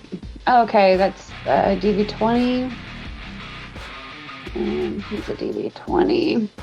We'll still take a shot just to see. Okay. Plus, she has some more colorful things to say. Fair enough.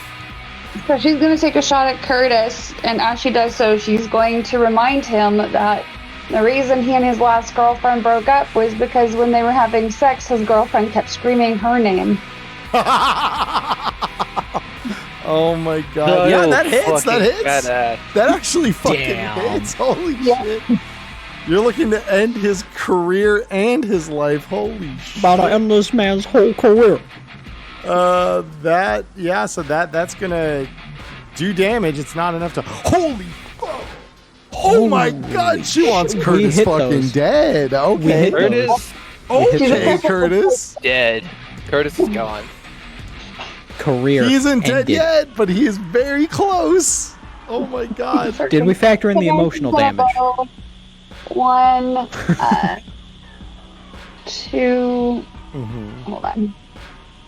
3, I can't actually see when you're going. 4, there we go. Now I can see things. 5, and then, so I could not see the board before. Where's the other, saw? Where's the other what? The other Saw. buzzsaw. Oh, do I have to go through the door? Yeah, it's through the door. There's another buzzsaw right there. Okay, so I'd like to go through. Yeah, oh, you wait, got hold a on, door where's- here if you want me to open it. Yes, please. There we go. Okay. I figured it out. Yeah, cool. Okay, close it behind you though. Yep. So you open and then close it again. Cool. I'm like, I don't care what happens. You close that door behind you. Yep, I got it. Cool. Not my move. All right, awesome. On to the next security operative who does have line of sight to Ghost. So, Ghost, you're getting shot this time for DV 15. I'm dancing a jig at this point. Yes, you are. This one is enough to try and connect with you. All right, I am going to add a couple points of luck to it. Okay. Give it a +2. Here's hoping. Another one. Don't matter.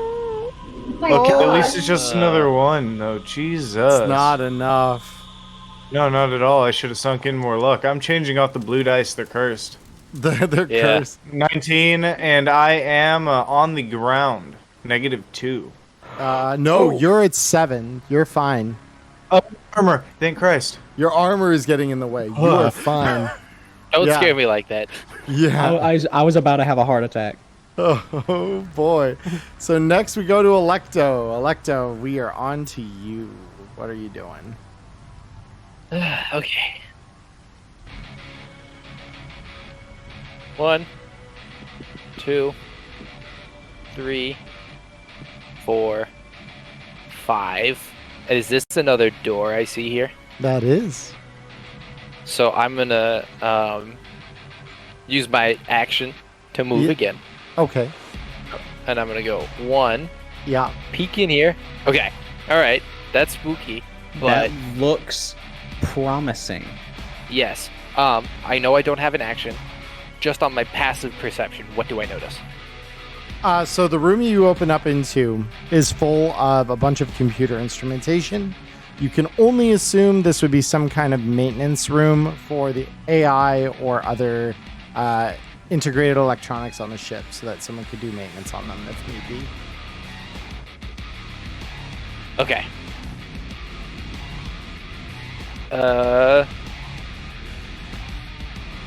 Out of all of these, which looks like it would be the most promising for me to be able to move the ship? None of them look like traditional steering mechanisms. Oh, fuck. Have to take a gamble here. Alright, what's the first one I can get to? This is a console, I'm That assuming? is a Okay. console. Yes, yes. Mm-hmm. So I've used one of my new moves. Yes. I'm gonna go 2. Yep. 3, 4, 5. Okay. Very good. That'll bring us to the next security operative. So they have finished doing their penance turn here. So they are going to take a shot at Ghost here. So Ghost. It is a 12, so that's not going to be enough to clear the attack on you here. Then they're going to move 1, 2. Next up, we have Ghost. It is your turn. Yep, and I am just going to pop my quick shot and say, "How's your ears, assholes?" And I'm going to shoot at the guy in the front.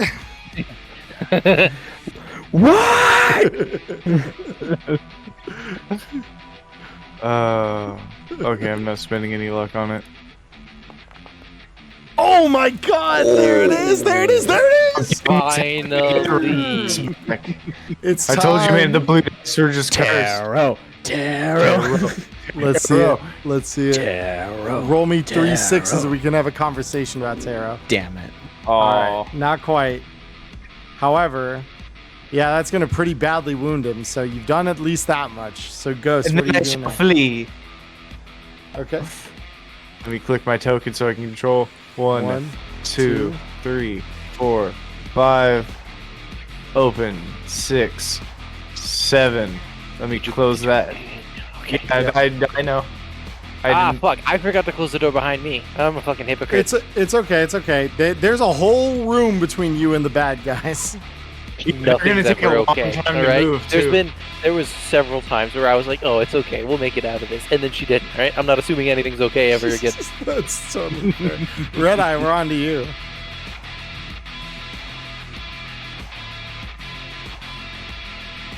Yep. So that's your 6. Mute what did check for Red Eye. Is that the end of your move? Ping if yes. Hey, Red Eye, we can't hear you. This is where I'm gonna end my turn. That is okay. Good. You're good. Yeah, I just went ahead and just sprinted in here. No, yeah, totally makes sense. Lockjaw, we're on to you.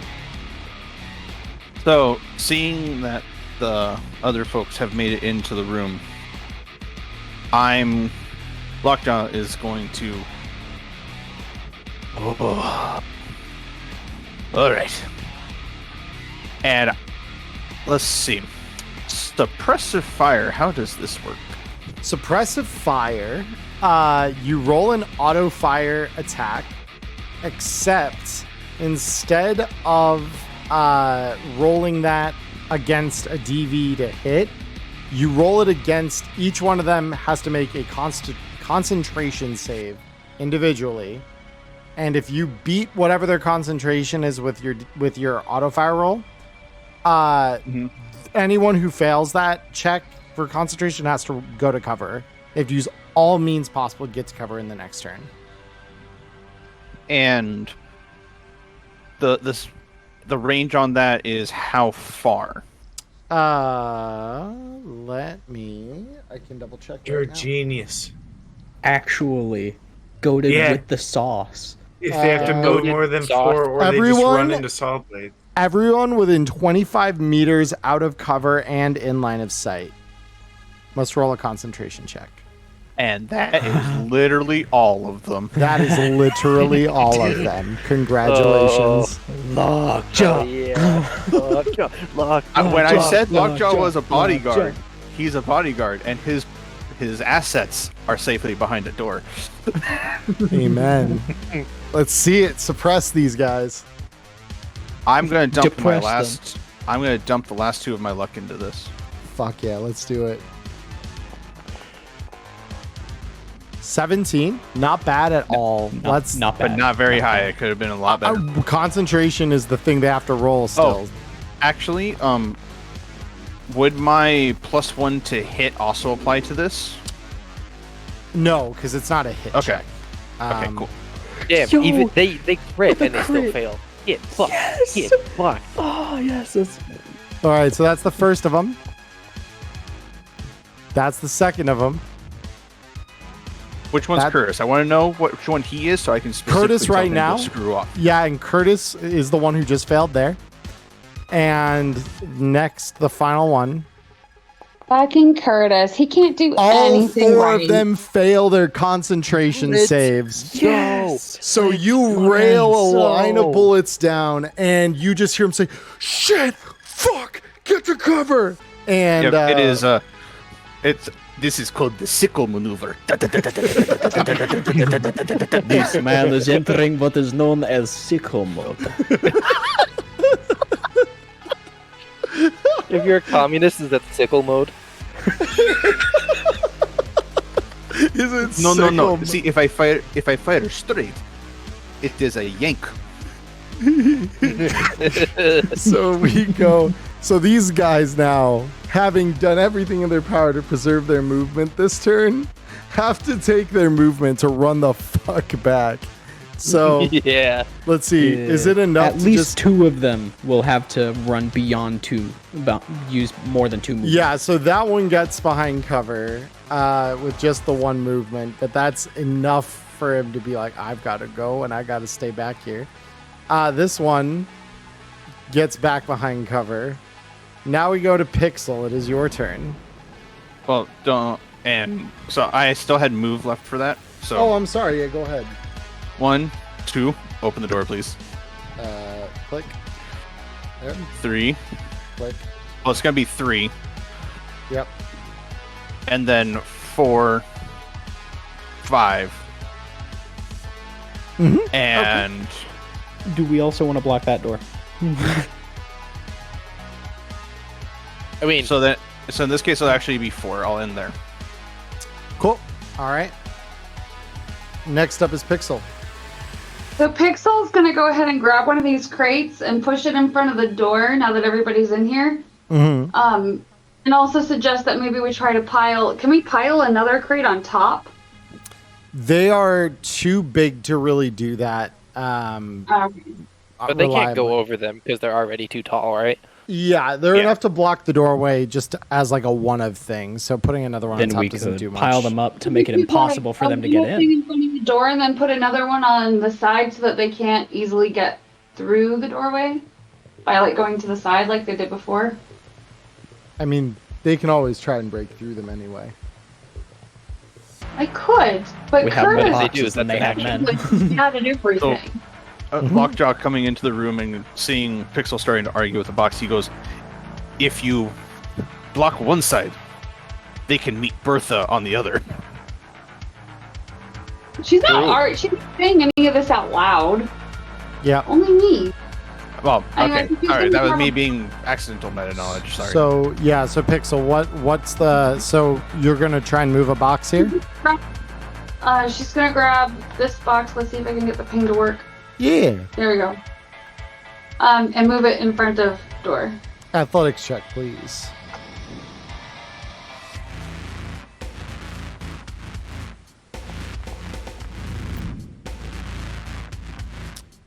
That is gonna be just about enough. Yep.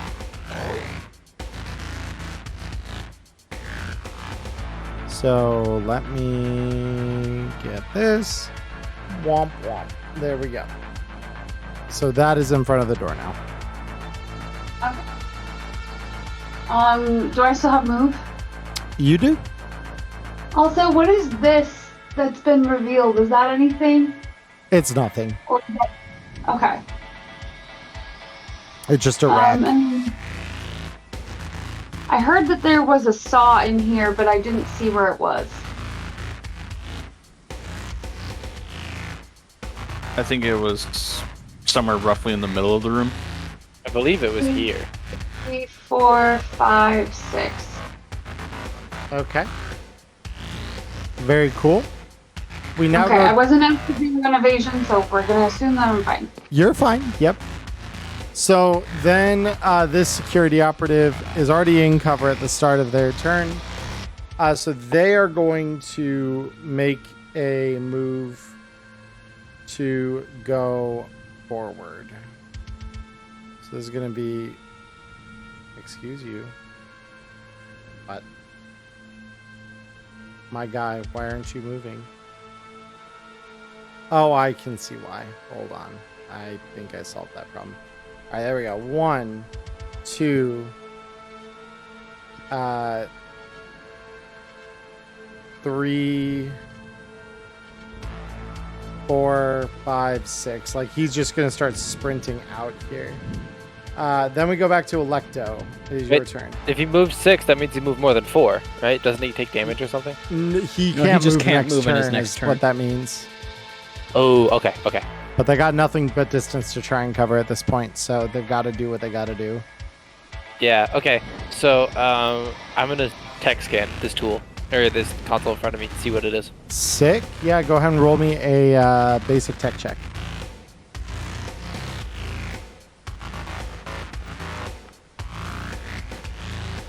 Hot damn. Okay. So the thing in front of you here is a console for correcting AI behavior, essentially. Okay, would I know what to do with that? 'Cause, like me, Maya doesn't know, but would my tech know what I can do with that? So you figure this would allow you to take control of anything the AI has control over, or at the very least give it inputs to like make it do something. Real So shit. that Okay. should be pretty much everything on the ship, you would think. Yeah, okay, alright. All right. So I'm tech scanning. It was my action. I'm assuming. That was, yes. I'm gonna go 1, 2. Actually, am I 3, 4, 5? Will I be able to control it here? I'm just trying to close the door. You should be able to control it there, yes. Okay. 3, 4, 5. Yep. I really want that door closed. Totally. We now go to the security operative here. And this is the one security operative who was out in front and could not, although there's no one to take cover from anymore, so he's actually fine. So he's going to go 1, 2, and then suddenly the blade that he was not aware of is going to come up and try and slice his tender bits off. His pee-pee! Oh my god. That's a 23 he's going to have to evade too. Oh my no. That Rip is Curtis. Done for. Oh no, this isn't Curtis. This Curtis isn't doesn't deserve Curtis. to get his balls chopped off. Oh, wait. Wait. Oh, no, It's not enough. No, that's not enough. Career ended. Uh, Children never. No kneecaps for you. And that's a critical. Good lord. Yeah, so that's going to be 19 damage. Yeah, this guy doesn't have enough armor to just ablate that, so that dude is dead. That dude is very dead. So this thing, you're not going to see it now, but what it does to him is literally rips his body up through just his fucking center of mass, and so you just see him like basically unfold over the blade here. Yep, it Just becomes a completely pin. eviscerated. Yep. A pinwheel fan of red paint. Just Yeah, exactly.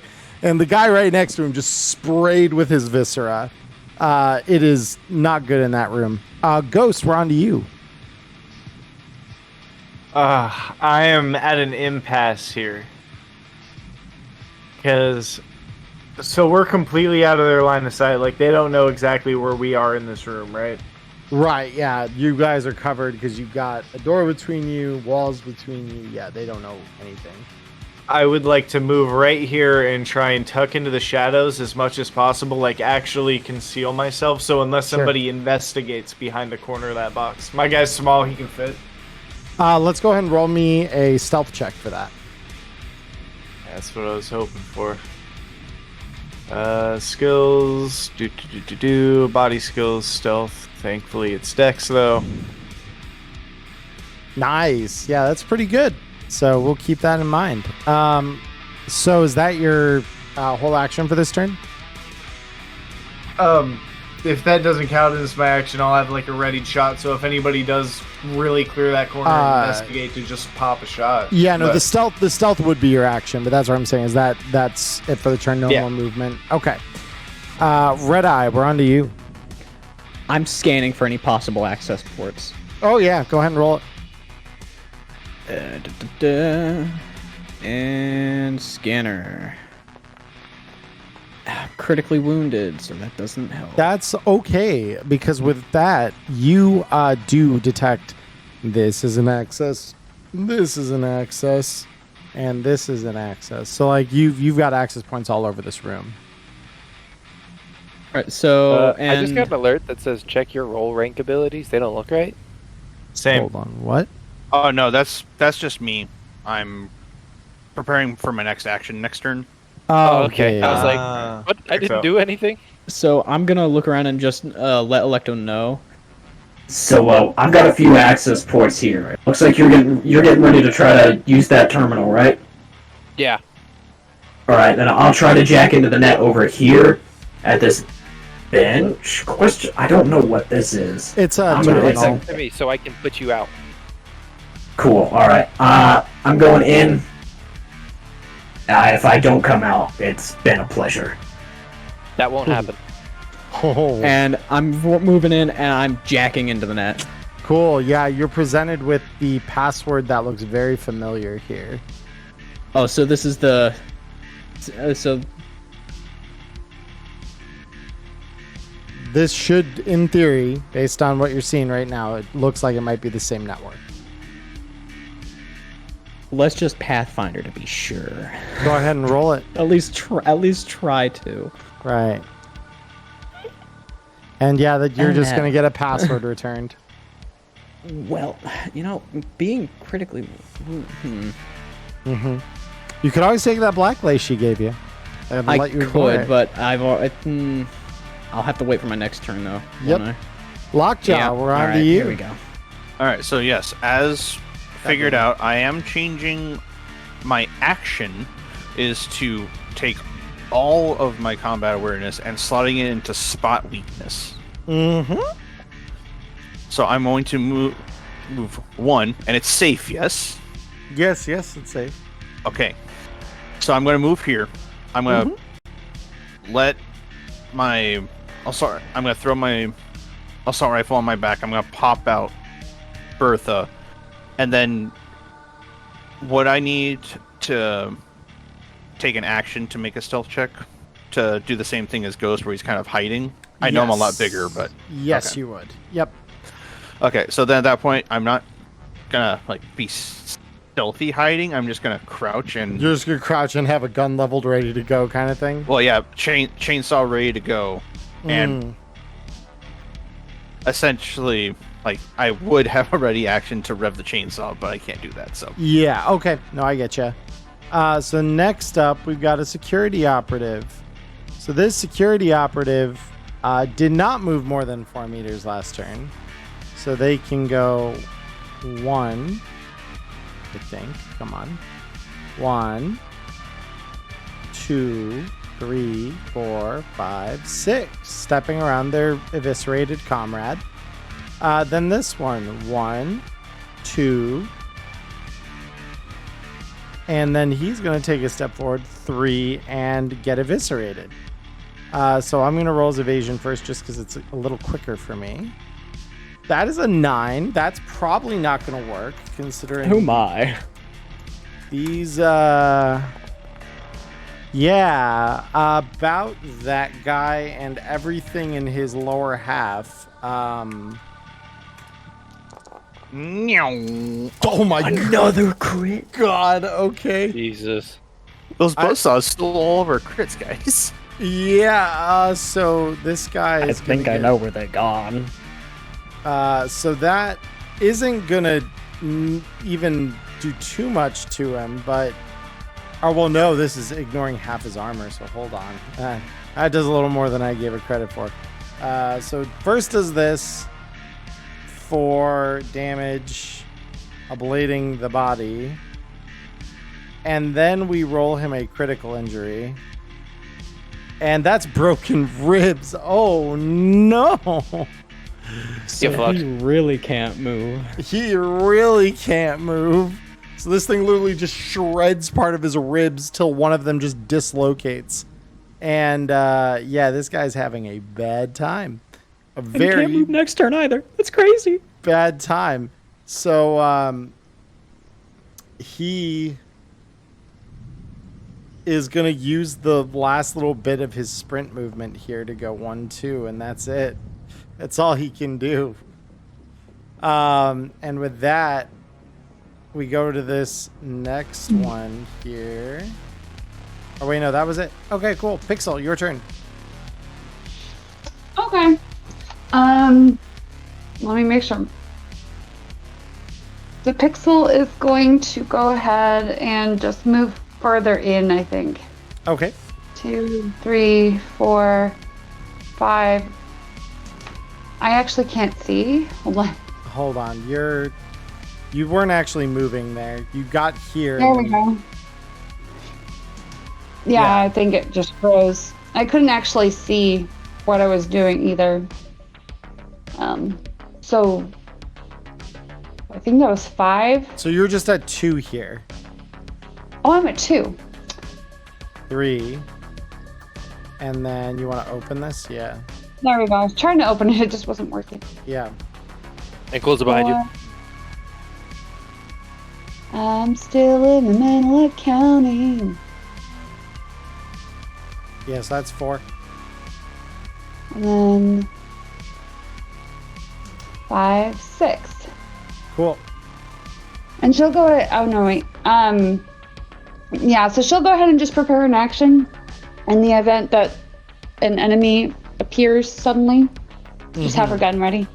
Very cool. Next up, we have a security operative. It's this one. You definitely moved too much last turn to do anything. So they are literally going to just have to pass their turn, which takes us to Electo. Right. So, you said I can try and coerce the AI into changing the way it operates anything that it has control of over the sub, which on the sub is presumably everything. Yes. When I did my scan, did I get a vibe of so the thing's been adrift. Did I get a vibe of what I need to change first to restore power to the engines? From all your diagnostics that are coming back, the engines are just off. So for They're one reason or another, the AI has just disabled the engines. Okay. So I want to give it some head pats and tell it it'll be a good girl if it turns the engines on. Okay. Go ahead and roll me a electronic/security tech check. And you may go ahead and roll that field expertise. Fuck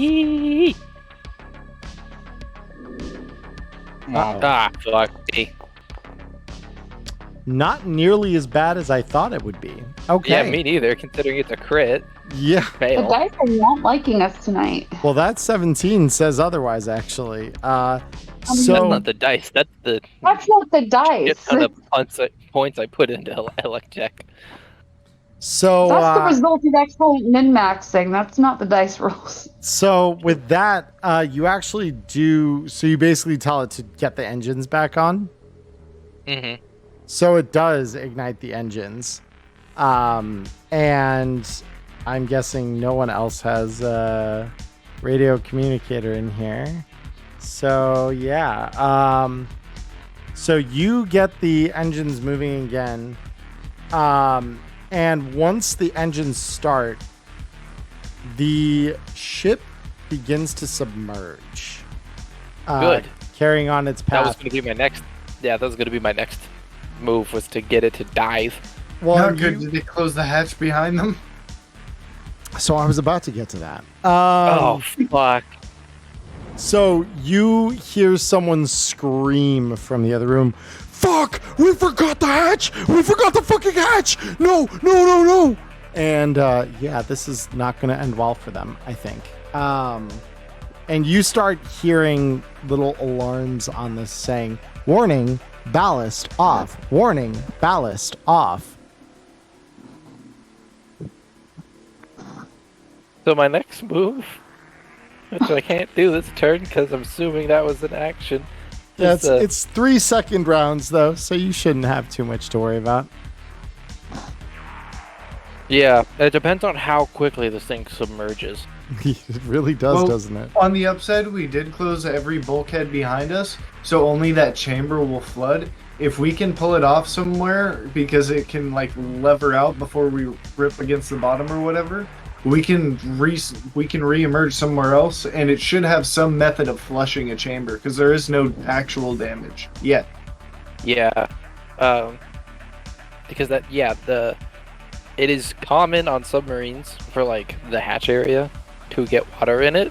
So, of all the places to have water enter it, that's probably the safest. Not that it's a good idea, anyways, but Yeah, right. So Ghost, we're on to you. So I am just going to stay in my little concealed spot, kind of tucked up against the wall, clutching my chest in immense pain, and just ready a shot, like I said, because now I have an action. In case anybody turns that corner or they do notice me for whatever reason, I'm taking the shot. Sick. I'm not going out without a fight.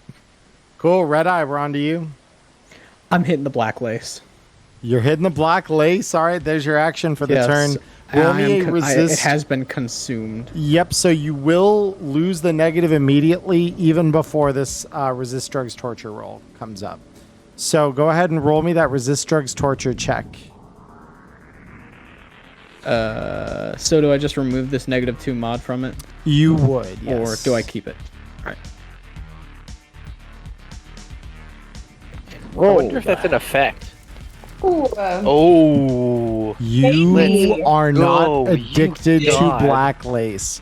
So the one thing that will happen, is as you consume this dose of black lace, you will gain some humanity loss, but this will be refunded to you. 2d6. Yes. And It's a 7. I'll take it. Okay. So you'll go down to 25 temporarily, but because you're not going to be addicted, that will come back. So yeah, you just feel your senses dull, your humanity dull. I'm going to see if I can create an effect for you here that lets me... I just assumed I hit it and I'm like, feel better already. Yeah, exactly. I'm really, really, really glad I bought that for everybody. Oh my So god. am I. I'm not It, gonna it lie to you. especially matters for netrunners because we play with smaller numbers anyways. So having a -2 in net running rules is a fucking death sentence. Yeah, so there's no great fucking way hurt. to go through and disable it. But if you just make sure you erase the -2 mod from your rolls, you'll be fine. Yeah. Yep. There's a consume button on the drug. Yeah, I he clicked that button. he You did? Okay. Yep. So Lockjaw, we're on to you. So, I believe my action last turn was the suppressive fire bit. It was. No. Okay. So, in this case, Oh, well, what's no, going to happen? You changed your allocation. Oh, that's right. I last turn. changed. Okay. Yep. So, I will pop Bertha back into my arm because I didn't rev it up last turn. Yep. And hearing what sounds like rushing water through the door Oh yeah. because of I'm gonna panic because Lockjaw doesn't like swimming. But I'm going to try and shove this box behind me in front of the door Cool. Yeah. Go ahead and roll me As an athletics. Man. as an extra, like, hey, I don't like water. And very much so. Hydrophobic. I see why you had to do coke. Yeah, that did not work. Unfortunately, the right, thing proved then- too heavy. Yeah. Then next turn, as long as no one comes through that door, I'm gonna keep trying to move that box. Sounds good. All right, cool. So we are on to this security operative who is literally going to run to this door ahead of him. So it's going to Wait, be can't they not move since they moved more than 2 meters last turn? this one. Hold on. This is the one that was stuck. These Because I thought you two- said that like most. Yeah, of them we're good. sprinted. We're good. Yeah, these two have to skip their turn, and then we're on to Pixel. So Pixel, it is now your turn. Are you muted? Or no, you're not. I saw your little head light up. Oh, yes, I'm here. Sorry. No, you're good. Yeah, I'm not really sure what Pixel can do. She doesn't have any tech skills. She heard the little warning just like everybody else, and she's just like, well, if I'm gonna drown, I'm gonna drown at the front of the ship. Fair. All right. Cool. So she's just going to hold there. Nothing special. I mean, I don't know what else I can do. Yeah, you're good. It's not like I expect you to do Yeah. anything. Yeah. Yeah, she's just gonna hold here. She's gonna maintain her ready stance in the event another enemy pops up. But yeah, otherwise she's prepared to die as the figurehead of the ship. Cool. Cause why not? So this one is the one that can still move. So this is going to be 1, 2, 3, 4, and then this one's going to step on the blade, which he really should have figured was there because there was blood all over it from Red Eye. He rolls a 9. The blade rolls a 19. 19. Um, These poor dudes. No, They- no, they deserve it. They deserve every single ounce that is chopped off of them. That is 12, ignoring half this dude's armor. So that's not great. So yeah, you're just hearing general screaming from the other side of the door, everyone in the second room here. We go to you, Electo. So Electo, what would you like to do? Okay, so riddle me this. You said that there's a jack in point right here, correct? There is. And you mentioned before that some vehicles have it, so when you jack in with the interplace plugs that I have, you can drive them, right? Would Yes, I that- did in fact. so is that how this would work? It could be. Okay. I don't have any net running. So what the hell happens when I jack in if that's not the way You this just works? neural link to the system and then see what happens. And that can be lethal to me, right? No, No? Oh, okay. Nah. All right, I'll do it then. not unless there's a black ice waiting for you at the top, and then that might fuck with you quite a bit because you're fighting on raw rolls against a black ice, which not Be ideal. careful, Electo. Electo, be careful. Okay, you know what? Maybe I don't want to do that, actually. Because...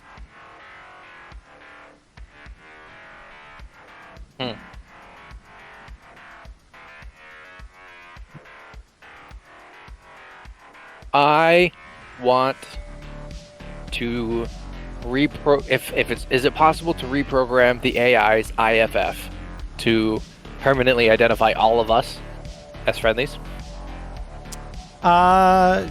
Basic tech with your I know electronic security with your specialty.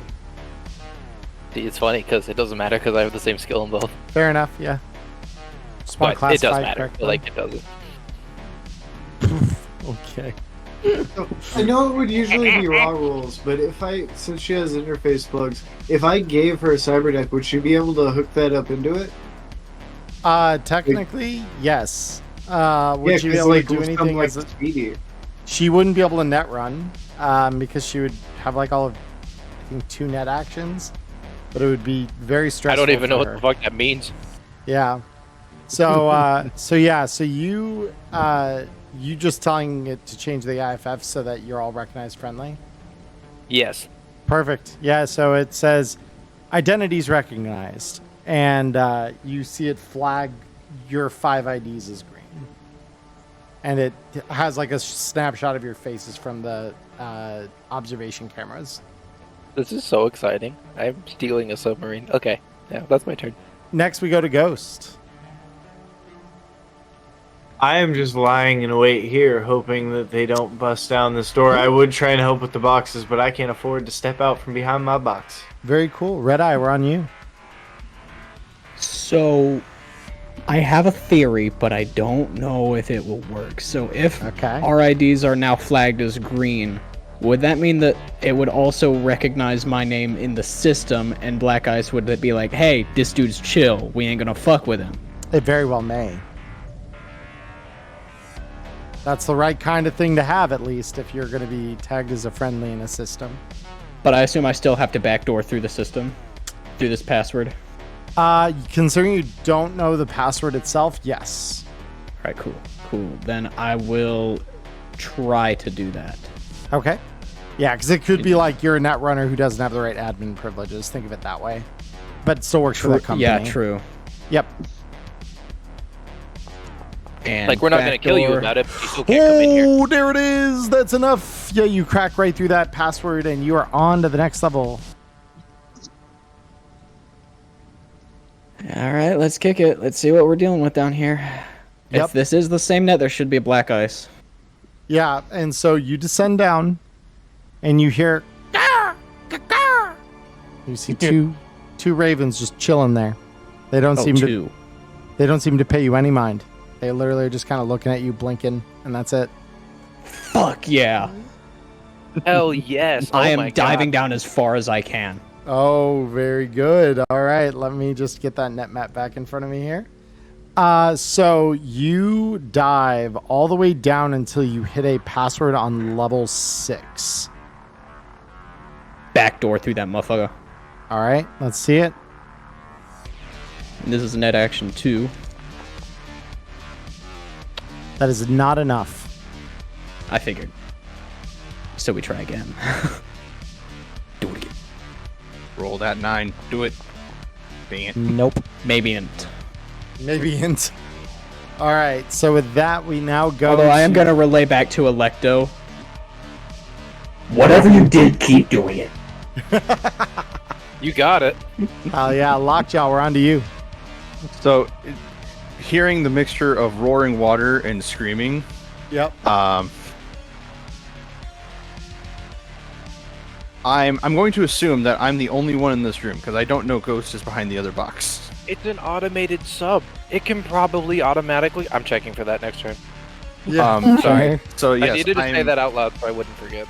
So, again, in panic mode, Lockjaw is going to let go of the box, pop out Bertha, and rev it as his action and face that door going, no.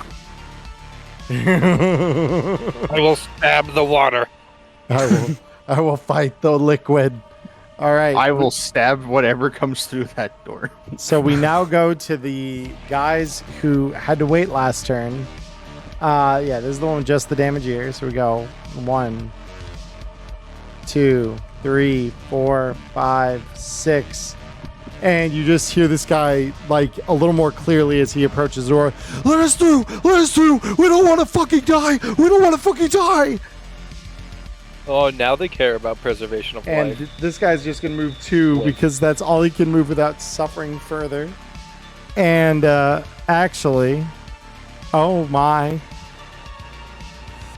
Wait a minute, I have to think. No, yeah, that's not it. Okay, we're good. Wait, no, that is though. Hold up. Buzzsaw time. Me. Hi, Curtis. Curtis, it is time. Fuck, Curtis. Fuck you. Oh, fuck. Oh, no. Curtis, Oh, my my. guy. Oh, no. There's not even going to be enough body left to go to hell. Base. Oh, God. Yeah, that's, no, wait, that's not enough. That's actually just 1 shy. He will have 1 hit point left after all of that. And Don't feel bad for Curtis. He's made his bed. oh, he's broken in every conceivable way, though. So we go to Pixel now. It is your turn. Yeah, she's just still chilling. Chilling. Okay, sick. Security Yeah. operative over here now. He did move more than 2 last turn, so he's got to hang out this turn. And just as the water comes up past his legs, we now go to Electo. It is your turn. I want to tell the AI to seal the hatch. Seal the hatch. Okay. Roll me that electronic security check. And then I know, don't worry, I have a plan to get rid of the bad guys. We Okay. don't need to flood them. But this comes first. I mean, the saws are doing a pretty good job of taking him out for us. Oh, baby. All right. Yeah, so you command the AI. It says, command acknowledged, sealing bulkheads, and you hear a very solid dunk. And Lockjaw, from your door, you can hear a series of motors engaging that seem to be pumping away water. And Now, yep. Sorry, go ahead. Yeah, no, I was going to say next is Ghost's turn. So, Ghost, are you just still chilling there in stealth? Yep, I'm corner camping, waiting to take a shot just in case. Sick. Corner camping. You're that guy. Dude, I've got 7 HP. Don't look at me like that. Red Eye, we're on to you. And I still have yet to get through this password, so I'm gonna backdoor through it. I'm gonna Yeah, try please. anyways. Womp. Not with that, you're not. Not with that. Wah, Overflow error. Now you rolled a 999. Not enough. Roll me big, my I'm- guy. I am getting through this door. Yes, indeed There we you go. are. Yes, indeed you are. So that is enough. And I'm not descending because I want actions. That's fair. Lockjaw, we're on to you. So you hear the flow of water stop, the screaming hasn't, and some pumps have engaged that are pumping water away. So, now, this is a question I was going to ask. The door that is in front of me, does it open towards me or away from me? So it opens away from you. Okay. So, I got Bertha going. Yeah, you do. Threat elimination mode. Oh, baby. The bear. Open that door. The bear's gonna hunt. Here we go. Cocaine bear, let's go. Oh my god. Oh no. Hating bear. Oh no. Guys, bingo! That was so fucking perfect. Okay. Trust Yeah. me, comrades. They do not know what is coming. So you open this, you see a little bit of water kind of come through, but not nearly as bad as it could have been. So, this dude is utterly dead. Curtis is right here. Yes. And so only one dude is actually dead. Yes, only one of the four is actually dead. All right, how screwed up is this dude? Very badly. He's barely holding on to life. He was the other asshole that stepped across the saw. Well, Bertha's revved. Oh, so you just pound through the door, saw in hand, like the saw's on the floor didn't finish you. So the picture, because I am commie Santa Claus. This is the I'm no longer Santa. Oh god. I am now Krampus. You're Krampus. I am no longer Santa. I am just Claus. Krampus. Santa Oh, only love. oh no. Oh my god. Oh, that guy God is dang it, I very. hit the I hit the wrong button again. No, you hit the right. You hit the right one. For melee, it doesn't matter because for melee, it's just there's no ammo. It's just important for the other one because it then deducts ammo. But yeah, And- go ahead and roll me the damage. So let's see. Blood drop next to the not weapon. named shots. So yeah. Holy shit! Jesus.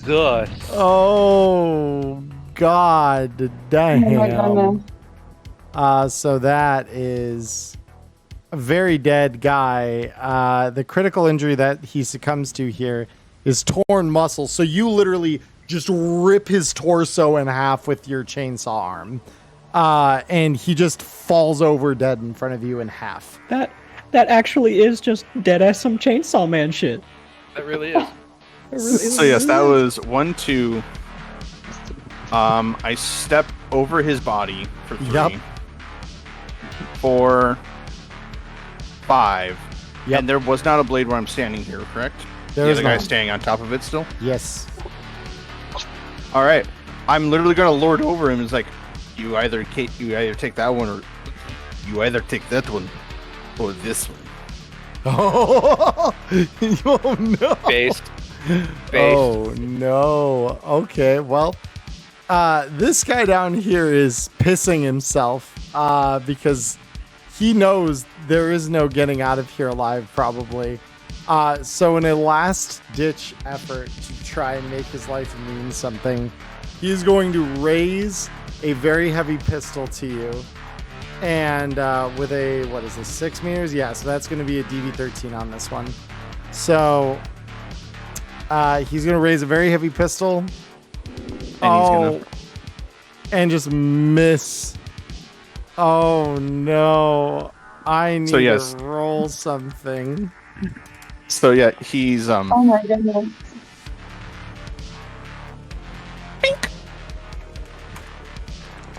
Oh. Oh no. Oh, is this gonna burst a hole in the. That's hull what of I'm the- thinking. Very interesting. Anyway, Why? Why So- are you like this? This is the shit that I did to my players when I had to do secret roles, and I know exactly what this tactic is. So I warned yes, you. Charlie was cruel, and you didn't believe me. Now do you believe me? all right, So- but yeah, He's no, a I'm. cruel, uncaring God. Okay, yeah. What was that, Robert? Oh, it was one of those things that the bullet just Yeah, you hear it. touched me. You You hear touched it. my beard. Yeah, oh, you touched my beard. Oh no, that I guy. want my board. I want my board. Oh no. So yeah, Pixel, we're on to you. Just chilling. She's just, I don't know, she's humming a Just little chilling. tune to herself because, Take a Yeah. quick cat nap. Nobody will notice. yeah. So like, we all live in a yellow submarine. A yellow submarine. A Wouldn't it be yellow a- submarine. Wouldn't it be a red submarine now? it's gonna be once you're done with it. So now, You're done, you can paint it whatever color you want, but right now that's the song that's playing in her head. so now this guy says, "It's time to fucking die, Chumba. I ain't going down like this." He draws his very heavy pistol, levels it at your chest, pulls the trigger.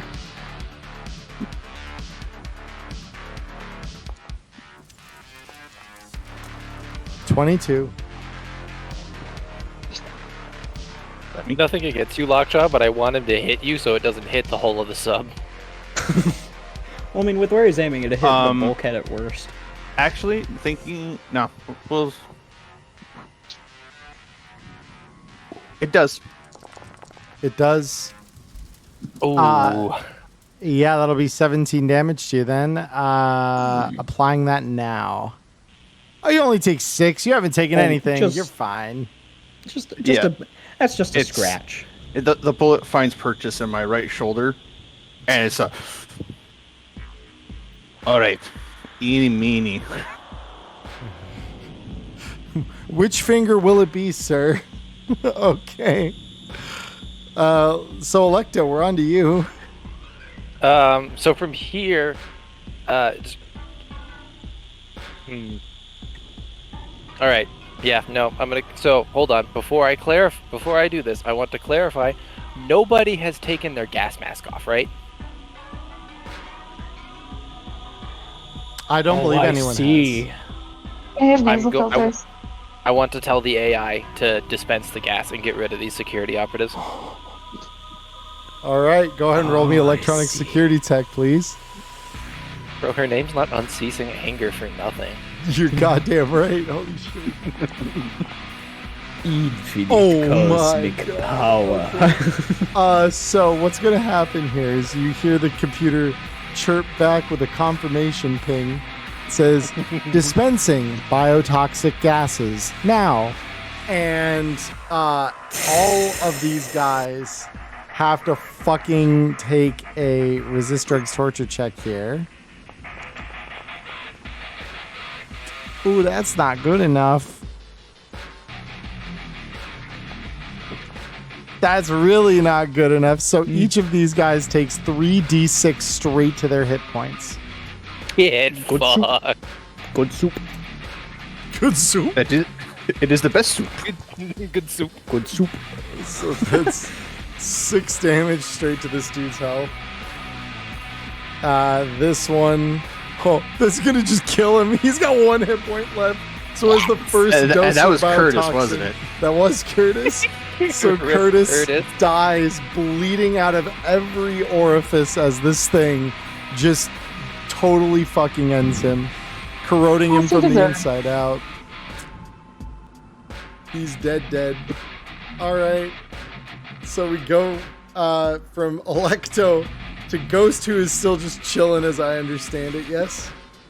Yep, I am the midline because I don't have the movement to make it all the way to the control center in one go, and I'm not getting caught in no man's land. That is not part of my plan today. That is fair. Red Eye, we're on to you. So, I would like to try one Pathfinder before descending. Just to be aware of what could be awaiting.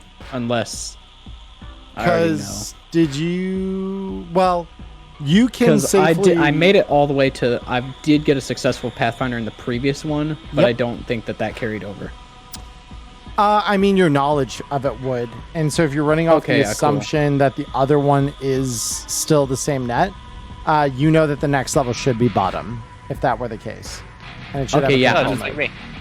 I am diving down, and then I'm going to... Yep, you're registered now as admin. Congratulations. All right, time to... So, and were we given a location to take the sub to? Yeah, if we did get control of it? So Rex would have, yes, he would have given you all a geo ping, essentially, that you would have taken to... It's a abandoned shipping depot in the South Night City docks. All right, then I'm going to go ahead and get started on a virus that will take it on an automated path towards that dock. Roll me the virus check, please.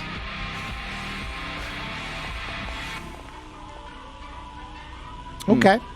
I mean, to make it do something just in an automatic fashion, I will take that. That is enough. Okay, cool. It just takes your remaining net actions this turn to program that, and then Electo, from your controls you hear, command recognized, plotting automated course, setting parameters, and you hear the various engine servos kind of kicking in to redirect the sub to where it needs to go. And I just turn back and raise my hand. I did a thing. And I would just give you a thumbs up as I keep, tech handing the AI controls. So Pixel just goes, "Yay! The tech people did tech things." Woo! So Lockjaw, this last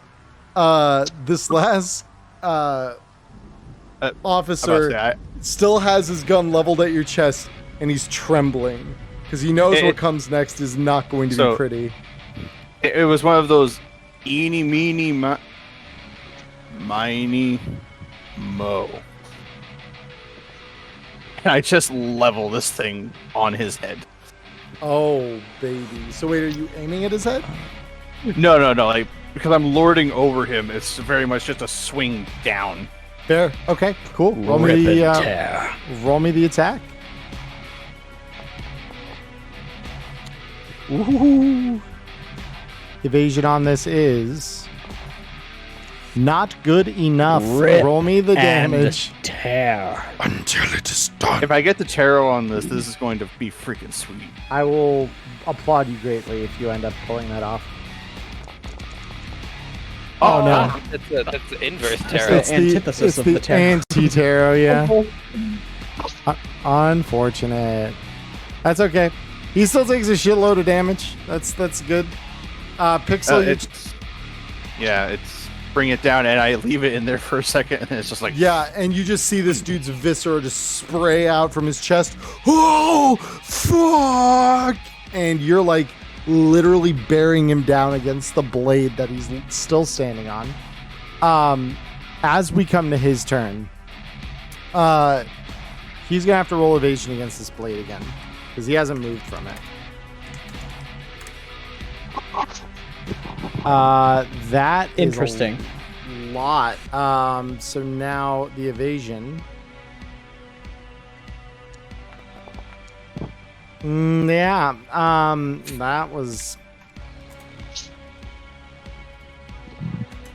That was 14.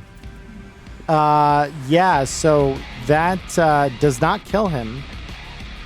Oh no, wait, that does kill him because his armor isn't worth nearly enough to stop it. So he dead. Yeah, so you bear him down, Lockjaw, with your chain rip, and you just basically push him down into this bladed saw that then comes up and splits his body in half. You succeed in murdering this man in tandem with the traps of the ship. So after I see that he's completely dead, I pick up his leg and I clean off my chain rip on his pant leg. Good man. Shink. All right. Yep, that's good. Very cool.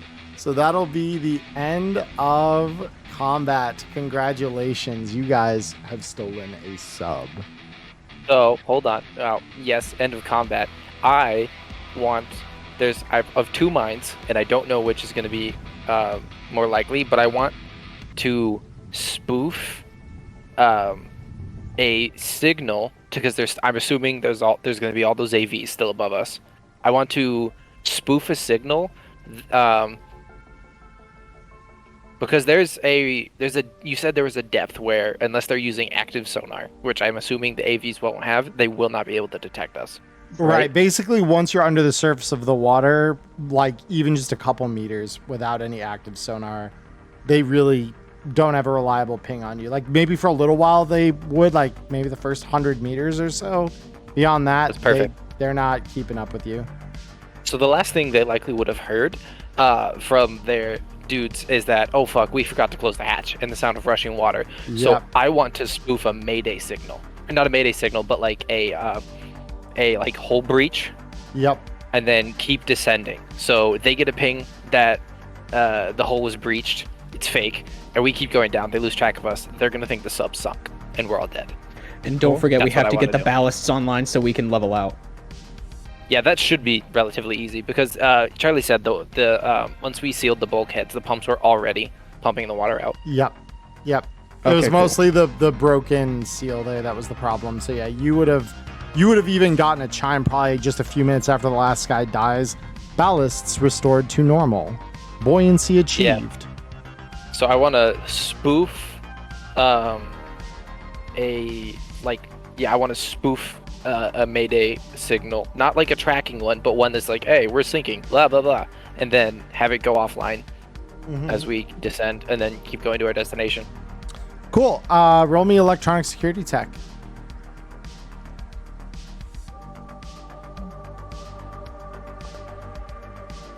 Still fucking 21. We take those. Literally, the only way it wouldn't have gone in our favor is if she rolled a 1 on any of these checks. Yeah, no, That's true with my shot too. I pretty much only did checks that I could only fail if I crit failed. very cool. So yeah, so you send this mayday call out, and the ship doesn't have an active like sonar or anything, mostly because it's also really noisy for other things to find you. But you get, the normal protocol out for a hull breach or whatever, overriding whatever system interlocks are there to prevent this from being a false signal. And yeah, you dive just a little deeper to make sure it sits, and then there is one teeny tiny thing I must resolve. Atom Smasher is in one of the crates. Interesting. I don't know if that's a good crit or a I bad keep crit. hearing you say interesting, and it's getting even more concerning every time it happens. We're fine. Okay. Good. So as you I'll dive, take your word for it. you hear creaking on the hull, but it does not breach. Congratulations. So you were calculating hits to the hull. I was. Of course he was. Why wouldn't he? Of course he was. Of course I was. Never let him know your next I move. thought Just that's what was going on every time you did that, but I didn't want to assume, because you've kind of hit us with some left field bullshit before. Never let Well, them know your next move. Just keep them fearful in their ignorance. So as soon as that ping gets off and we slip below to the depths where I'm confident that they haven't tracked us, Yep. only then would I start to relax, and any sign of emotion would show back up on her face. Yeah. So you just kind of lean back on the floor essentially because there's no chair, and Yeah, I would lean back and just go, "We stole a motherfucking submarine." Yeah. And at that moment, at once the everything pertaining to the virus is all wrapped up with a nice, neat little bow, Red-Eye just jacks out and just mad schlump against this desk. Yeah. And he's you just kind of he holsters his pistol and is just glad that it's done. and you just feel your muscles relax into the black lace high, and just take the time to just kind of enjoy he is what's clocking there. out. He's falling Yep. asleep as Yep. soon as he can. Hey, you're nodding off probably. I do want to just say before we get there that by the time we've made it to the destination, I want to have commanded the AI to completely wipe all of the logs from 30 minutes before we boarded, so that way there's absolutely zero trace we were on here. Beautiful. Just go ahead and roll me electronic security tech. Yep. And I am so glad I put so many fucking points into that. So am I. Oh my during God. transit, We clap at that. See, I figured you would do something like that with how careful you've been playing, so that's why I didn't even bother trying a cloak. Yeah, so before you tell me what you're going to tell me, Robert, so yeah, you successfully get a message reading across the screen. Records destroyed.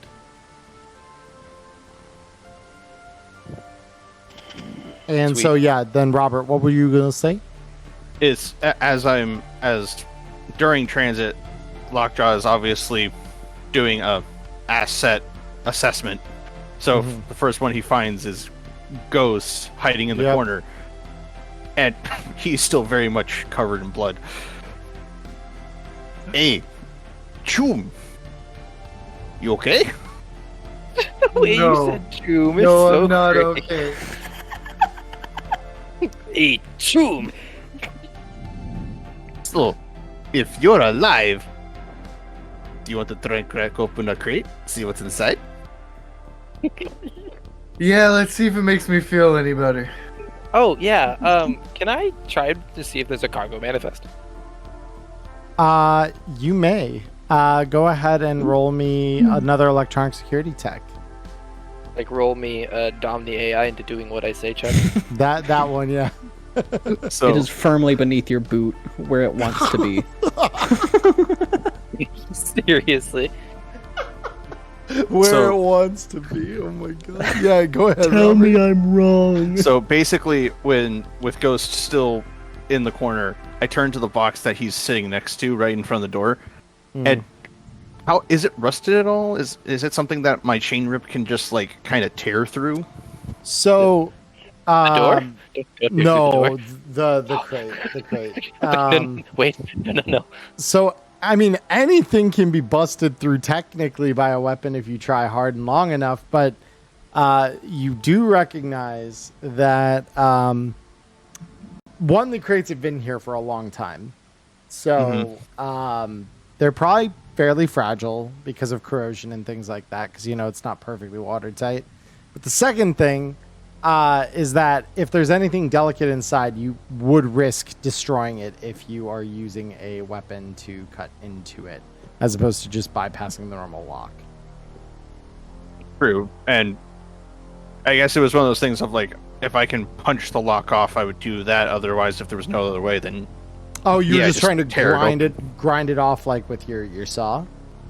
yeah, or like punch it through if it's that fragile, 'cause with my cyber arm. Sure. Would I be able to like? There's camera feeds. You said.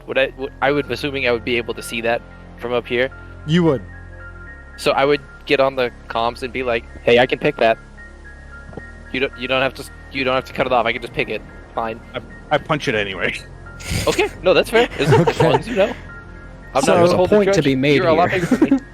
Go ahead and roll me a brawling, just brawling damage. So for you, I believe that would give you, I think that's Because I do have a cyber arm, 3d6. I believe it's 3d6 at body Yeah. 8.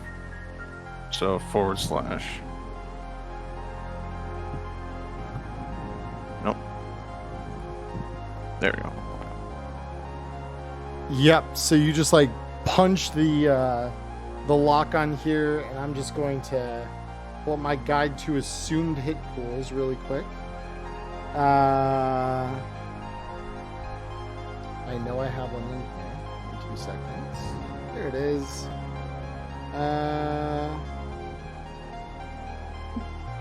Yeah. So even though this has been here a while, it's still not enough to knock through it completely. So you do leave a rather sizable dent in the locking mechanism of the crate. But that is all you do there. Would another punch just be enough to knock it loose? You could try. Maybe. Possibly. Let this be a lesson. Persistence pays. Yeah, and also I would have. What did I get from pulling the cargo manifest? Oh, yeah. So in the cargo manifest, you got quite the list here. All right, hold on. Let me get to my notes so I can write all this shit down. Yeah, so when I say this, you get a lot of generalities here because there's no way even Electo is going to be able to keep track of all of it. Okay, no, that's fair. There are some notables that you can make note of if you want to. Yes. so the things that would cross her eyes are there is a shipment here of Kendachi Mono 3s in one of the crates. There is a series of smart bikes in one of the crates. There are a whole host of different excellent quality weapons that would have probably been considered like top of the line for the 2020s, and as a result probably still considered top of the line today.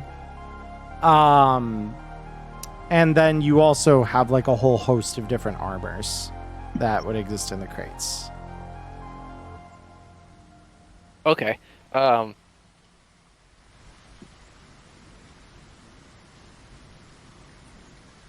As cool as it would be to get those things, I would share this information with the crew. I'm not going to keep it for myself. But I would say, as cool as it is to get those, I don't know if it's worth getting in Rex's bad graces if we just take the stuff that's on the sub.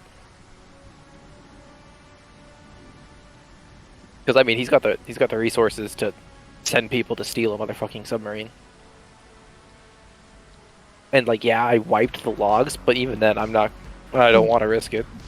Dude, he said that we're gonna be splitting the loot. Like once he has it all inventoried, he's gonna divvy it up like usual. Like he's already said he's not gonna leave us out in the cold with it. So we need to put everything in front of him so he can make that decision. That's a good point. Overall, I think it's worth trusting the process on this one. Yeah. So yeah, go ahead. punch it. Punching the lock again. Even that's still not enough, although this does jimmy it very close to loose. Try it again, comrade. So it's he brushes off his knuckles, just kind of like, why you no work? And then yes, another swing of punching this lock to see if it freaking works. Yeah. I'm just getting substantially worse. Yeah, well, no, that's fine. You're just getting more gentle because you recognize it's going to take less and less force. So this final one, optimistic way to put that. You finally feel something snap as your fist makes contact with the electronic lock on the box, and it hisses open. And inside, you see a whole series here. Oh my goodness, Madcap Tech, thank you for the sub. I appreciate it. Crew all receives a message on their agent. Sorry, I've been MIA. Had to venture outside the city to visit some good friends. Hopefully, see you all in the next job. Aw, thank you. So, Colby, you have no idea what you meant. Yeah, you'll have to watch the VOD on this one, Madcap. You really need to see this. God.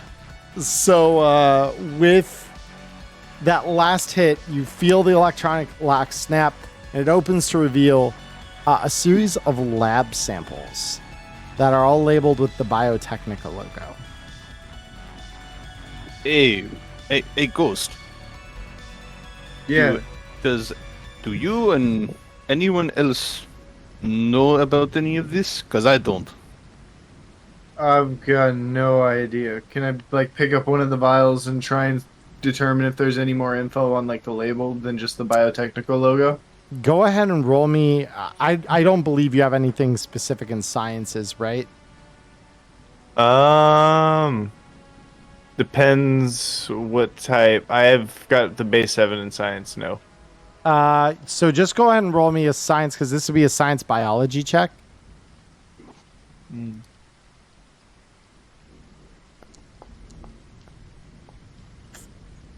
Yeah, so you're not able to quickly identify what's in the vial. You're just given the idea that it's a Biotechnica something or other, and that's about it. Would I be able to do a library search on the manifest to try and see if I can find info on those samples? Sure, yeah, you just wouldn't get the +2 from your agent. Yeah, that's fine. Do I get a +2 from whipping this AI? I'm just kidding. Library search, and then I'll just take the 2 off. So I just have an 8. Yeah, so we'll see how this goes. Oh, okay. Not bad. That's pretty good. So you library search and you find a couple of entries with Biotechnica. A lot of it is like preserved foodstuffs from different agri farms. This one, however, is labeled as Carbon Virus Mark II. Samples. Don't fucking touch that. Put that down, and do not fucking touch it. I was already gonna say, It's as a soon as I virus. couldn't identify it, I was gonna put it back down in the thing kind of softly because it's a vial of stuff I don't know it is. It is a virus. Do not touch it. I don't know what the virus does. I do not want to find out. With Lockjaw being older, Yeah. could I roll some kind of check to explain exactly how dangerous this stuff is? Let's roll deduction. Let's see if you have the applied knowledge to know. And sorry, what was it called again? I was too engrossed in immediately saying not to touch it to remember its name. Carbon Plague Mark II test samples. Carbon Mark II, plague. Jesus Christ. Yeah, so this is just me theorizing how it works. Honestly, I feel like carbon plague just kills any carbon-based life form. Yeah, and Like, I'm Lockjaw, thinking you- Terminator levels of threat. So here's on a 9, Lockjaw, this is what you know. You know that there were a few instances of the carbon plague doing some very nasty stuff at the turn of the millennia. But aside from that, you only know it by name. You don't know how it functions. You don't know anything more than that. But it was enough to wipe out all of Hong Kong. Yeah, Wait, bad. It's like bad. the other thing, the only other thing that I think Lockjaw would know from talking with his nana and everyone else is this whatever this carbon virus is, it took away all of our crops in Russia back in the early 2000s, but that was before my time. I'm just recalling what Nana says, and Nana is a little cuckoo in her old age. And you said the virus wiped out all of Hong Kong? All of Hong Kong. Yep. And it all of- devastated okay. several other cities throughout the world. So I'm just thinking contingency plan here. If Rex isn't willing to get rid of this, I will take the sub out to sea and throw the reactor. I will program the sub to go out to sea and throw the reactor supercritical to destroy it. I will tell it to do that. And then you're Madcap just going to Tech release it throwing into out the there. water. Madcap Tech throwing out there. Biotechnica just doing what Biotechnica does best. Bro. Yep. Fair. Trying to ruin everything. Time to But, ruin everything. But if you imagine how much worse it would be if you spread that into an open water supply. It's a nuclear meltdown. It's going to eviscerate everything. If it's a nuclear explosion, it would eviscerate. At least that's my assumption would be that it would eviscerate the samples. Yeah, if I it's don't a know if there's any nuclear other safer explosion, way. it's immediately just vaporized. This is a nuclear sub. That was the very first thing I took note of when Charlie was like, "It's a nuclear sub." So I was like, Yeah, It its says nuclear. engine is nuclear. What I power. hear is improvised weapon. Very good. that was my plan. If there Johnny was a Silverhand, TPK. don't mind if I do. Yeah, if there's a TPK, I was just gonna. If I was the last one, I was just gonna make the sub go super critical and take out the entire flotilla with me. What a way to see. TPK though. Holy crap. Unceasing anger. So yes, Lockjaw will close the doors gently, Yep. and he'll pick up Ghost and walk towards where everyone else is in the bridge. Yeah. Very So do I have the means to, while we're underwater, en route? Do I have the means to contact Rex? So the sub does have a relay system that you could, pass. Oh yeah, an it would have agent to signal because it through. uses the sat Yeah. net and stuff. Yeah.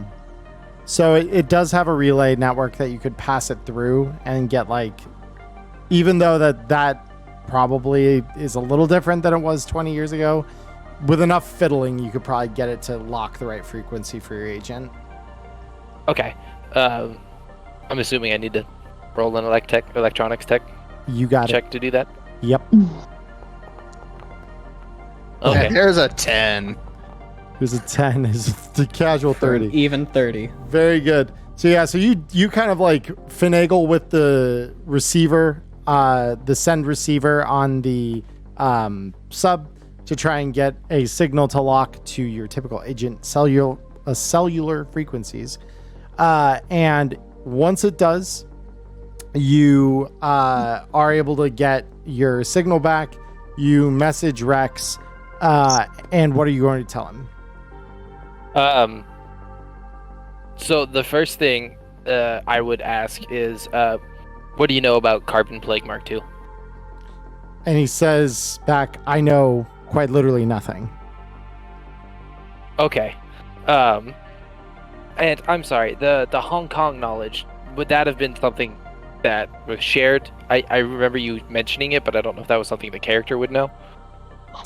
It's something that Lockjaw probably would have remembered from the little bit of knowledge that he did have. Right. Yeah, so Lockjaw would have Okay. shared that with the group. Okay, that makes sense.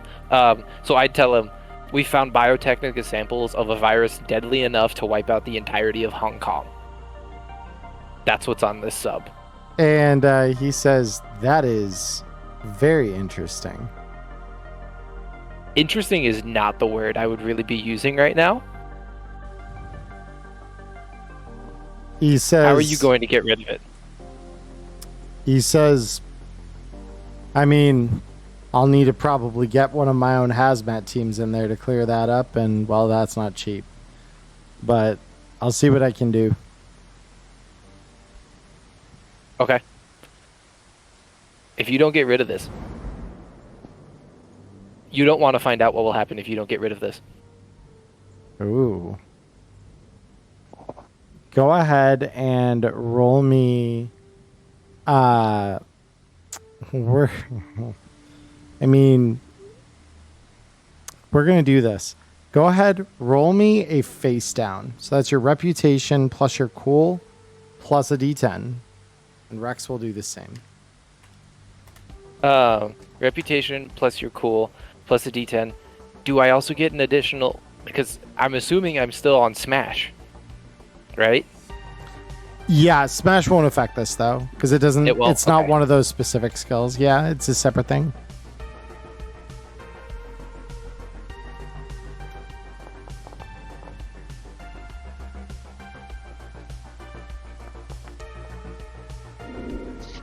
Ooh, Holy shit.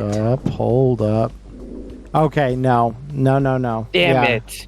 So he says, look, I don't know what you're implying, but whatever it is, I promise you, you don't want to make an enemy of me.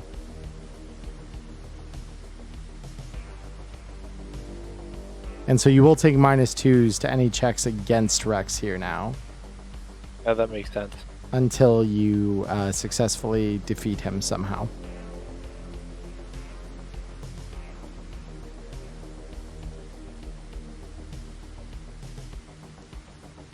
I don't want this getting out. This virus. He says, neither do I. We have a vested interest in not poisoning our buyers. Believe me. How badly do you want the sub itself? I want it very That's badly. not a threat. Yeah, Okay. it says I want it very badly.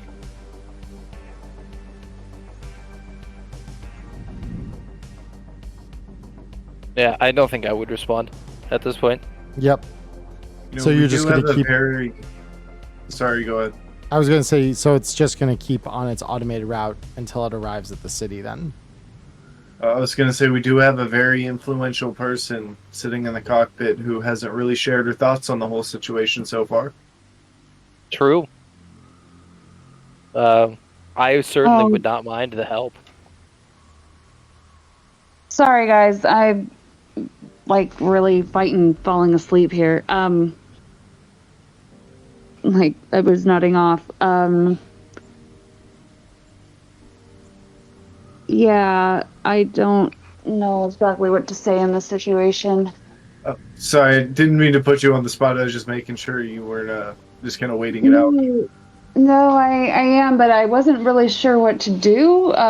Not sure how Pixel can help with this particular thing. I guess she can just be like,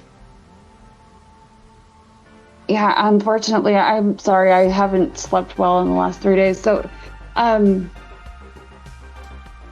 you guys were starting to create an enemy out of our good friend Rex. No. Well, we I found a was saying that super virus on the sub. Yeah, we need to get rid of this I heard super that. virus. Yeah, it's the super virus.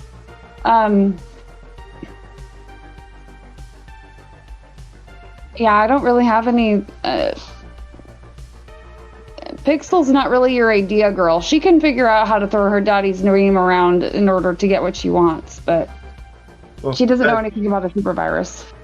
So That's what I was thinking. Kind of just step into the conversation, throw your weight at him, and be like, "Look, we just almost died for this thing. If we do bring it up, everybody up top could die along with us. We need some sort of assurance this is actually going to be handled." Like that I guess sort she of. could. Yeah, sorry, I'm trying here.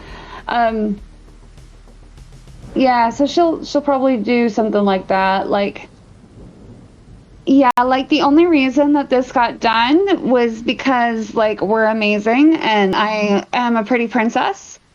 And like this would be really, really bad for everyone if it got out. So we will need a little bit more of an assurance. Just like, plagues are bad or in junk. And Do I need a conversation check or something? go ahead, roll me persuasion. Okay. Let me see if I can find it. There it is. Oh, there we go. So he says, okay, look, I'll have some kind of hazmat team there, equip them with what I can, short notice, but you're only maybe an hour from the city at this point, if my estimates are right. So there's only so much I can do in an hour. I wasn't expecting a biohazard situation, you understand, when I sent you to hack a military submarine full of military goods. And so would I be able to deduce, just from how difficult it was for me to find out that this was here, that, yeah, it's likely that whatever records survived after the fourth corporate war, would not have had this on its manifest? I'm just trying to do what I can to rule out that this isn't why he sent us here to get this. Yeah, I mean, the odds that he knew everything that was on this, because he had a version of a manifest that he reviewed with you guys at the meeting. This was not one of the items, because he showed you guys the manifest, and you don't remember seeing anything about biological samples. Okay. Yeah, So, this would not I'm have not been... the face anymore, but He specifically was, pointing out, Borgware, therapeutics. That would have probably been the only thing that would have been on there was therapeutics that would even drift close to this. But even I don't even think Biotechnica would classify this as a therapeutic. They're on the nose about it. They'll classify it as a plague. They don't give a shit. Yeah. Yep. All right, I'm satisfied. Yeah. I just really wanted to make sure this doesn't get out. Yeah. Jesus. Yeah, that would be kind of bad, right? Yeah. So with that, you guys, unless anyone else has anything to do in the sub here in the next hour or so. No, Red Eye's just over here, just at first glance, looking like he died. Yeah, I'm passed out in a bliss state. Yep, it's Lockjaw is sitting there, and he looks at his one good glove. He's like, "I knew I forgot something. I forgot my flask." My man. And so, Ghost is pretty fucked up, right? Ghost and Red Eye. Yeah. Bordering on death. So Red Eye is nodding off, so I'm not terribly worried about him. But I'd go over to Ghost and start trying to not rolling first aid because we don't need to, but I'd be trying to dress his wounds as best I can. Yeah. And I'm only nodding off because I have drugs. I'm napping in the corner. I was in immense pain. Drugs. I'm so happy it's over. I'm just sleeping. Hell yeah. So you all. Yeah, so I would probably just be like cleaning up your blood, trying not to wake you up. So, Yep. Lockjaw, being the odd man out, would actually like to do a human perception check on Electo. Oh. Basically to try and ascertain if she is like covering up any kind of emotions, because Lockjaw is a very jolly guy. I don't even think you'd need to roll a human perception check. I think she's extraordinarily obvious that she's trying to cover up a lot of emotions. I don't think that would be difficult to discover at all. It'd be more of like the accuracy of the human perception of figuring out what the issue is. Is that cool with you, Charlie? Or I mean, you could try. It'd probably be a really high check because she is not. I mean, you've just met her, right? So it's like hard to kind of get a read on specifics when you've just met someone like that. Yeah, no, it's definitely more of just Lockjaw trying to pass the time on the job for this last hour trip. Yeah, so no. Go ahead and roll it. Yeah. So you get the sense she's got like this air of melancholy around her, but not much else. Like she just seems like she's thrown everything into this, like with a passion that only someone experiencing like a form of grief or like revenge could. But that's about as deep as you get. So yeah, it'd be very much as she's cleaning up Ghost, like a gentle tap on her shoulder with my cyber arm, going, "I don't know what pain you are going through, but I am sorry." As Lockjaw proceeds to fall asleep with a very loud snore, just yeah, you would see her like. I mean, I don't know if your perception would be high enough to get this, but she wants to say thank you, but is incapable of doing it. Lockjaw is very much old man nap at this point. He falls asleep watching. Fair enough. So, One last thing I want to do before we arrive. Yeah. I want to send a copy specifically of the the Carbon Plague manifest to my agent to keep for myself. Gotcha. Yeah, no, that'll be free. You can do that. Just so I have proof that they did this. That it existed. Yep. Yeah. Interesting. Okay. Very cool. So you guys arrive. The rest of the trip is pretty unceremonious. You arrive at the South Night City docks without any further fanfare, really. As you arrive, the sub emerges from the water just off of one of the dry docks at this old shipping facility that's been closed for some time. You get the sense from some of the markings on the dock that maybe it hasn't been abandoned necessarily for as long as they would have maybe had you believe. And so the sub is able to just kind of like pull up, and then the AI puts it into some kind of holding mode while it runs like an auto anchoring protocol to get it in place.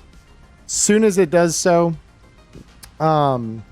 the AI reads off destination reached, deploying cargo elevator, and you see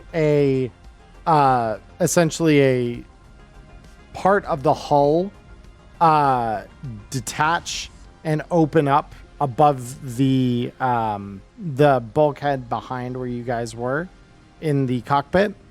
And basically it opens up so that boxes can start being lifted to the surface.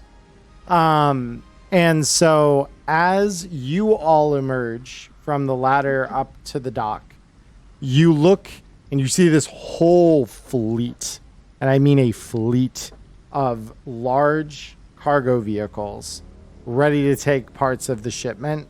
You also when you said see... there was the whole fleet, I got so fucking scared. So did I. Oh my god. Good. That's the right reaction to have. Pixel's uncle came knocking. So you just see this, whole fleet of trucks. You also see several advanced groups that were staged with like hazmat suits on, and you see them running like med scanners over you as you kind of walk up the pier. And upon reading out that like you guys are fine, they continue to the cargo, and they, you know, kind of are going through and doing like a preliminary sweep together as a team. As they go by, I would tell them that the case was opened, but the vials, the samples themselves, seem intact. But like just as extra warning, like the case was opened. And they nod and they say thank you for the notice, and they just continue kind of running past you into the ship. And so once you know they've kind of run past you, you do see Rex step forward out of the crowd here. Behind him, a limousine and several of his very large borged out bodyguards. And as you approach him and he approaches you, you meet partway down the pier, and he says, well, this certainly looks like exactly what I ordered.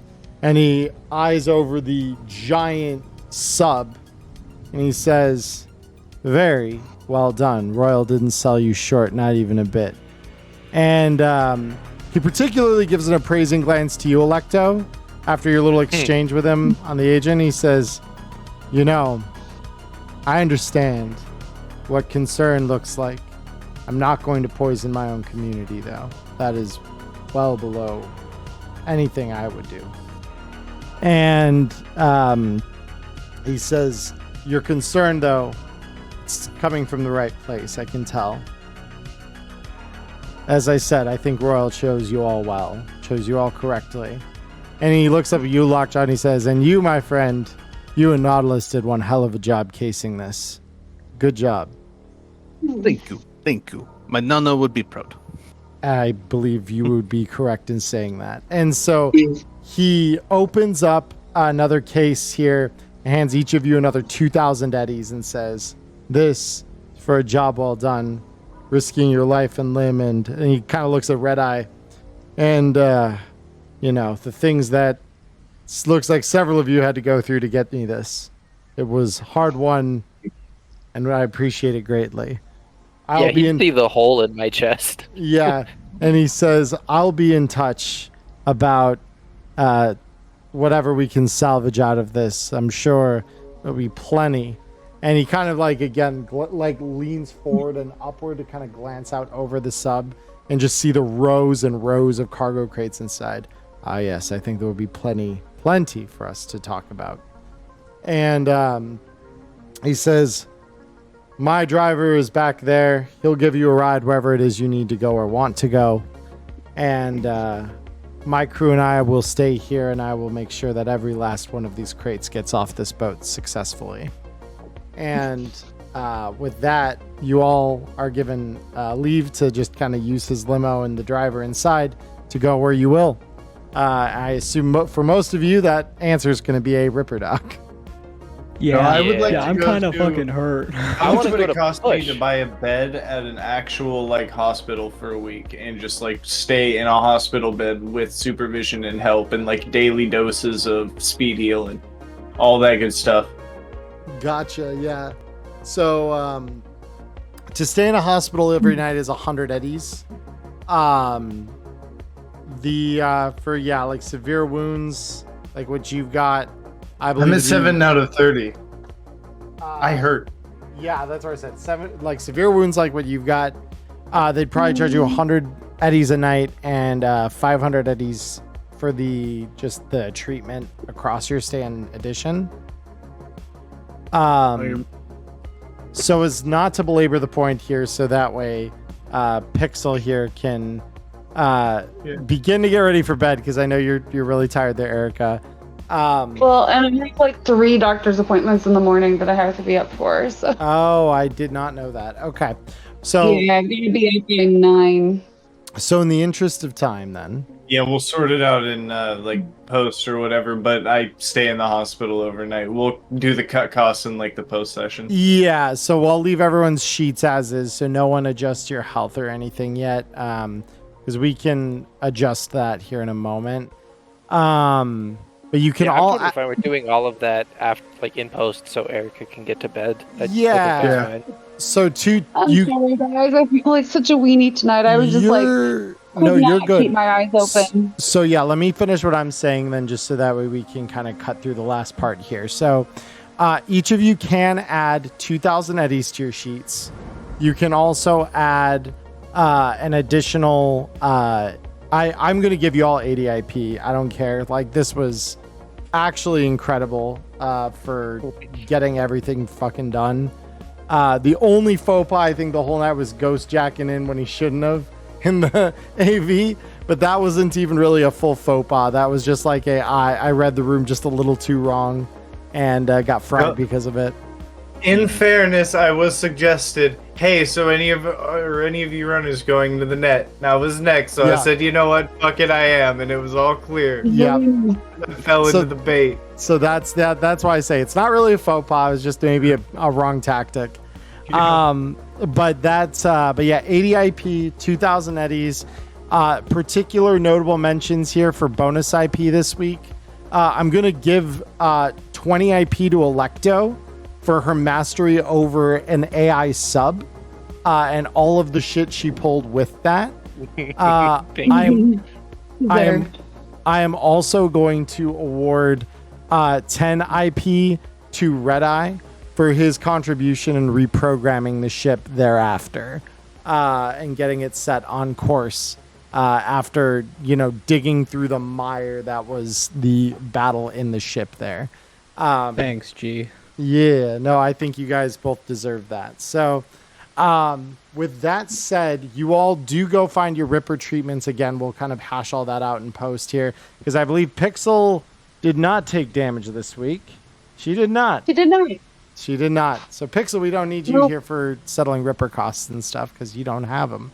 But to close, I guess, the material part of the session here, as you all finally do make it home or to a hospital bed at the end of the night here, start relaxing down to sleep, what do each of you think about? Pixel will go with you first, just so that way you're good on that front.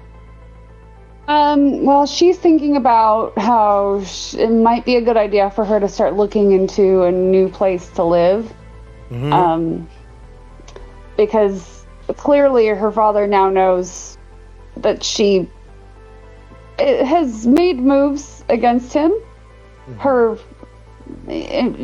They were absolutely informed about it. With any luck, they think she's dead, but she doesn't trust that luck, so she's gonna move from this location where she's been for a while, just in case somebody comes looking, and just kind of try and ghost herself. Fair.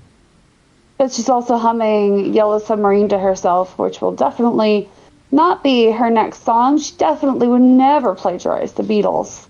Yeah. They are canonical in this universe, after all. But, they do sound different on an electric harp. They probably do. Next up, Ghost, as you find your way to Crisis Medical Center here and tuck in for the night, what is your thoughts? I'm just kind of staring at the ceiling. I can't believe I actually made it out of that.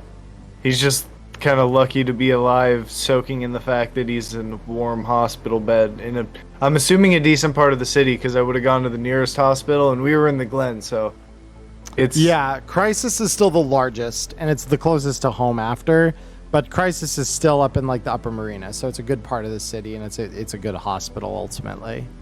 So Okay, so yeah, still good hospital. Yeah. So I'm just kind of smiling to myself that I survived it, staring at the ceiling, trying to get some sleep, but I hurt. Fair, yeah. Red Eye, you're the other net runner. What are you thinking as you go to bed? He probably didn't feel the need to stop by a hospital, so he probably just stopped by Pushes and got a little bit fixed up. And maybe a lecturing about not doing that again. That he ultimately just waves off as he walks out the door again. Fair. Yeah. Just waves it off, just... You know I will. Yeah. And Push just kind of like shakes his head and says, and that's the problem, kid. I know exactly that you will. And he just like lets you go with that last little admonishment. Electo, what are you thinking as you finally get back to your cube hotel and pass out? She probably wouldn't be thinking anything. She would probably be just getting absolutely racked with nightmares and flashbacks as she's having trouble differentiating between what she's remembering from the raw BD that she's watched too many times and what actually happened to her because they were so similar. Okay. Yep. And finally, we have our guest Lockjaw. I don't know which part of the city Lockjaw calls home, or even if he calls the city itself home. But as you find lodging for the night or return to a lodging if you have one as home in the city, and I would love to hear that, what is Lockjaw thinking as he tucks himself in for the night? So he does actually stay behind after everyone drives away to help supervise things until Rex shoos him away, because I'm not on Rex's payroll. Yeah, fair enough. But he actually kind of took a shine to Ghost, so he will venture eventually to Crisis to try and find the guy who looks closest to like him, because he doesn't know his actual name. Yep. Fair enough. If Ghost is asleep, he leaves him probably his second to last bottle of what would be classically known as Smirnoff on his bedside table. Fair enough. With a note in Russian as he leaves to go live in Watson. Perfect. All right. So with that, I would like to give everyone the closure here. You all did a great job this week, as usual. So for those of you on YouTube, this is where we end episode 4, Crimson Tide. And for those of you who are here on Twitch with us, we are not ending the show quite yet. We do our post-show. Erica will probably be heading off, as will maybe a few others. But whomever is left, including myself, we will stick around. We'll be here to discuss the adventure and answer questions. So stick around. We will be right back.